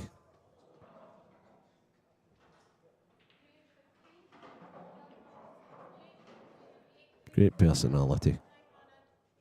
Here he goes.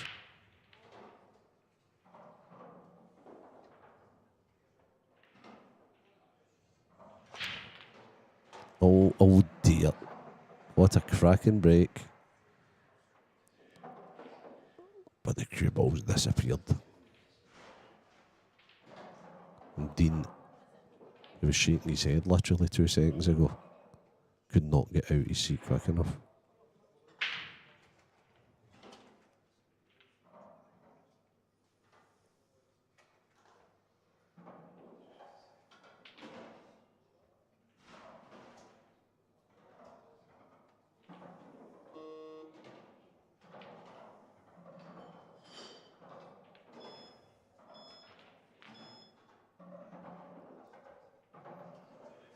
Yeah, Dean's used his free shot wisely.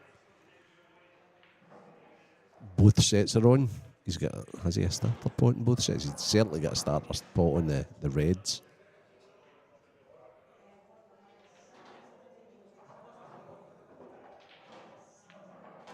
Yep, like it. Plays the one in the bottom left. Pretty much as long as he's out. It's looking like 8-7.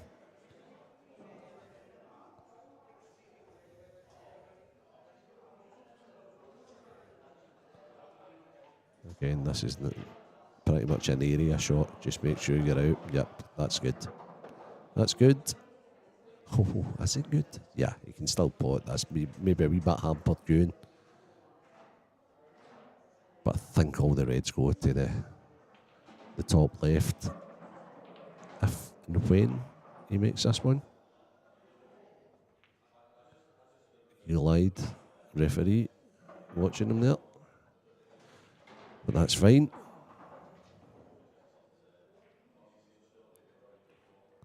Straight pot in the top left, or is he taking the left centre? It's the easier of them.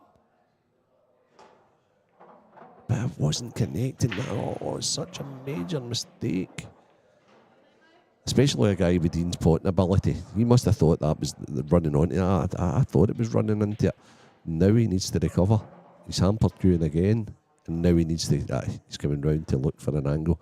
I thought Dean shot there mistaking maybe the more difficult pot into the top left, but it was definitely connecting him up nicely on the one he's hampered with just now. Yeah, it's fine. He's recovered. To the dismay of Gavin, he has recovered.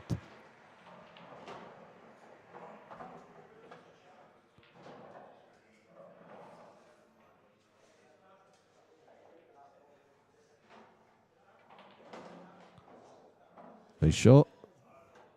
And he's going to be coming to the table with the break at 8-7.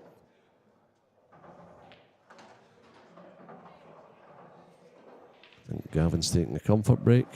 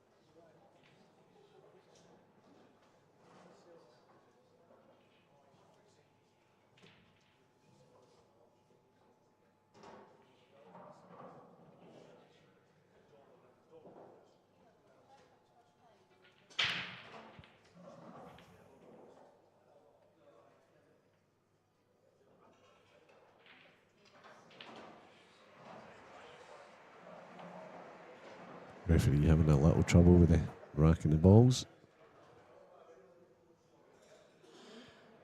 Not the first ref to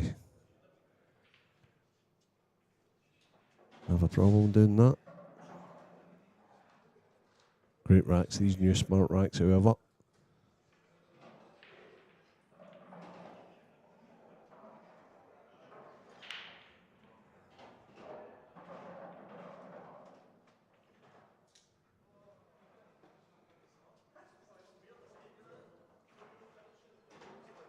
Big Dean just texting his bird. Oh yeah. Watch me on the telly.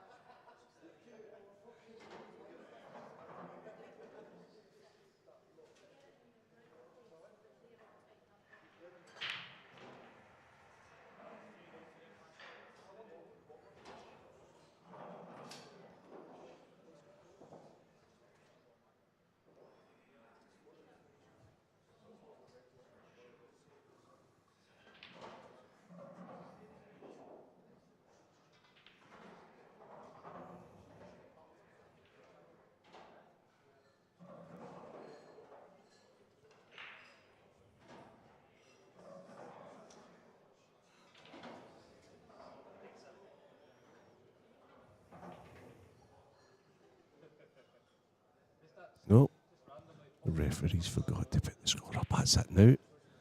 Dean reminded her, quite rightly so.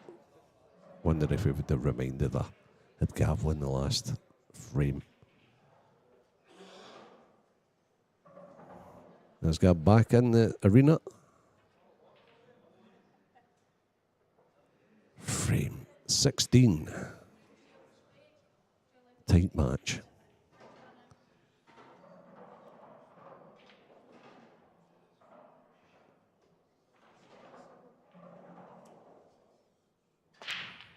What a hit that was. What a hit it was. Bit of strike. And right away, Gav's looking at the only half problem there is on the reds, which is basically the red closest to the left centre. Everything else is pretty straightforward.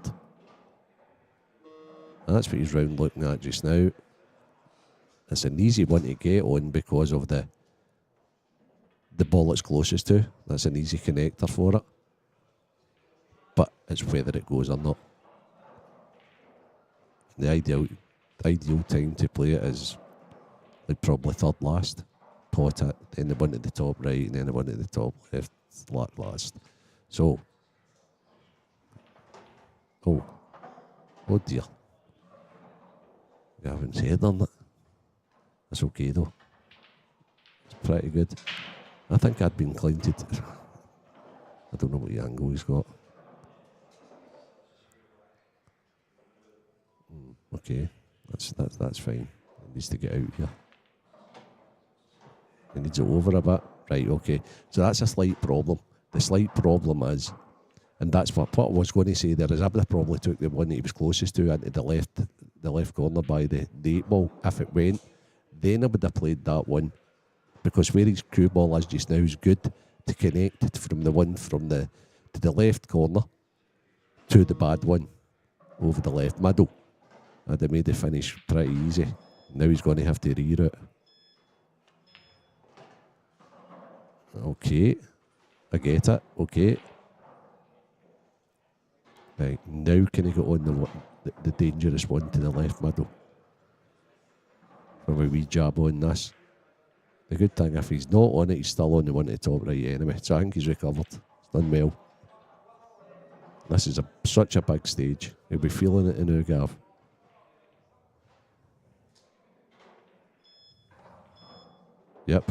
Yep, that looks just about right. He's not really bothering about. All he needs to do is make the pot, because the cue ball will come back from the yellow. It'll basically like double kick off the yellow and put it plumb. Yeah. Oh, he's over. Nah, he's fine. He's fine. Just played a wee bit heavy. That's adrenaline that's going to be coursing through him just now. Might need to play this with a wee touch of low right. Kind of check it a wee bit. Doesn't want to. And the reason I'm saying that's because he didn't want to really slide off the. Yeah, he is. He needs it to die. He's played it great. Played that really well.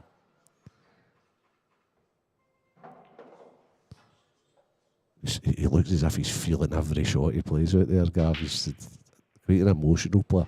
There we go. Like every shot's a pint of blood to him.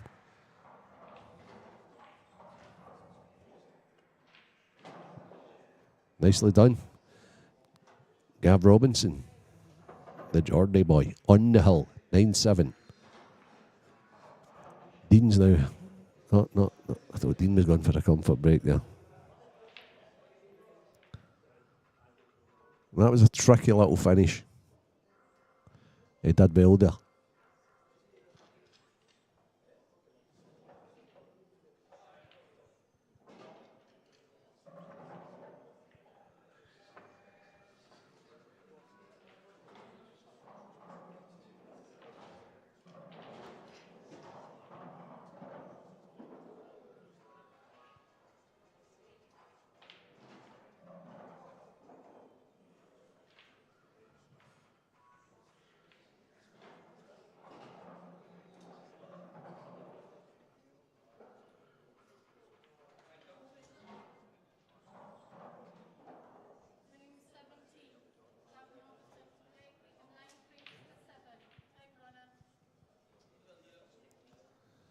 So the referee announces time running. Big break this for Gav. Oh, now how are they? How are they? Oh, Initially I thought reds, but not. Tough wee red down there. Don't think there's a bag for the yellow next to it. Yeah, they could have been a lot better. There's a lot of work to be done. But I think I'd be going for the... I think I'd be going the yellows. I think I'd be playing the one into the left middle and then try to develop those ones down there as soon as possible. Leaving an angle to get into the one beside the black. From any to the... Yeah, that's what he's looking at just now. So it's all about the second shot. Point the second ball. And hoping upon hoping when the balls come out, you have a chance. And I don't think he's perfect there. Not sure he's got the angle at all. Unless he's cutting this in at the bottom right and maybe try to check it up into the kick.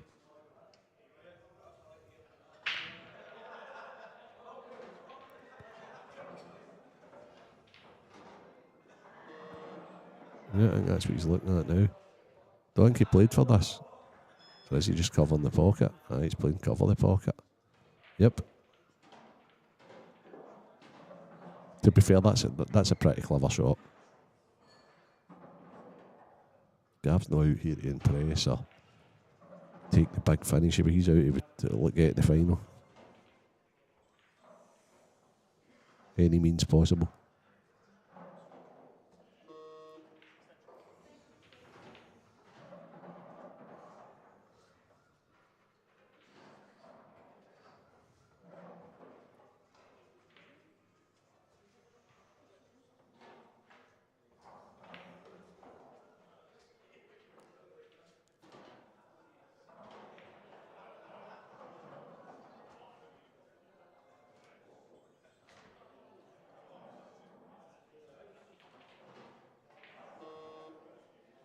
Yeah, pretty good containing shot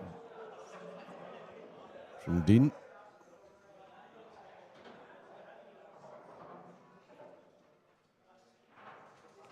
Dean's playing that shot, but you always know there's that aggressiveness in Dean that he's playing that over there to play a possible like cannon, that dislodge from it, know the pot and go across.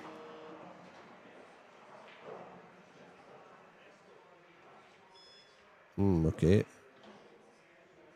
Now it's a wee bit to and fro until the opportunity presents itself, and it won't be far away. Somebody will be going for this finish, I would predict, within the next two, 3 shots.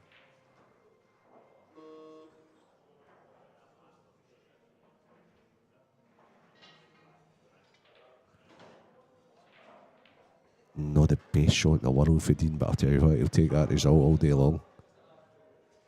Just basically where the cue ball's parked.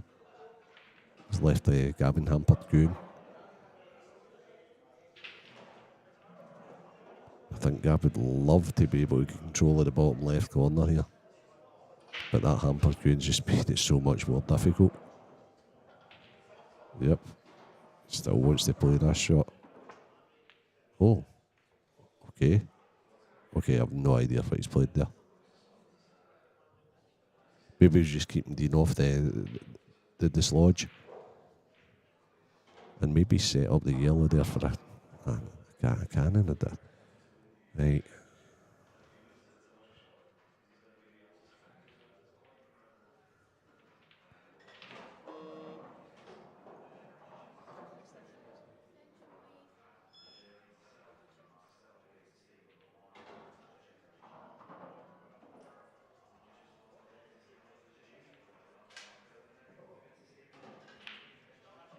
This is where if you play this game at all, you can see exactly what the other guy's going to be doing. And then it's trying to hide him from doing it is the issue. Dean's played a container. It's actually quite a good containing shot because he's also developed the ball. So Dean's reds are all sitting lovely, apart from one. Gav's yellows are all sitting lovely, apart from one. It's just who allows who to cannon that out first, pretty much, yeah. That's what we're waiting on. Okay. I'm not sure Dean will be able to resist this. Point the ball over the left corner. Try and leave an angle on one of these up top to play a screw down into it.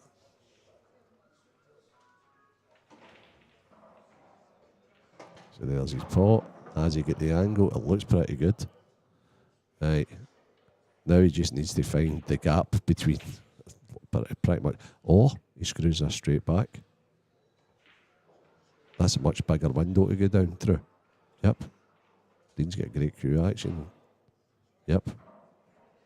Okay. He puts this one into the top left. Screws back. Tries to develop the bad one. There he goes. It takes off. Oh, wow. Would you believe that? That might have been blocked out for you there. What he's actually did there is he's like screwed through that tiny gap between the red, the yellow on the right, and the 8 ball. And he's, to coin a poker term, he's pretty much all in now. Don't think there's any like hiding place now, so he needs to pot this and leave another angle. And it looks a bit straight showing it to me. So Gavin's patience, unless Dean produces some sort of a miracle shot, maybe we're rewarded here.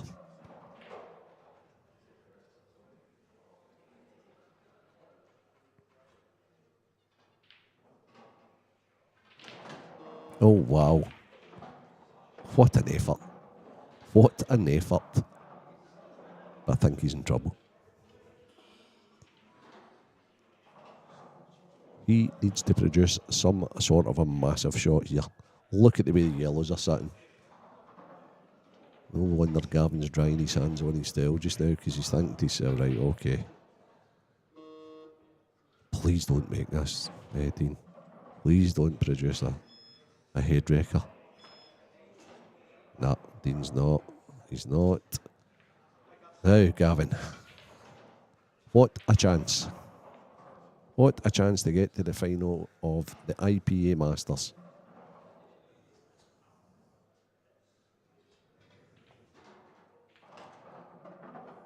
Oh dear. Now, seen the binning line? He hopes it's touching, but it doesn't look as if it's touching. I don't think he's going to pot any further balls here. Not this visit anyway. Oh no, you can see the one in the middle. Oh, he's been fortunate. It's perfect. He'll be feeling it just now. This is where all the practice comes in. Taking his time. Going out, look, but he wants to leave the cue ball.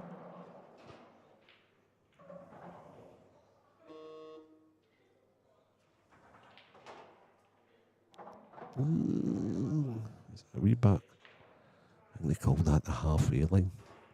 Betwixt and between. He's not making easy work of this. This is an easy pot, but it's a tough positional shot. Kick the 8 ball here. No, he's coming round. Fair play to him.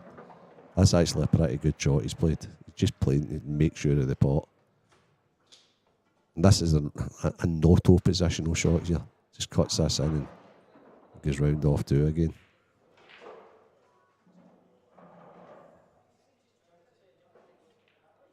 Just don't baby this in. Just make sure you play it with conviction. Yeah, he's played it great. Played it great. So this to progress to the final.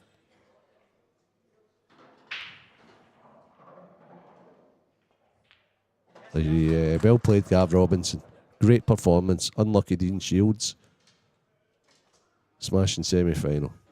Back with you for the final soon, guys.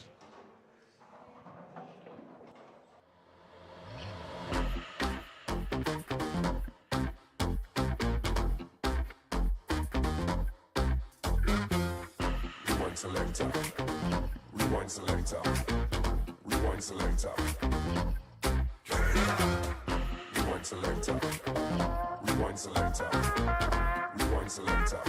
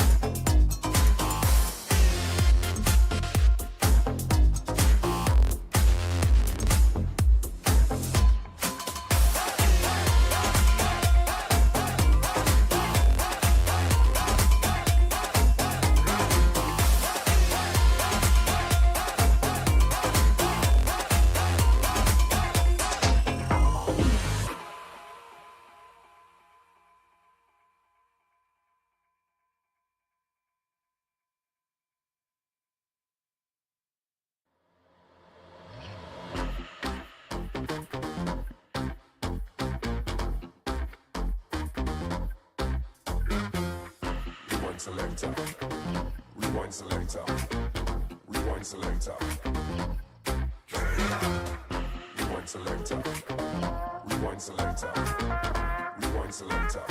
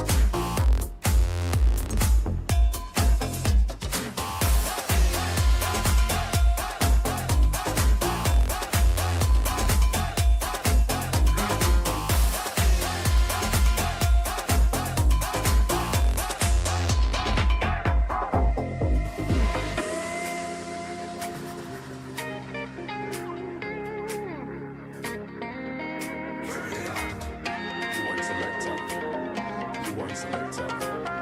Rewind selector.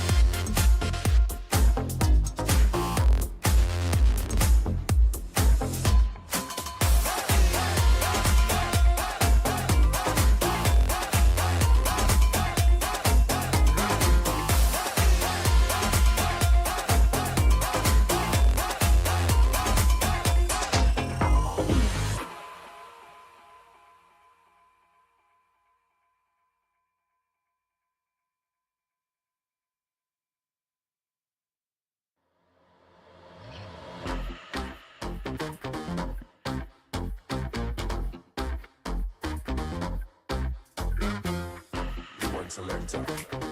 Rewind selector. Rewind selector. Rewind selector.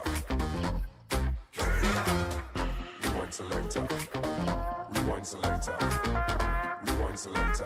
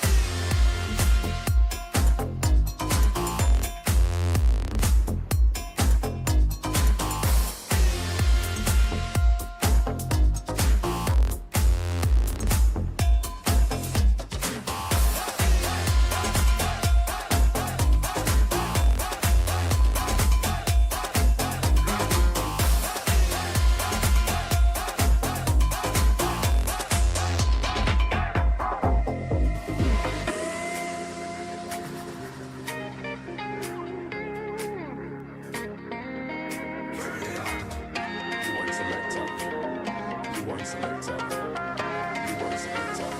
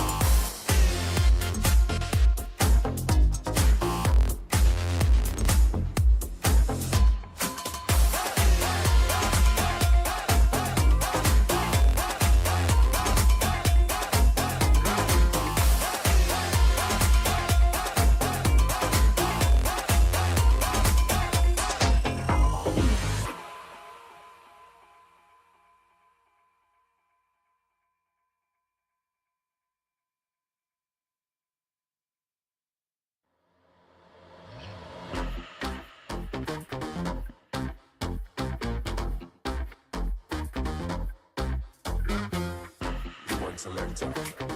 Rewind selector. Rewind selector. Rewind selector. Rewind selector. Rewind selector.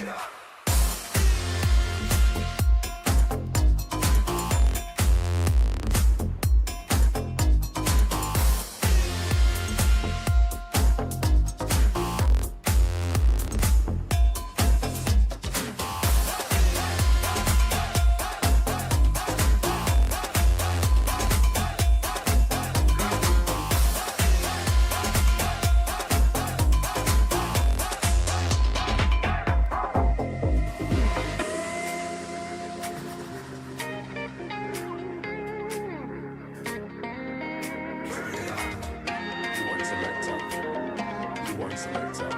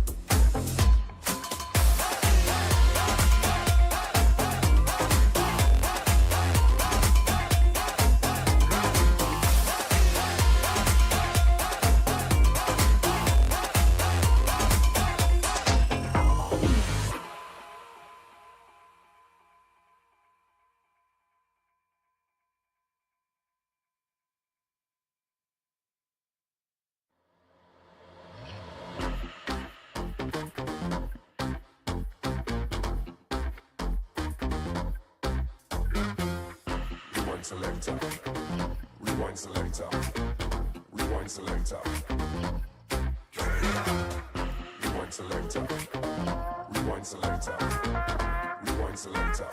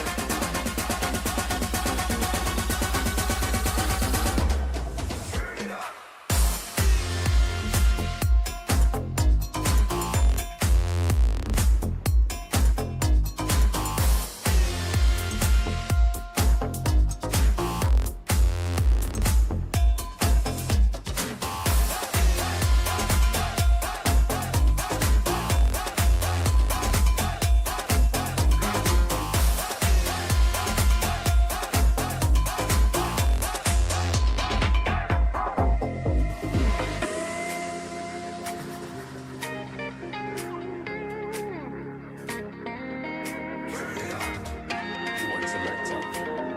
Rewind selector. Rewind selector.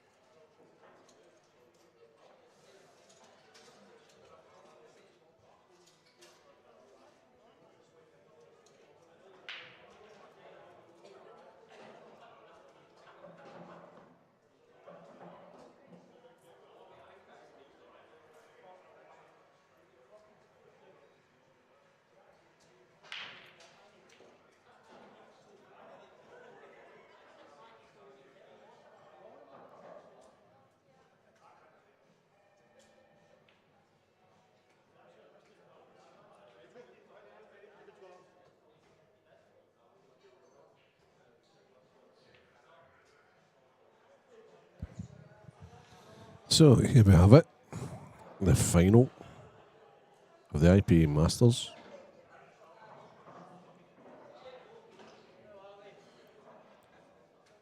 Two Englishmen. We have the Godfather, Gareth Hibbert. Been there, done it, won everything in the game. We have Gavin, the Rocket Robinson, just starting out in his career. Fantastic lad, fantastic player. Somebody was just saying there that unbelievable that Gavin actually was whitewashed in the winners bracket. I think it was by the local pro Robert Stevenson in an early round. He's fought his way all the way through the loser bracket and then had some absolutely outrageously good victories today to earn his spot in this final. It's a race to 10. And Gareth Hibbert has been breaking unbelievable all weekend. Just to say that's probably dry. Yep. Starts the final off. So who are we liking? Who are we predicting to win this? And what's the score going to be, guys?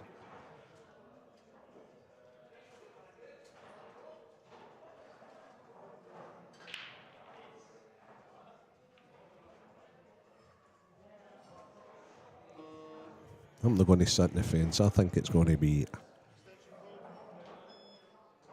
10-6 Gareth Hibbert.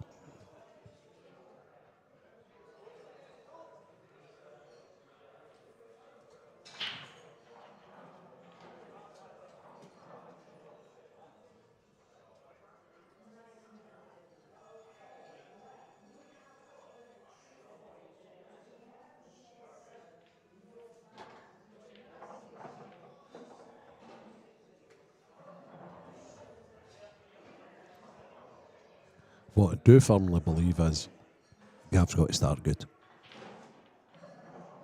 Because if he starts good, the self-belief will kick in.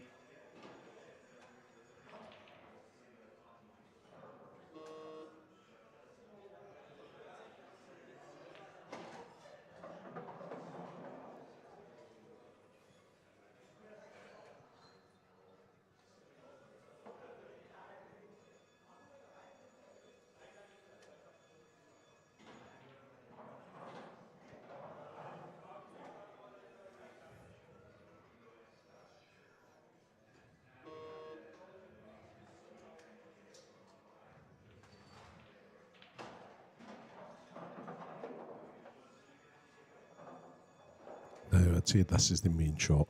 This is the main shot to get the cue ball in the proper place. Just wondering what way he's going to go here. Okay. I think he's shot. I'm not sure that was the... You need to be so good with the cue ball there.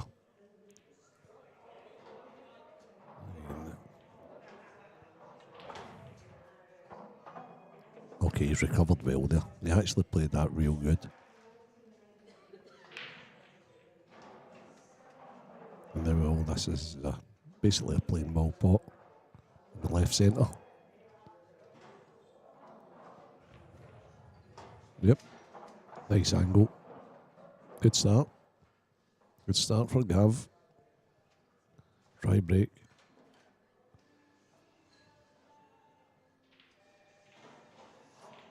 Try break from Gareth. Gav comes in.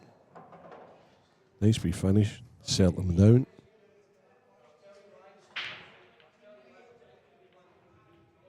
Yeah, well done. 1-0. Gav Robinson.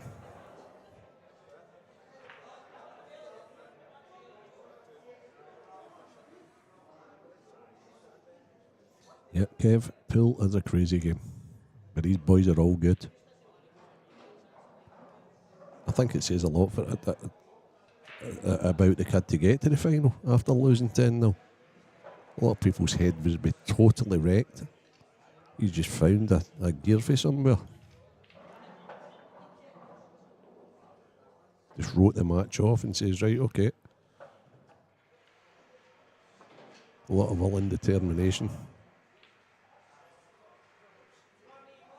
And now he's 9 frames away from being the winner.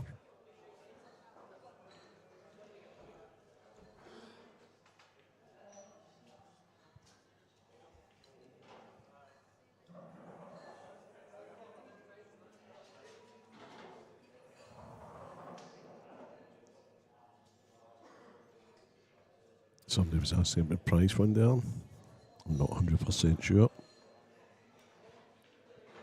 Somebody's saying 5k and 2.4 for the runner-up.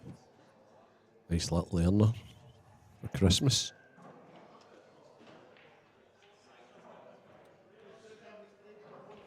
So referee Kevin Chalmers announces Gavin for his first break of the final. Both these guys are going with the traditional straight down the centre.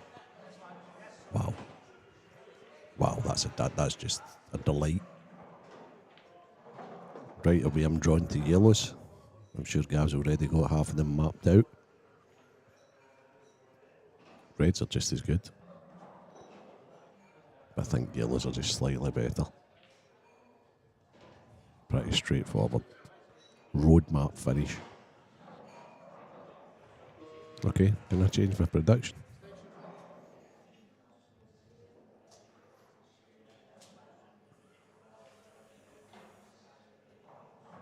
Danny Jones, this is the final. This is the final. The ultimate final. It's not ultimate, obviously. It's the final. The one and only final. You don't get 2 chances from 16 on.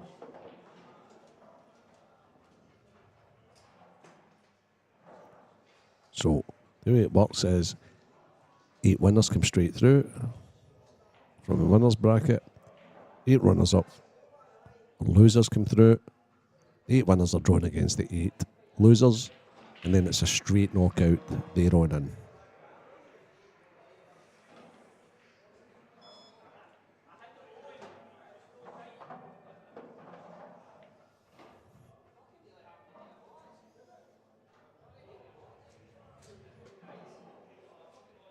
So these are that easy.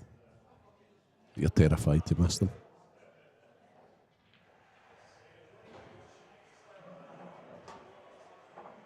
Yep, that's fine. Pop this in the bottom left. Stick one in the right. Oh, he's going to play in the plant. Oh, a bit my choice, but that's why these guys are playing for the big bucks. No. Hey, there you go. And still see it. Yeah, perfect. And it doesn't even need to play the yellow into the left middle. He can, but it doesn't need to. He can play it top left as well.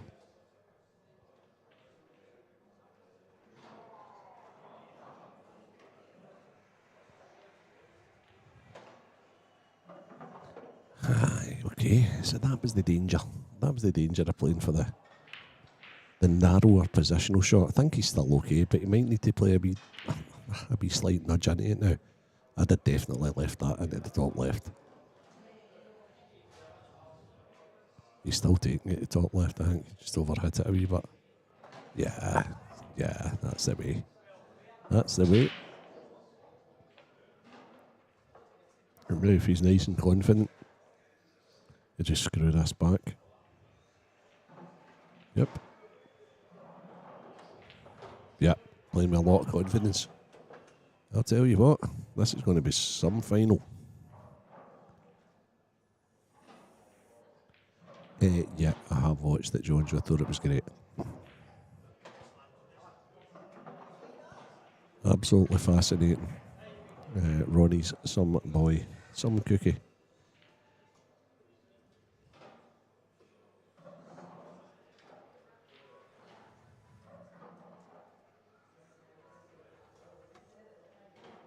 Somebody asking me there if I'd seen the Ronnie documentary. I don't think there's many Q Sports enthusiasts that's not already seen it. If you haven't seen it, whether you like, dislike, or aren't too bothered by Ronnie, it's well worth a watch. Quite fascinating.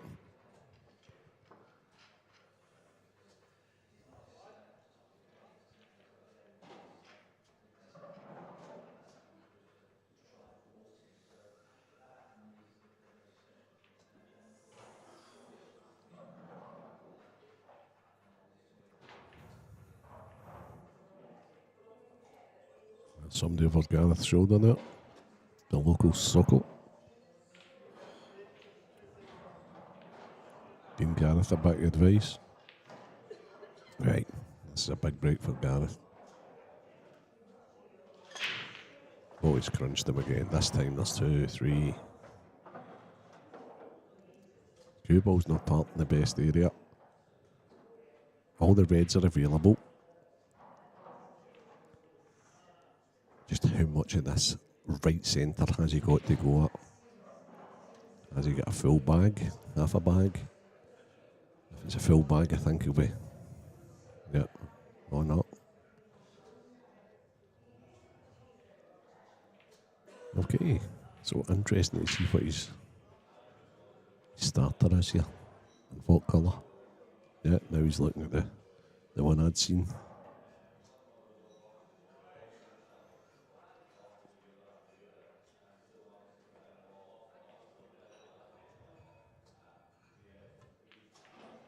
Ah, okay. Now, he may have just blocked the yellow there. However, what I didn't see, the Gareth's a division for, as when he played that, he was definitely on this to the top left. Then he's going to play the plant. He's actually in good shape here. He's got a bag for every yellow.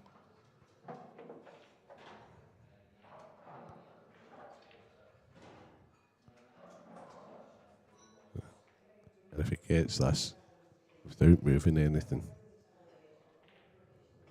that's plum. He's just going to run this through and then take the yellow. It doesn't go to the left or right top bags into the left centre.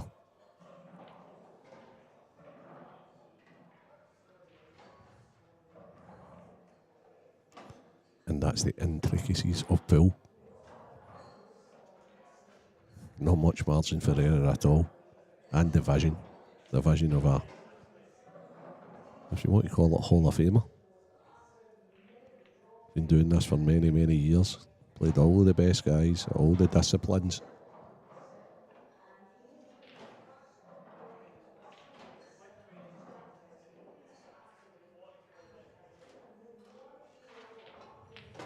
That's a fantastic finish.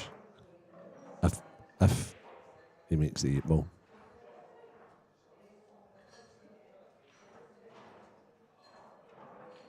That's quite some finish, 2-0 down, back against the wall. Welcome to the final, Gareth Hibbert.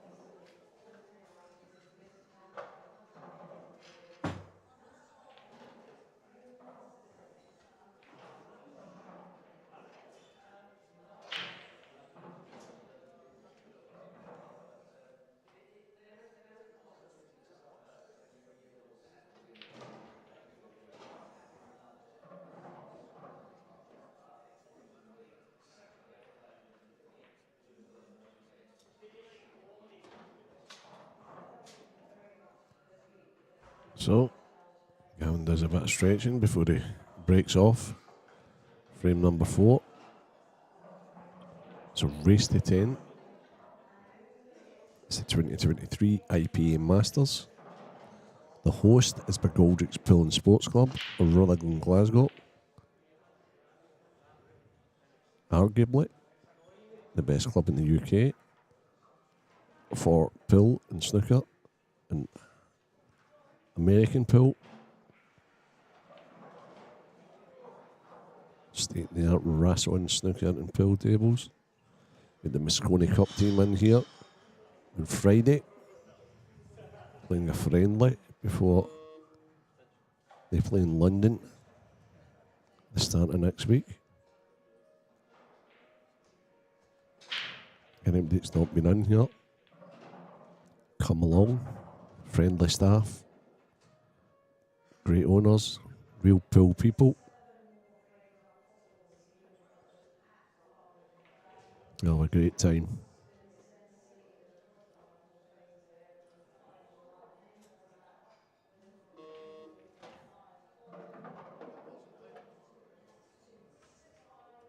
So, back to the match. Dry break from Gav. Again, I'm not sure if Gareth needs to move anything. He might be forced to, but the angle he's got on this yellow to the right centre. But he's taking it long. Yep, okay. Now I don't think he needs to move anything. I think he can just draw this back. Play the yellow closest to the baulk line into the right top pocket. And then they're all connected. Oh, he's underdone that. Wasn't it a wee decel, was it? Makes it more difficult. Wonder if both go. No, looks to be the outer one closest to the line's the only one available. You may see his white manoeuvre around a little here. He's still playing high on it, so he's getting into the balls here. Oh dear. Oh dear. Oh, he's got awful fortunate. Now Gareth is a brilliant player, but if he pots the ball he went for there, he's in all sorts of trouble. He had a couple of nice wee rubs against Mark Boyle in the quarterfinals as well. Against that guy, you want to get a bit of fortune. But he's playing super aggressive. Sometimes fortune favours the brave.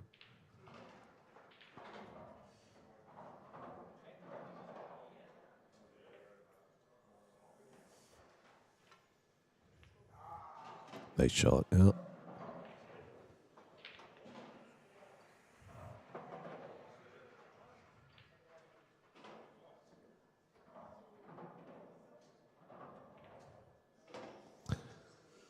And there we have it. A straightforward 8 ball.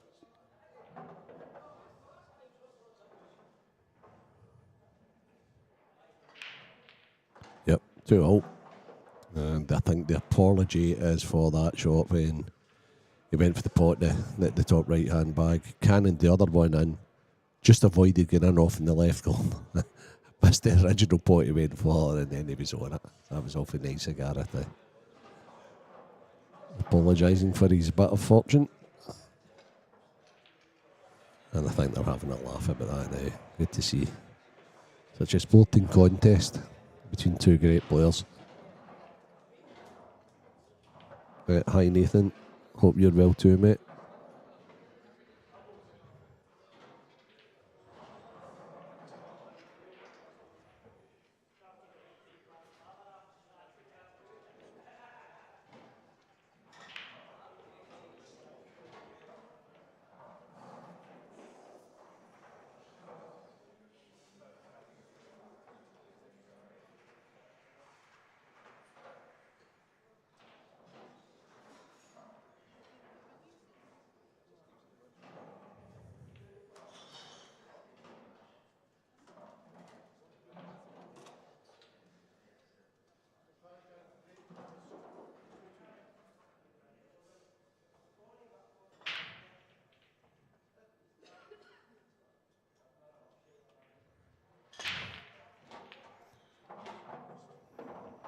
Gareth, to be fair, has been crunching that break all weekend.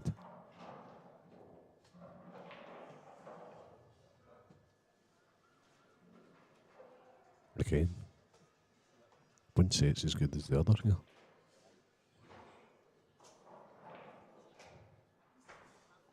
I think you're plump for yellows, but yeah.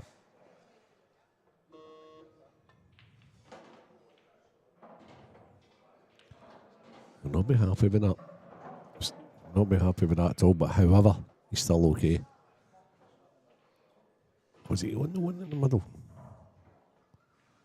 Oh, yep, he is. A little fortunate to be on it. But it's pretty straightforward now.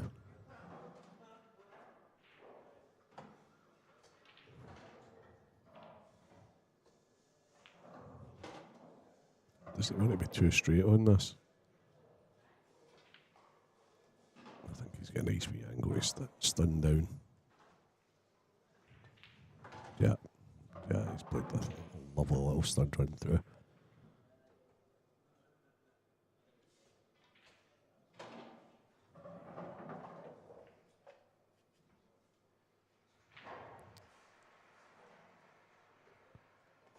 So there we go. Gav's done nothing wrong, apart from a dry break. All of a sudden, his two frame deficit has been wiped out. 2-0 up, 3-2 down. Quick fire. Really needs to break this year. Ultimately, that's the standard these guys are playing at.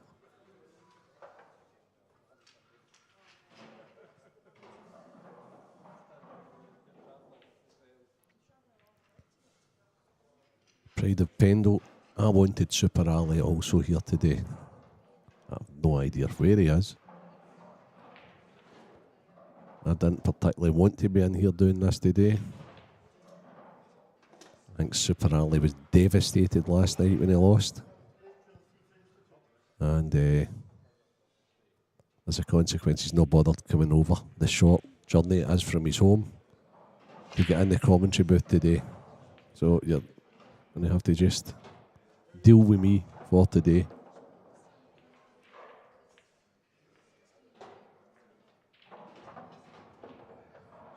But if you're listening, Super Ali, otherwise known as Stevie the Talker Walker, get your head up, mate.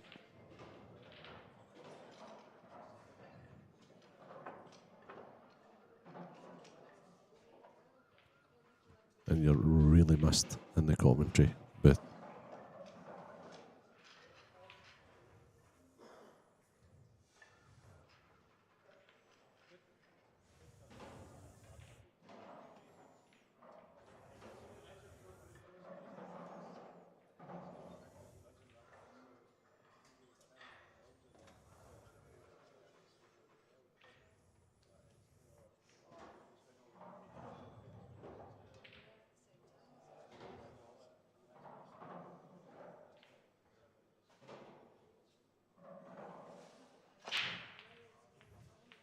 Smash.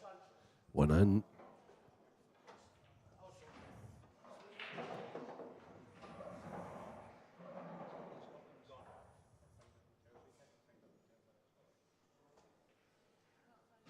Great chance. Reds look lovely.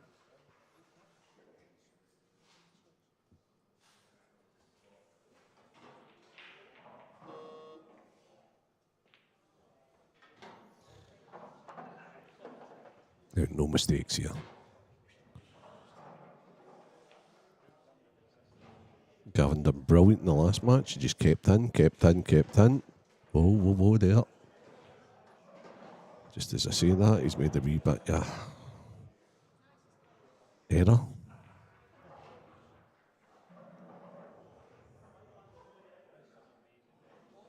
Now he needs to just back himself because he's got to pot it one in the top right, and then he just needs to back himself for the big pot next.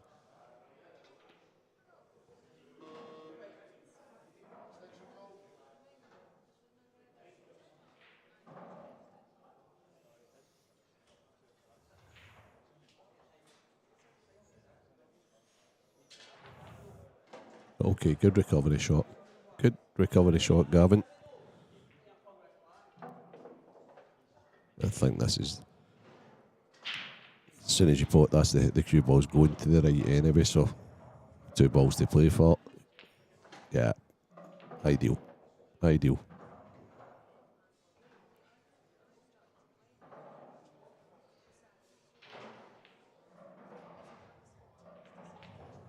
Yep, good shot again. One more of them. Just play this positive, the exact same as the last one. Just screw on and off the cushion. And it's 3-all. Yep, just like that. Well done. That's easy 8-ball, 3-all.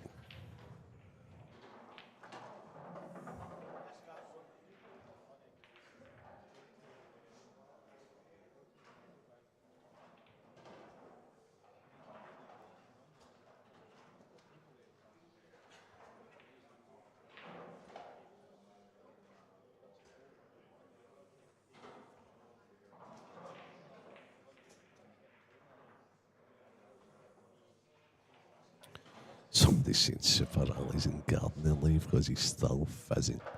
What a shame.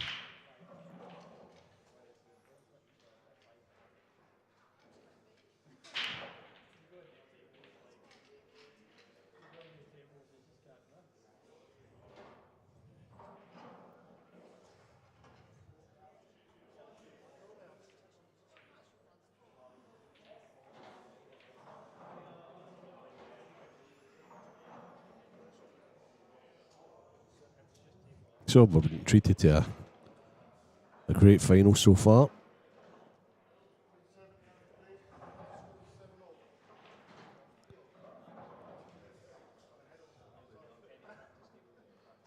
Let's see this break of Gareth's. It's been a powerful waiting all weekend so far.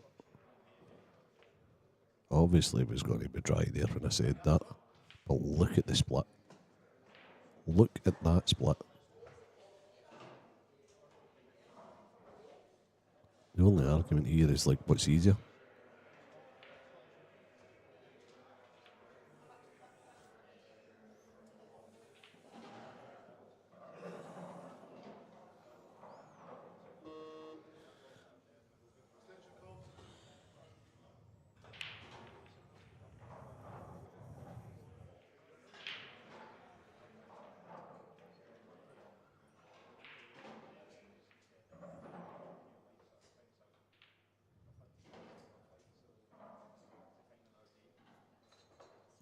Taking his time over this. This is what most players have noticed. I'll take their time out. The guys, well, especially the guys on the stream tables, the TV table, playing with quite a strict 30-second shot clock with one extension, one 30-second extension. They are warned at 10 seconds. And then it counts in from 5.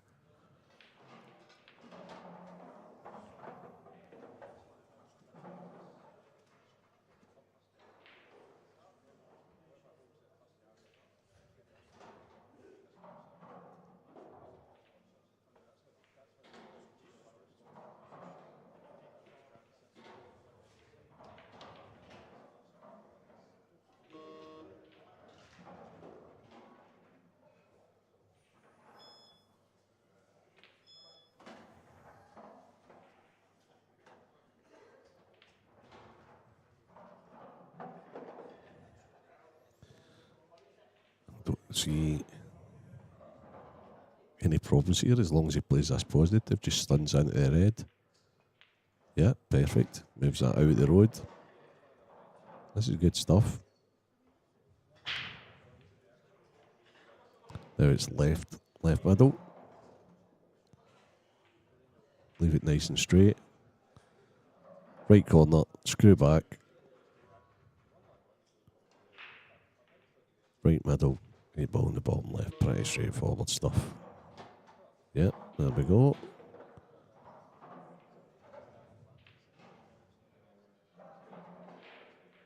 I think you'll just see him screwing right up back off the cushion.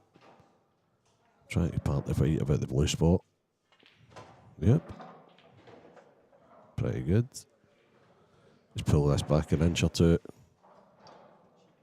8 ball into the bottom left.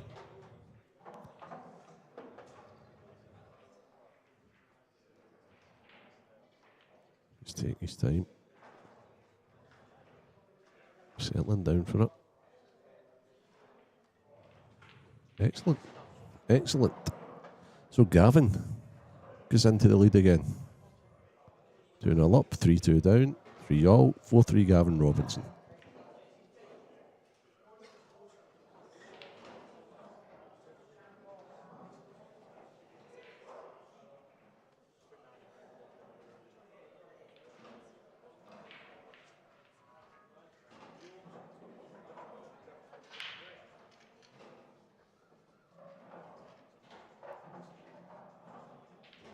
Great seeing these events up in Scotland.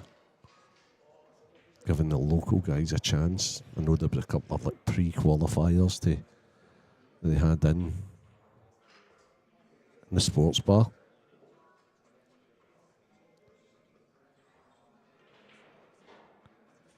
Then you're in against the best in the world.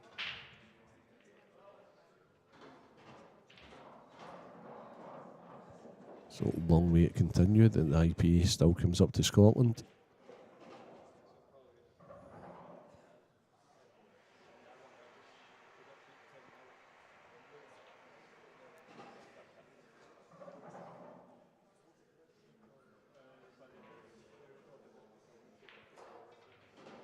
So Gareth, who was favourite probably to win this match, probably big favourite, the semi-finals, the most experienced, probably the biggest winner out of the 4 guys that were left in. What do you think to yourself? This guy's not going away. You're not missing anything. His pattern plays good.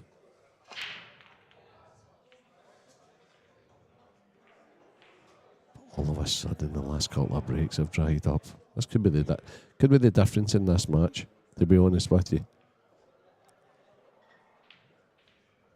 It's 2 dry breaks in a row.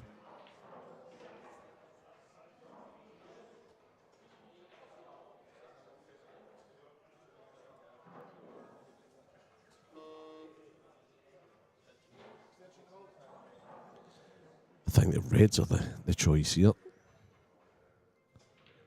It's just the starter. I think Gareth would like to play the one down the bottom, but don't think he can control his cue ball.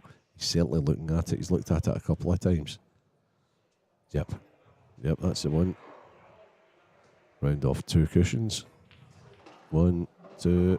Is he up high enough to get on the one in the middle? No. Might be forced to play the one closest to the top left corner. But he knows he's going into the yellow there. And these top guys, they don't like losing any control of the finish at all. They don't like cannoning into balls if they can avoid it. That's when you'll see them most disappointed. Yeah, in that case, that's what happens. That's what happens. And that was down to a bad positional shot, to be fair. Now, how does he recover for that? Now, I better not say bank shot again because I got slagged the last time. Does he try the double into the left corner, or does it sneak past? No, he's just tried the double. Okay, there you go. Chance for Gav. Unlike Gareth Hibbett there, he just played a poor positional shot. That led to him not being into total control of the cue ball, and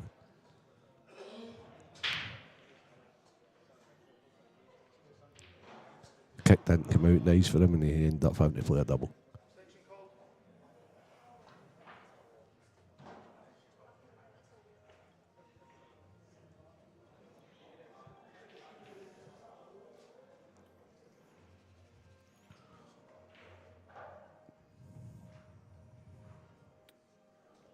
He's got a very small area to. I know what he wants. Does he want to play I don't think he wants to play a crash out here. I think he wants to leave an angle for the one into the left centre. So that he has played the crash. Oh, Gav. He's quite false now. He's quite false. He's landed really nice on the plan. No apology for Gav. Oh, let's get the cue ball cleaned. Referee Kevin Chalmers. One if not the top referee in Scotland at the moment. Just refereed the final of the Scottish Championships last week. Good job, Kevin. He's now refereeing an IPA final.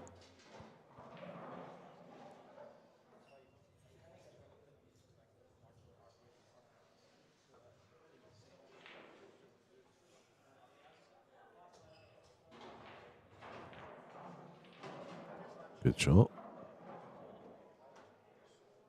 Maybe came a bit straight on it.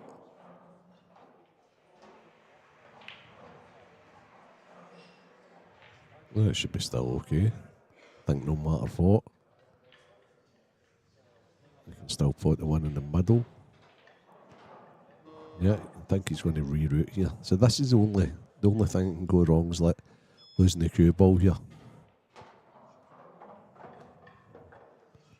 He's got lucky too. Okay. So there's been no apology for Gavin. He's got a nice wee rubs here. It's actually it's a straightforward finish now. It's bottom left, right middle, left top, 8 ball. But yeah,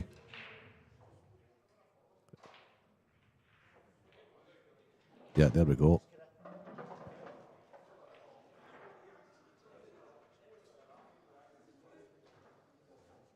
So the run with Gavin at the moment, for sure. But he's also playing some clinical pool, some good stuff.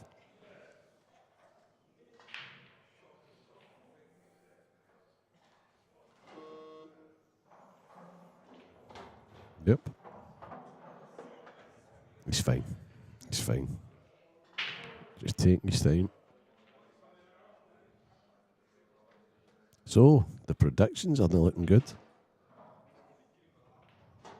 John Joe's prediction of 10-5 would mean that Gareth needs to win all the rest of the frames remaining. Nice. Sold this all together well.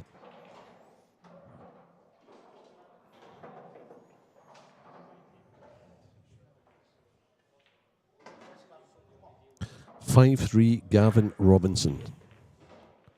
The Rocket Robinson.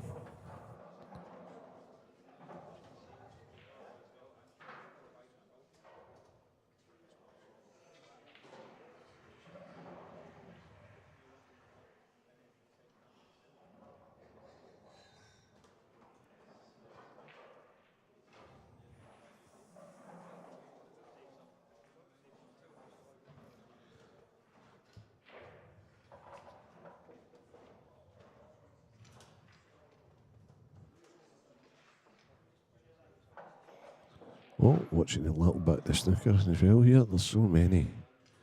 This commentary booth is something else also. Just the 6 screens to be sitting watching. So I've got all the results from earlier. I'm watching the live chat.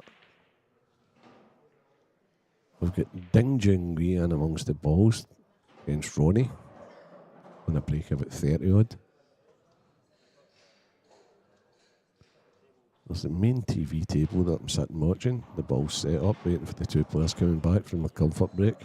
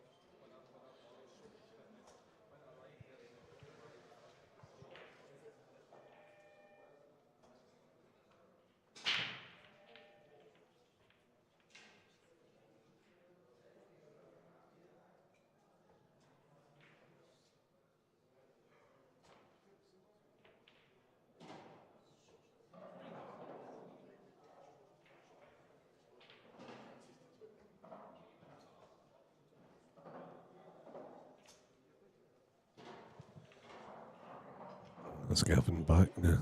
Playing in it.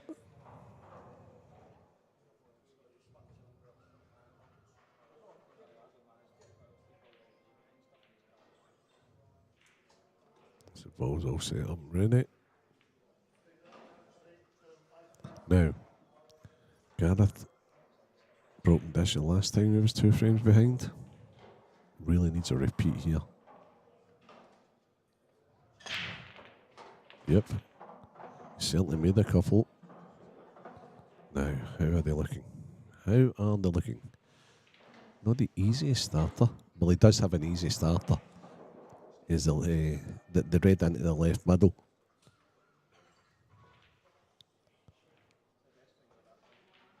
However, the problem ball is the red ball at the left side. It doesn't have an open pocket. Probably needs to double. That's what he's looking at just now. I think he's actually looking at the pot and that's coming through and playing the double right away. If he does choose that and it does double, it's actually pretty easy out. Yep. Is he good enough on it? Yeah. I think so. It's pretty straightforward position also. All he needs to do is double this and he's on the balls to the top right.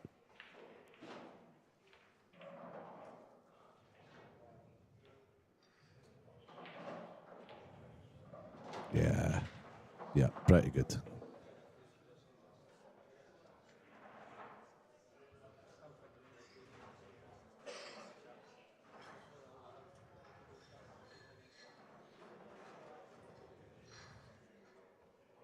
He's just choosing what to leave for the 8 ball here, to be perfectly honest with you. His whole pattern will be around what he leaves. That's fine. So that tells me he's leaving, obviously leaving one downstairs. He could have left this one to last. That was a pretty straightforward connection for the 8 ball to the middle. But he's on it good. All he needs to do is draw back to an area. He's going to be on like two of the reds here. That's fine. That's fine. Only one positional shot needed in this rack, and this is it. Puts this into the left corner. Comes forward. Red into the same bag. Might need to take a wee touch aside. He might be able to get away with playing ball.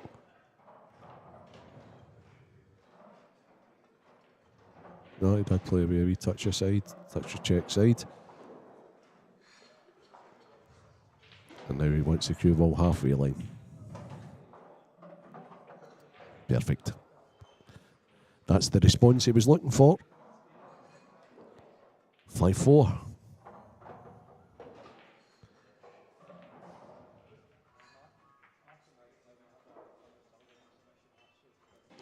Gavin, however, because he had the 2-frame lead, has this match in his own destiny. If he just keeps breaking and finishing, he will win the match.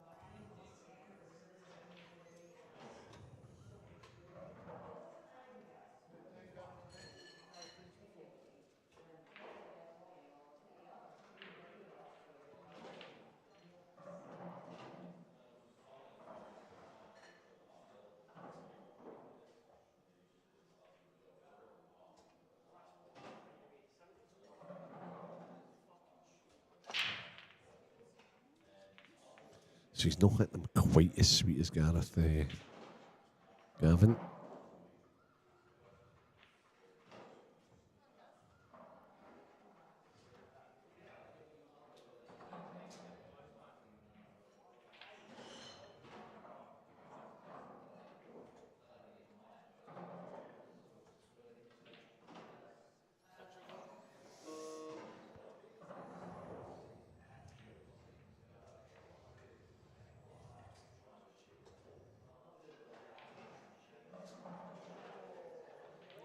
these don't look really inviting, but I think there's a pocket for every red. And to be honest, I'd actually expect Gareth to get these.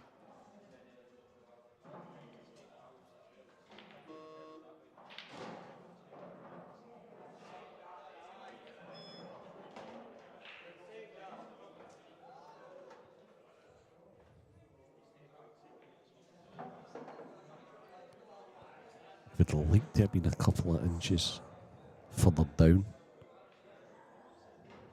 If he does pot the red into the right centre here, it may go into the trouble. I think that's why he's elected not to play it.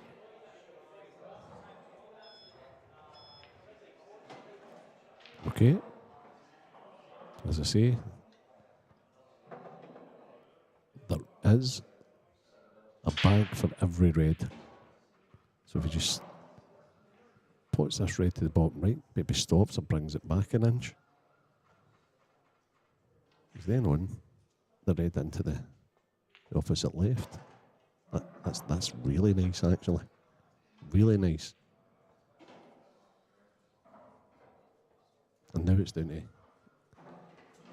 Gareth as an individual, whether he wants to play another little cannon into the black or the yellow here, or whether he wants to come through for the red closest to the bottom cushion into the opposite right. I think he'll play the cannon. No. Yep, okay. There we go. Just keeping it simple.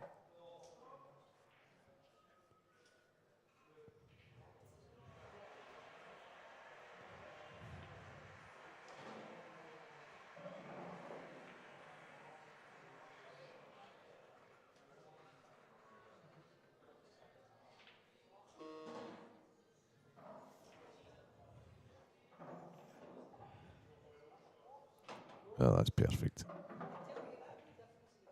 I hope I don't jinx him here, but for any like upcoming players, young players watching this, the attention to detail on this finish has been pretty good. Oh, however, that's not available into the bottom right. So now he's having to go forward here.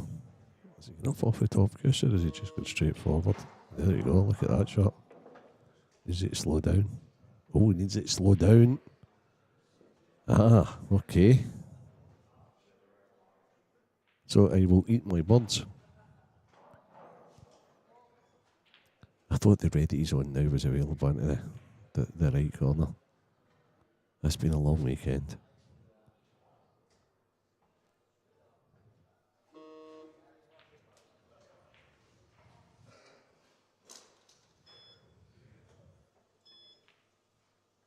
Yeah. Maybe that red wasn't available into it, but the 8 ball is. Or is it? Has he got enough of the pocket to play this and use the right knuckle, or is he going to have to try and make it off the yellow? Great camera work there.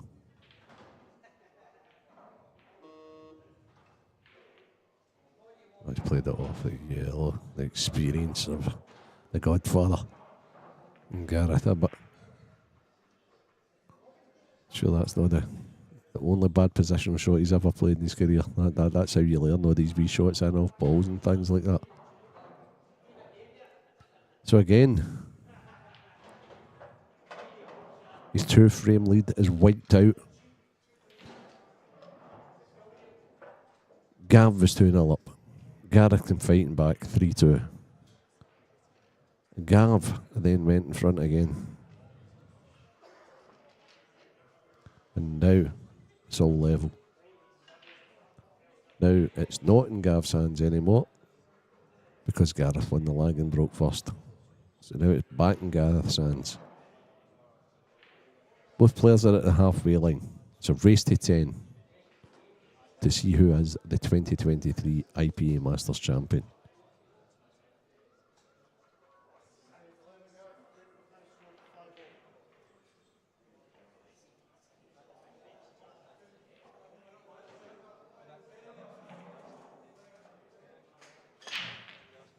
Another crunching break, but I think he's right. Oh, he is. Okay. At first glance, I see one problem red. I can actually see a way of getting that problem red into play from not the first pot, but the second one. So basically put the red in the bottom left, take the fight over to like the left middle bag, leave a nice wee shot into the top left, put the top left, kick the bad one into play. Lots of fallback balls. Let's see if Gav sees it some other way.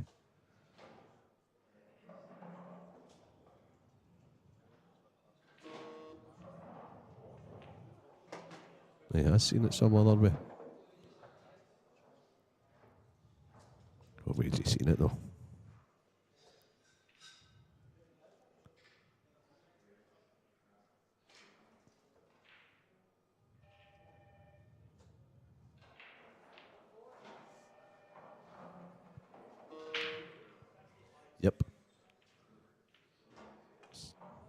Yep.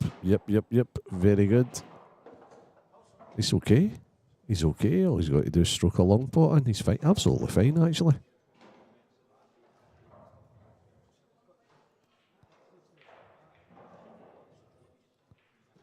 Does he think to take the one at the top left, the thin cut? Am I not seeing? But yeah, feels so. Yeah, he's potted it. He's kicked it. He's perfect. He's a right character. I'm liking this guy.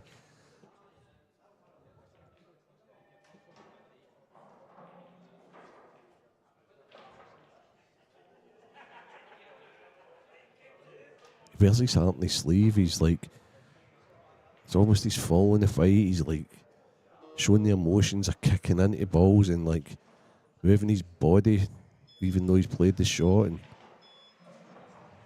yeah. Excellent. You just give yourself a shot at this, Red.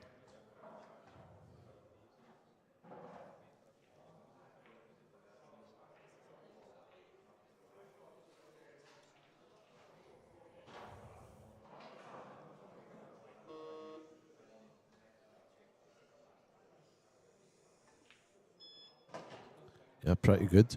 Now, can he go round off the cushions or can he screw off the cushion out for the 8-ball? Or is that yellow closest to the 8-ball spot in his road? He's to avoid that. He's avoided it. He's round off 2. He's showing emotion. He's kicking it out his hand. Get out there. Don't hamper me. He's absolutely plumb. Brilliant. Brilliant finish.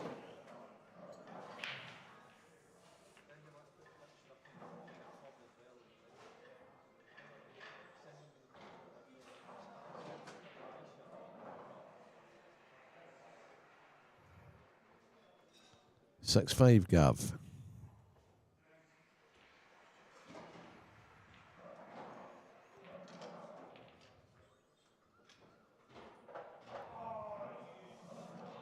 So we've got this exciting final.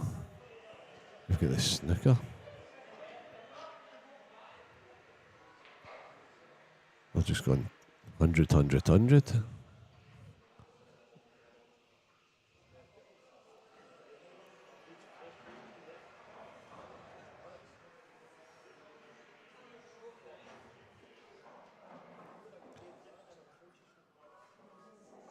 So it's back in Gav's hands again. He's breaking in this all-important 12th frame. He's 6-5 up.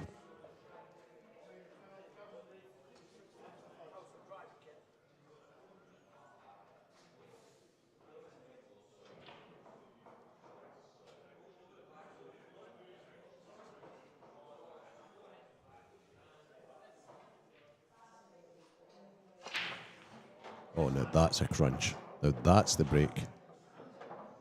That's the break.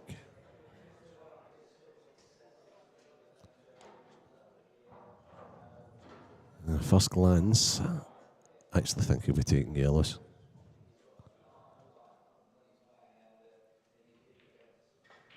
I'm not so sure if he's a... He looks straight down on it. No. I know he can cut the one to the back into the right. I'm not so sure that... Nah, he must be. He's not even looked at another ball. He must be straight on this to the middle. Yeah. And now it's actually a pretty simple finish. Very much a simple finish. Right middle, top left, right middle, middle left, bottom left. This is the only shot that could probably go wrong here.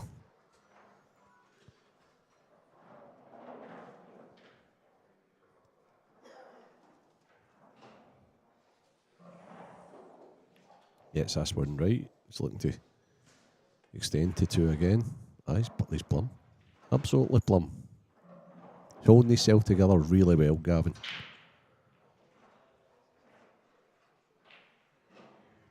He looks very determined.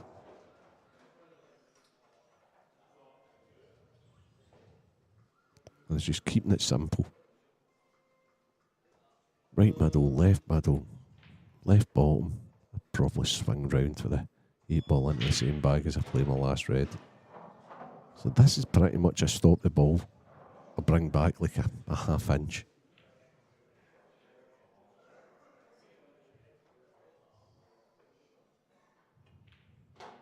Oh, that's fine also. That's actually even better than what I had said. Just thought the slight risk was over, hadn't it? He just plops the 8 ball in the middle. Yep, brilliant. He's in his own.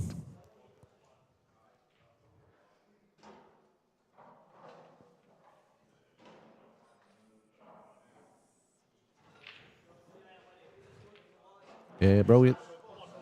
Brilliant with Gavin Robinson. So that's my prediction out the window. And he does look up for it.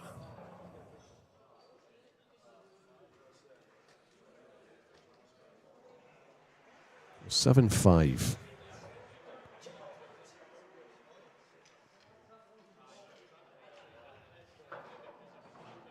The way these balls are breaking, in fact, I'm not going to do the guys a disservice. They're not easy at all. These guys are making them look easy. These top players do make it look easy.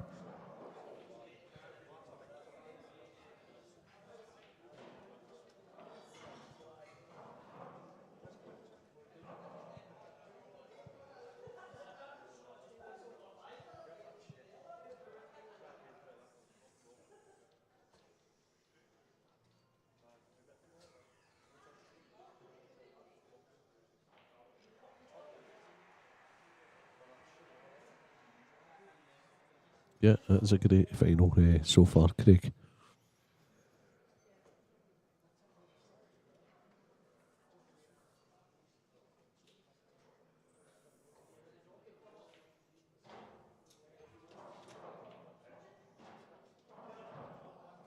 So, this may very well be the most important break of the weekend for Gareth. Already twice in this final. He has overcome the 2-frame deficit. Wow, what a break. Wow. Wow. But is he limited to his starter here? First glance, the yellows look good, but is there a pot you can control the fight? Well, there is, but it's pretty tough actually. You can cut the one into the middle, but does he lose the cue ball?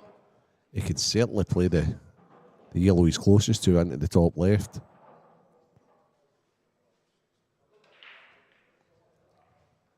I like that shot, but I'm not sure if 7-5 down in the race to 10, it's... No, he's taking the easier pot. As long as he can control the cue ball. Right, there we go. And And there you go. Even the most experienced guys out there feel the pressure a little, because if you're playing that shot, you need to control the cue ball. Has he got the pot to the bottom left?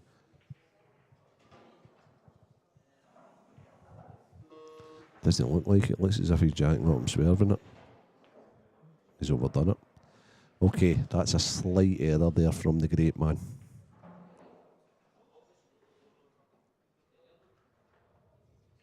In my opinion, that is my humble opinion. I'm surprised Gareth didn't play the pot up to the top left. But that's hey-ho. So, well, easy and well saying that for the commentary booth. You're not out there playing it.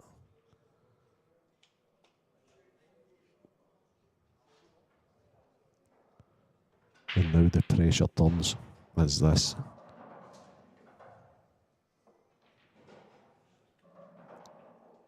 Is this Gavin's most important visit of the weekend? Because if he gets 3 in front, he'll take a bit of stopping. They're all there for him.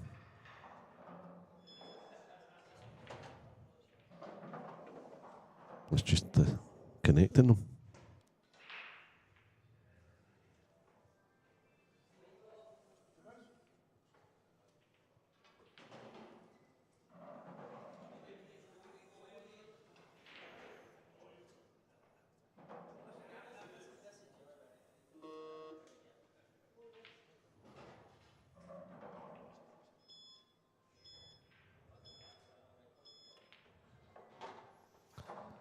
Nicely done.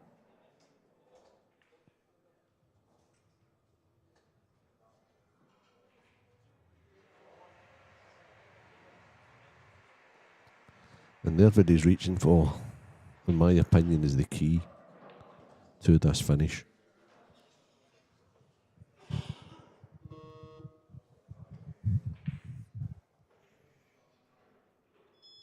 And it's not so much the making of the shot, it's the position of the shot. Don't understand that one. Oh, maybe he's going to take it last. Maybe he's going to take that ball up the rail last. Pretty clever thinking, because there's then no position to be played off it. It's just leaving yourself a shot at the 8. Yep. Okay. Does it stop? That's okay though. Now he takes this pot, then the one next to the 8 ball, and if he can get good on the one next to the 8 ball, he just slides round off the 1 or 2 rails. Oh, no, now he's now looking at it, playing it long, and don't like that, because he's then got to connect to another ball after it.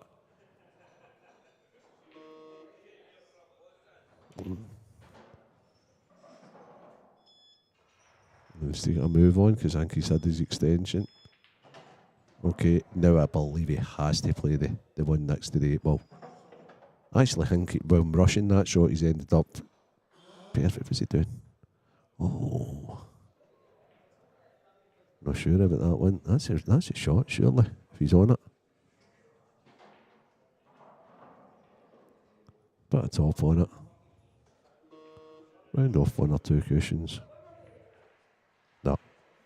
No. Okay, not sure about this. Nah, hated it. Think about it. And unless I'm doing him a disservice and that's tighter than it looked, that's where I need my man to help me out with the camera guy. That's too. Maybe he did have a chance on it. Thanks, camera guy.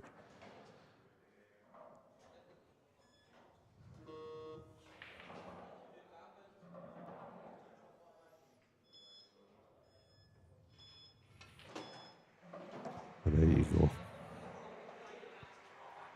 Guys in the pool leagues up and down the country, but they've been playing that yellow over the bag, or the yellow like off the cushion in front of the red. These guys don't play that way. They're just super aggressive.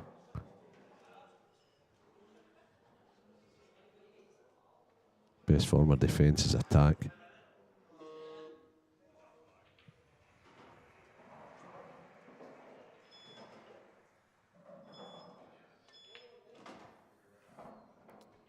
Perfect.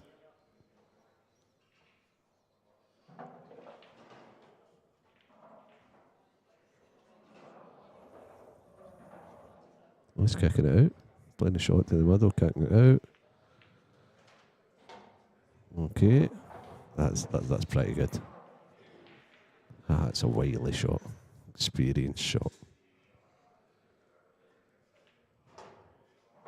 Yeah. Yep. Just nobody can get 3 frames in front. Gav's had a couple of wee chances to get 3 frames in front. Aye, and it's nip and tuck, 7-6. Gav's break.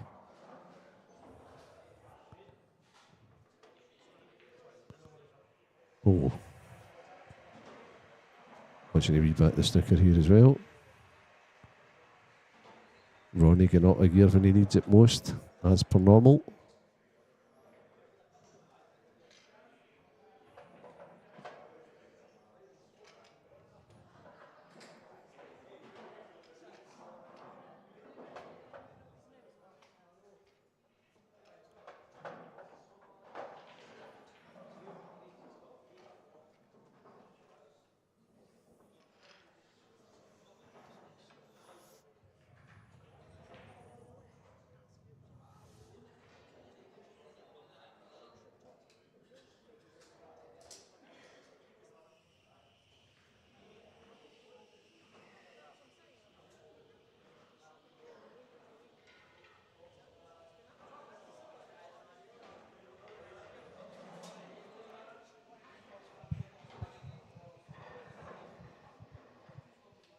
There we go.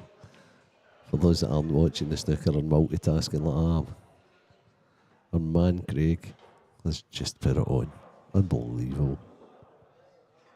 This guy in devices.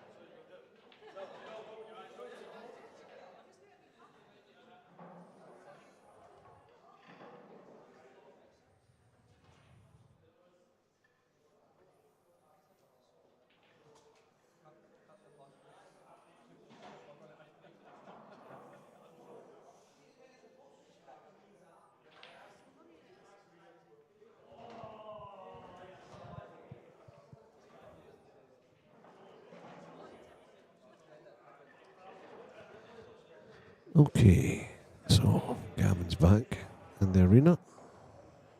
Just drying his hands off. The referee studying the rack.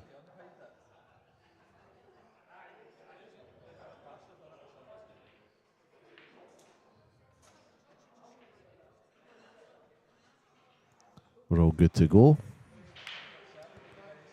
For frame 14 of a possible 19. Into the business end now. Gav's a frame in front, 7-6. He smashes him. He fights right down the middle. He makes one. And I think he'll be over the moon. Over the moon with that split.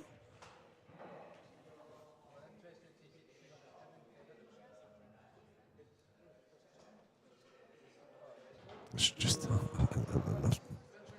I get a feeling it's going to be yellows. However, there is a case for both.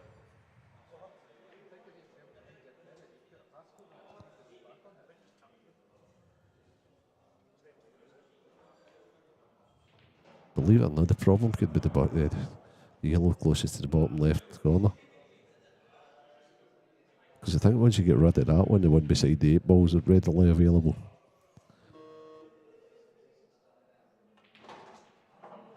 Okay, so I think he played to get on probably the most awkward yellow there. Now then, can he put this in the middle and still hold for the yellow to the left middle?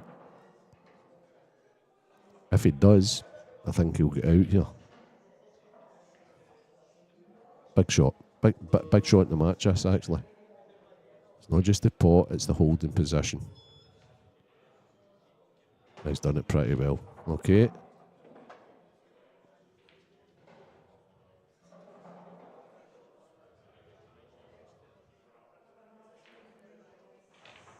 Sure.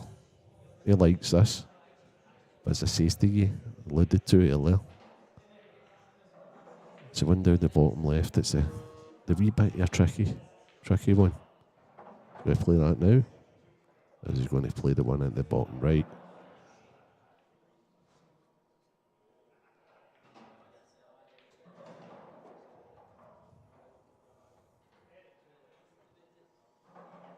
Or does he play for a plant?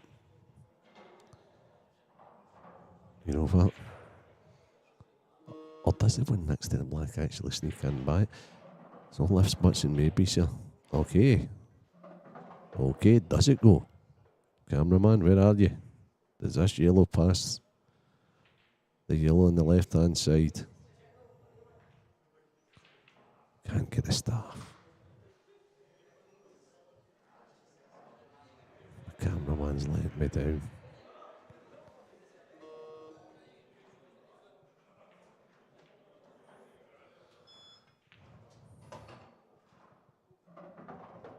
Oh. Now, there you go. So he needs to just back himself with the yellow next to the 8 ball long. That's it. So this was always going to be the awkward part of this out. So now he needs to just draw back. And he wants to play this last ball like you would like a black off the spot at snooker. So he wants to be... Yeah, just like that. That's absolutely fine. That's fine. He's grimacing, but it's actually fine because it's an auto stun off the right cushion and back over if he needs to do that. So you just back yourself for this pot. It doesn't even need to stun off the cushion. He can actually just drop back a wee bit and like 6 inches across to the right. He didn't like it. And there you go. That just shows you how planning the finish out is so important. And that ball that I identified at the very start was always going to be the problem. Don't get me wrong, Gav should get that pot. But Gav's action's a wee bit jabby in that, whereas like a Mark Boyle, for example, Dean Shields, they're just stroking that in.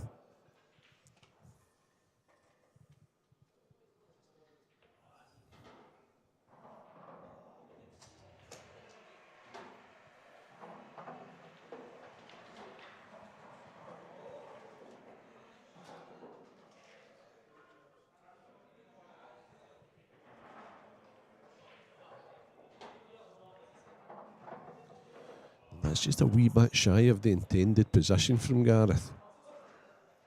I think the nerves are kicking into both players.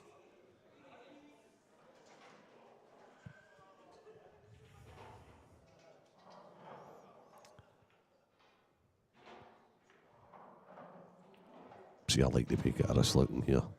Instead of having to control a cut, why not just like play the long pot? Play the long pot and it's just pretty much then just straight pot, 8 ball. No, keeps getting back to it.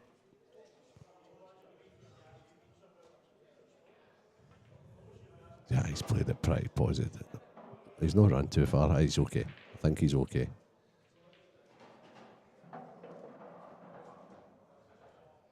No way. No ways he overran that. Wow. Wow.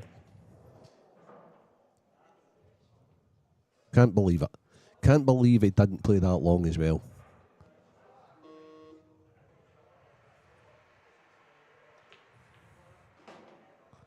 That's the difference, though. The difference is Gareth's actually made the shot after running out of position, whereas Gav missed his.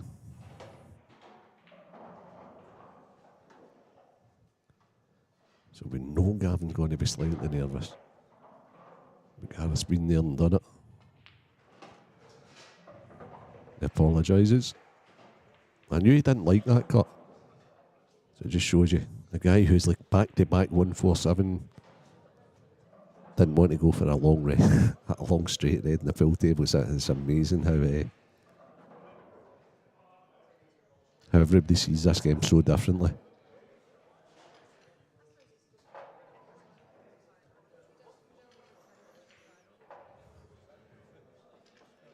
What a final.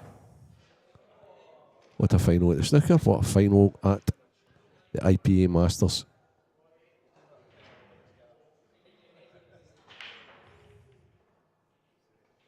It's a closer final than the IPA Masters, guys. So don't switch off. Don't go away. 7 frames all. Race to 10.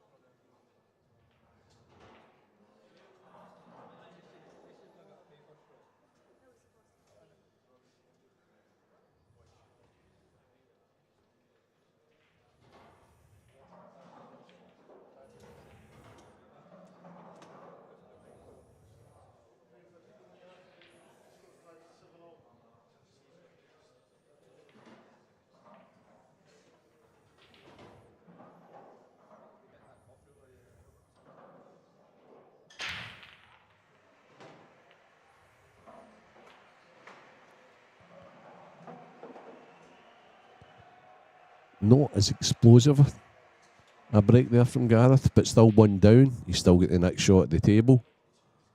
It's anything but a road map clearance. It's not an easy out at all.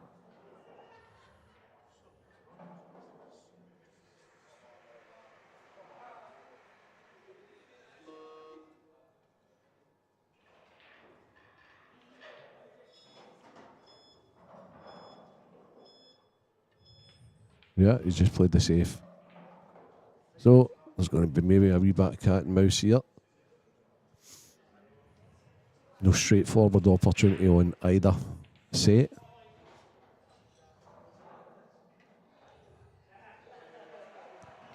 I think Ronnie's just became the UK champion for those watching both.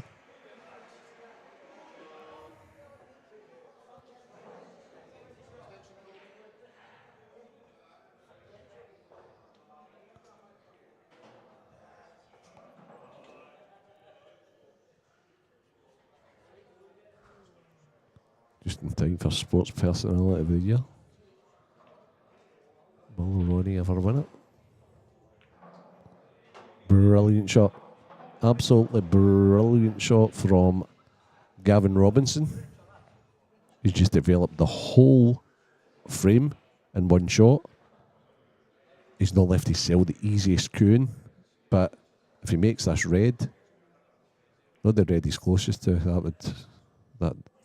that looks pretty much impossible.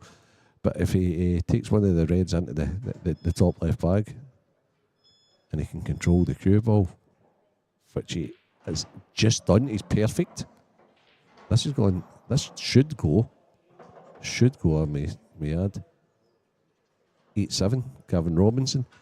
If my camera guy, Craig, can just check the red to the top right, the one that's closest to the yellow ball. If that goes in there, it's pretty straightforward.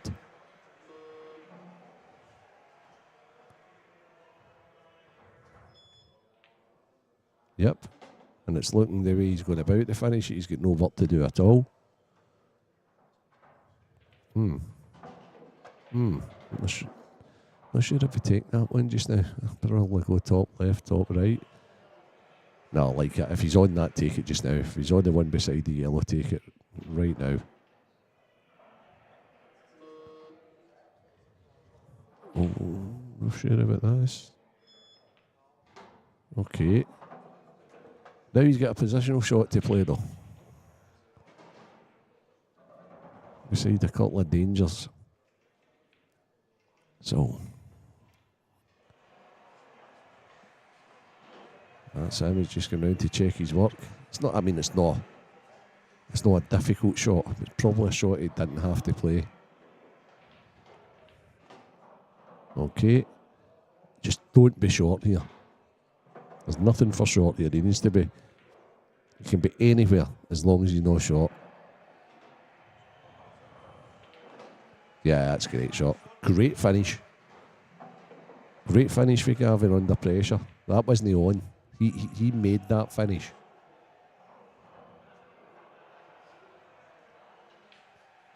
Okay, so the match is back in Gavin Robinson's court. 8-7 with the break. Race to 10.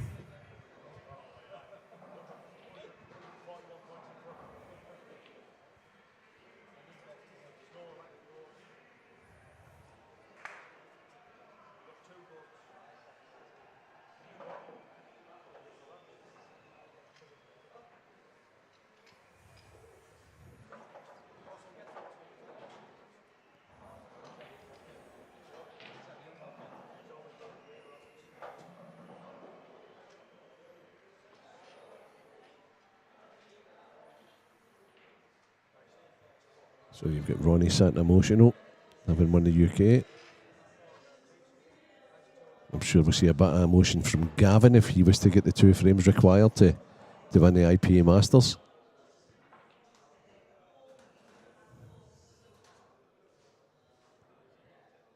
Or is the Godfather going to find something from the banks of experience that he has?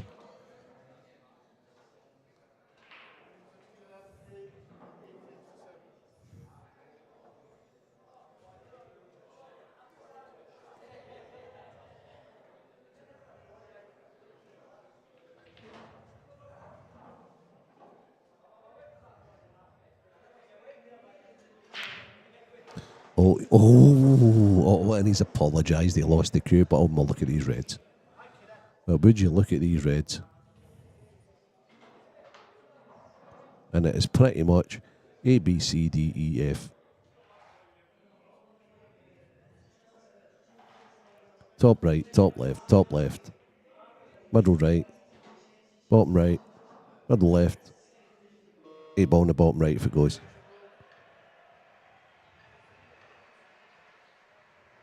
If it don't go there, it's going to the left centre.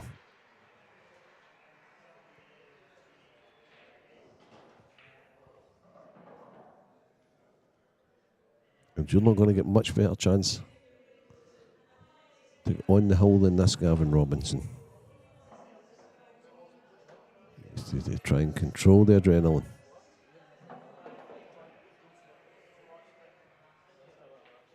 Does the 8 ball go in the bottom right?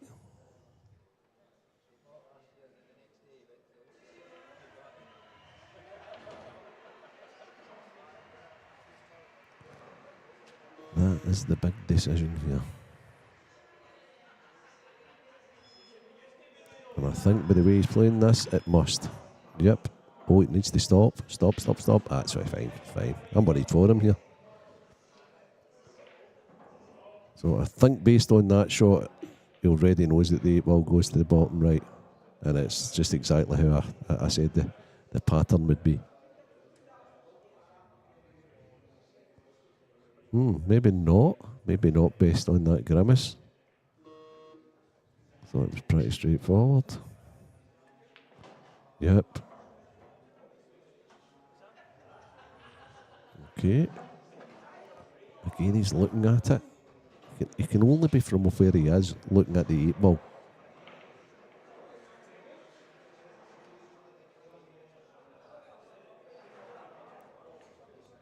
not once though, as he came round and looked at the angle he needs to have on the ball in the middle to get on the 8 ball. Okay, what's going on here? Right, so obviously that. Oh, it doesn't go. Okay, so that's what I thought. But he still played that pretty well. Well, he's not. I think he needs now to bring this back to have an angle to jab the last red into the left middle with an angle to come down for. Oh, it's only just made it. Now, can he jab down or does he need to screw back off the cushion? This is where the adrenaline will be coursing through him. He doesn't want to overhit this. He's actually played it great. It really helps when it's just a stun shot like that you need to play and not the actual screw shot. Well, there we have it. Gav Robinson. 9-7. First to 10.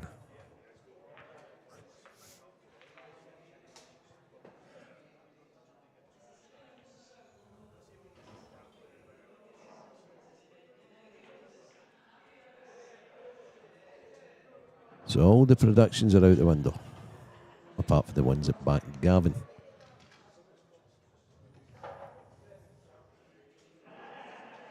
What does Gareth have in his reserves?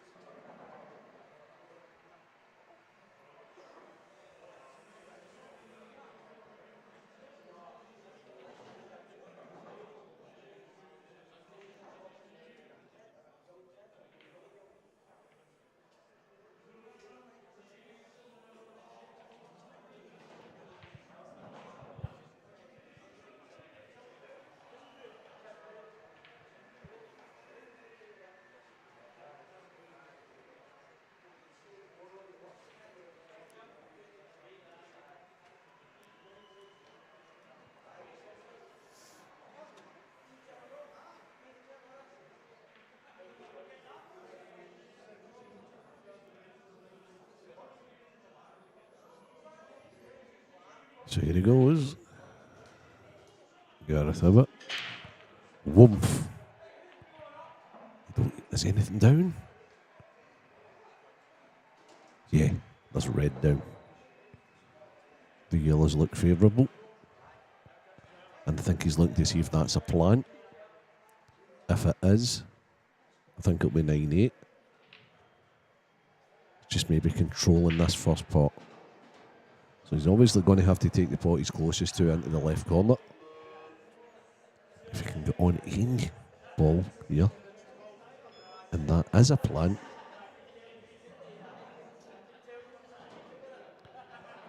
He's looking a couple of times at maybe it's not as straightforward as we think it is. Still needs to take this first, regardless. So he's now on the yellows. So if this isn't a plant, now's the time to dislodge it or play the double. The dislodge can come from potting that and screwing, potting the one over the right corner and screwing back. Or he can play the double right now.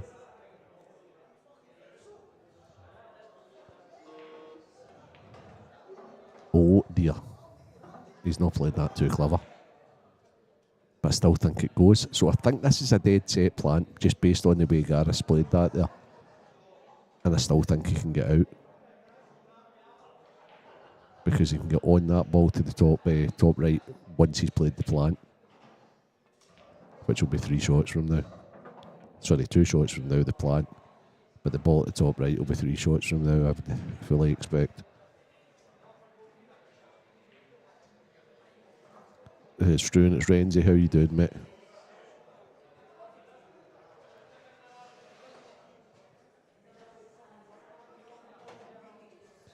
Okay.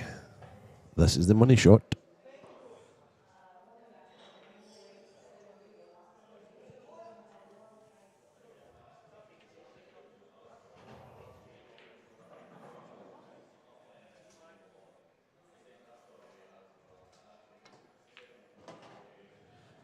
Okay, so all the eggs are in one basket now, Gareth. However, I think it's actually quite a nice one to just nip in. It's a nice wee bit of control. And just nip in, just behind that red. Oh, he's not hit it. Oh my goodness. And it just shows you the most experienced player in the field. Just feels it the exact same. Oh, what's happening? Is it a foul? Looked a foul. Oh, I think we're using the video assistant referee here.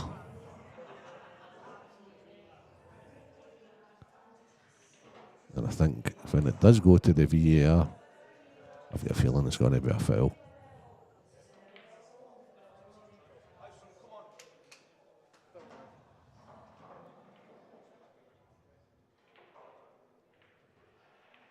Oh, controversial VAR says it's not.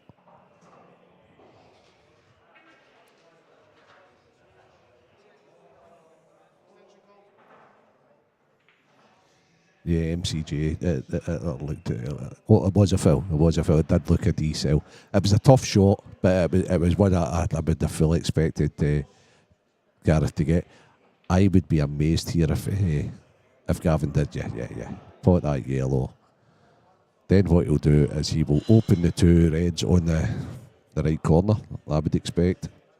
He'll open one of them, play the snooker. If he gets the foul, with the free shot, he'll put the yellow safe and then he'll finish it and he will be the champion. Simple game, isn't it, when you're sitting here commentating or you're watching back home, guys? Not so simple when you're out there and your adrenaline's pumping. So, as I say, he plays the one towards the right corner bag. Parks a fight there. Whether Gareth hits the yellow, he'll be dying for him not to hit the yellow, so that he can then put it safe with his free shot, and then it's like shooty in. But even if he does hit it and doesn't get it, he's got to be sitting a chance to claim the title. And now what Gavin's got to be sitting there doing is like just settling down and saying, I know I'm going to have a chance to win this match here, unless something ridiculous happens here.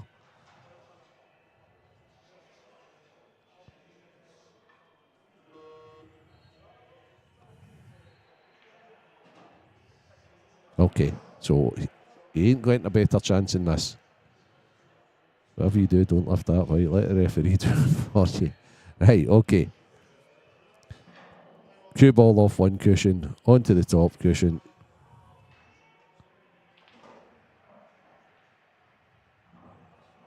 Yep. Let's just sort myself out.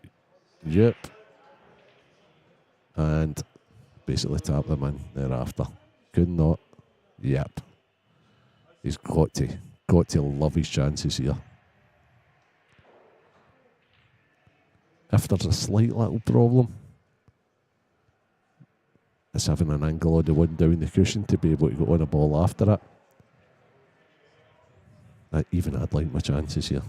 I'd probably play around a snooker.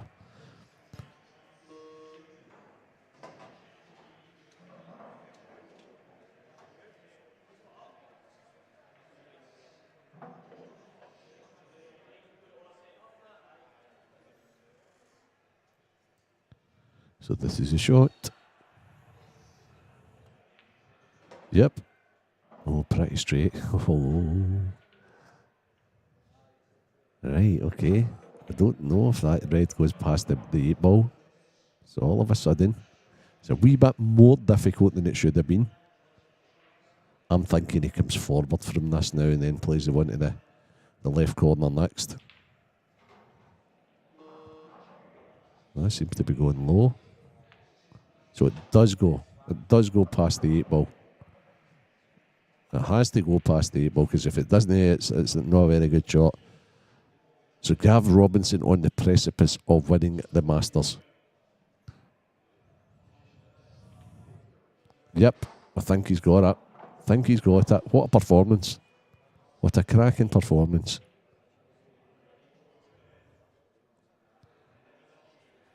as I say, this guy's a bit of a character. He's had a good season. He's 1 ball away from, or 2 balls away. But if he makes this, it's a pretty straightforward 8 ball. Puts a lot of time into his game. And a thoroughly deserving winner. There he goes. He's shown a bit of motion. He has done all game. On behalf of everybody from the IP, I think I can speak for Kev Barton, everybody else. Fantastic weekend. Well done, Gavin Robinson. Thanks to everybody at McGoldricks. What a venue. If you've never been here before, get here. There are a couple of fans on it, as Big Chris that plays in the IPA. Unlucky Gareth, he's been fantastic all weekend. Well done to the refs, well done to the staff here at McGoldricks and everybody. And well done yet again, Gavin Robinson, your 2023 IPA Masters winner.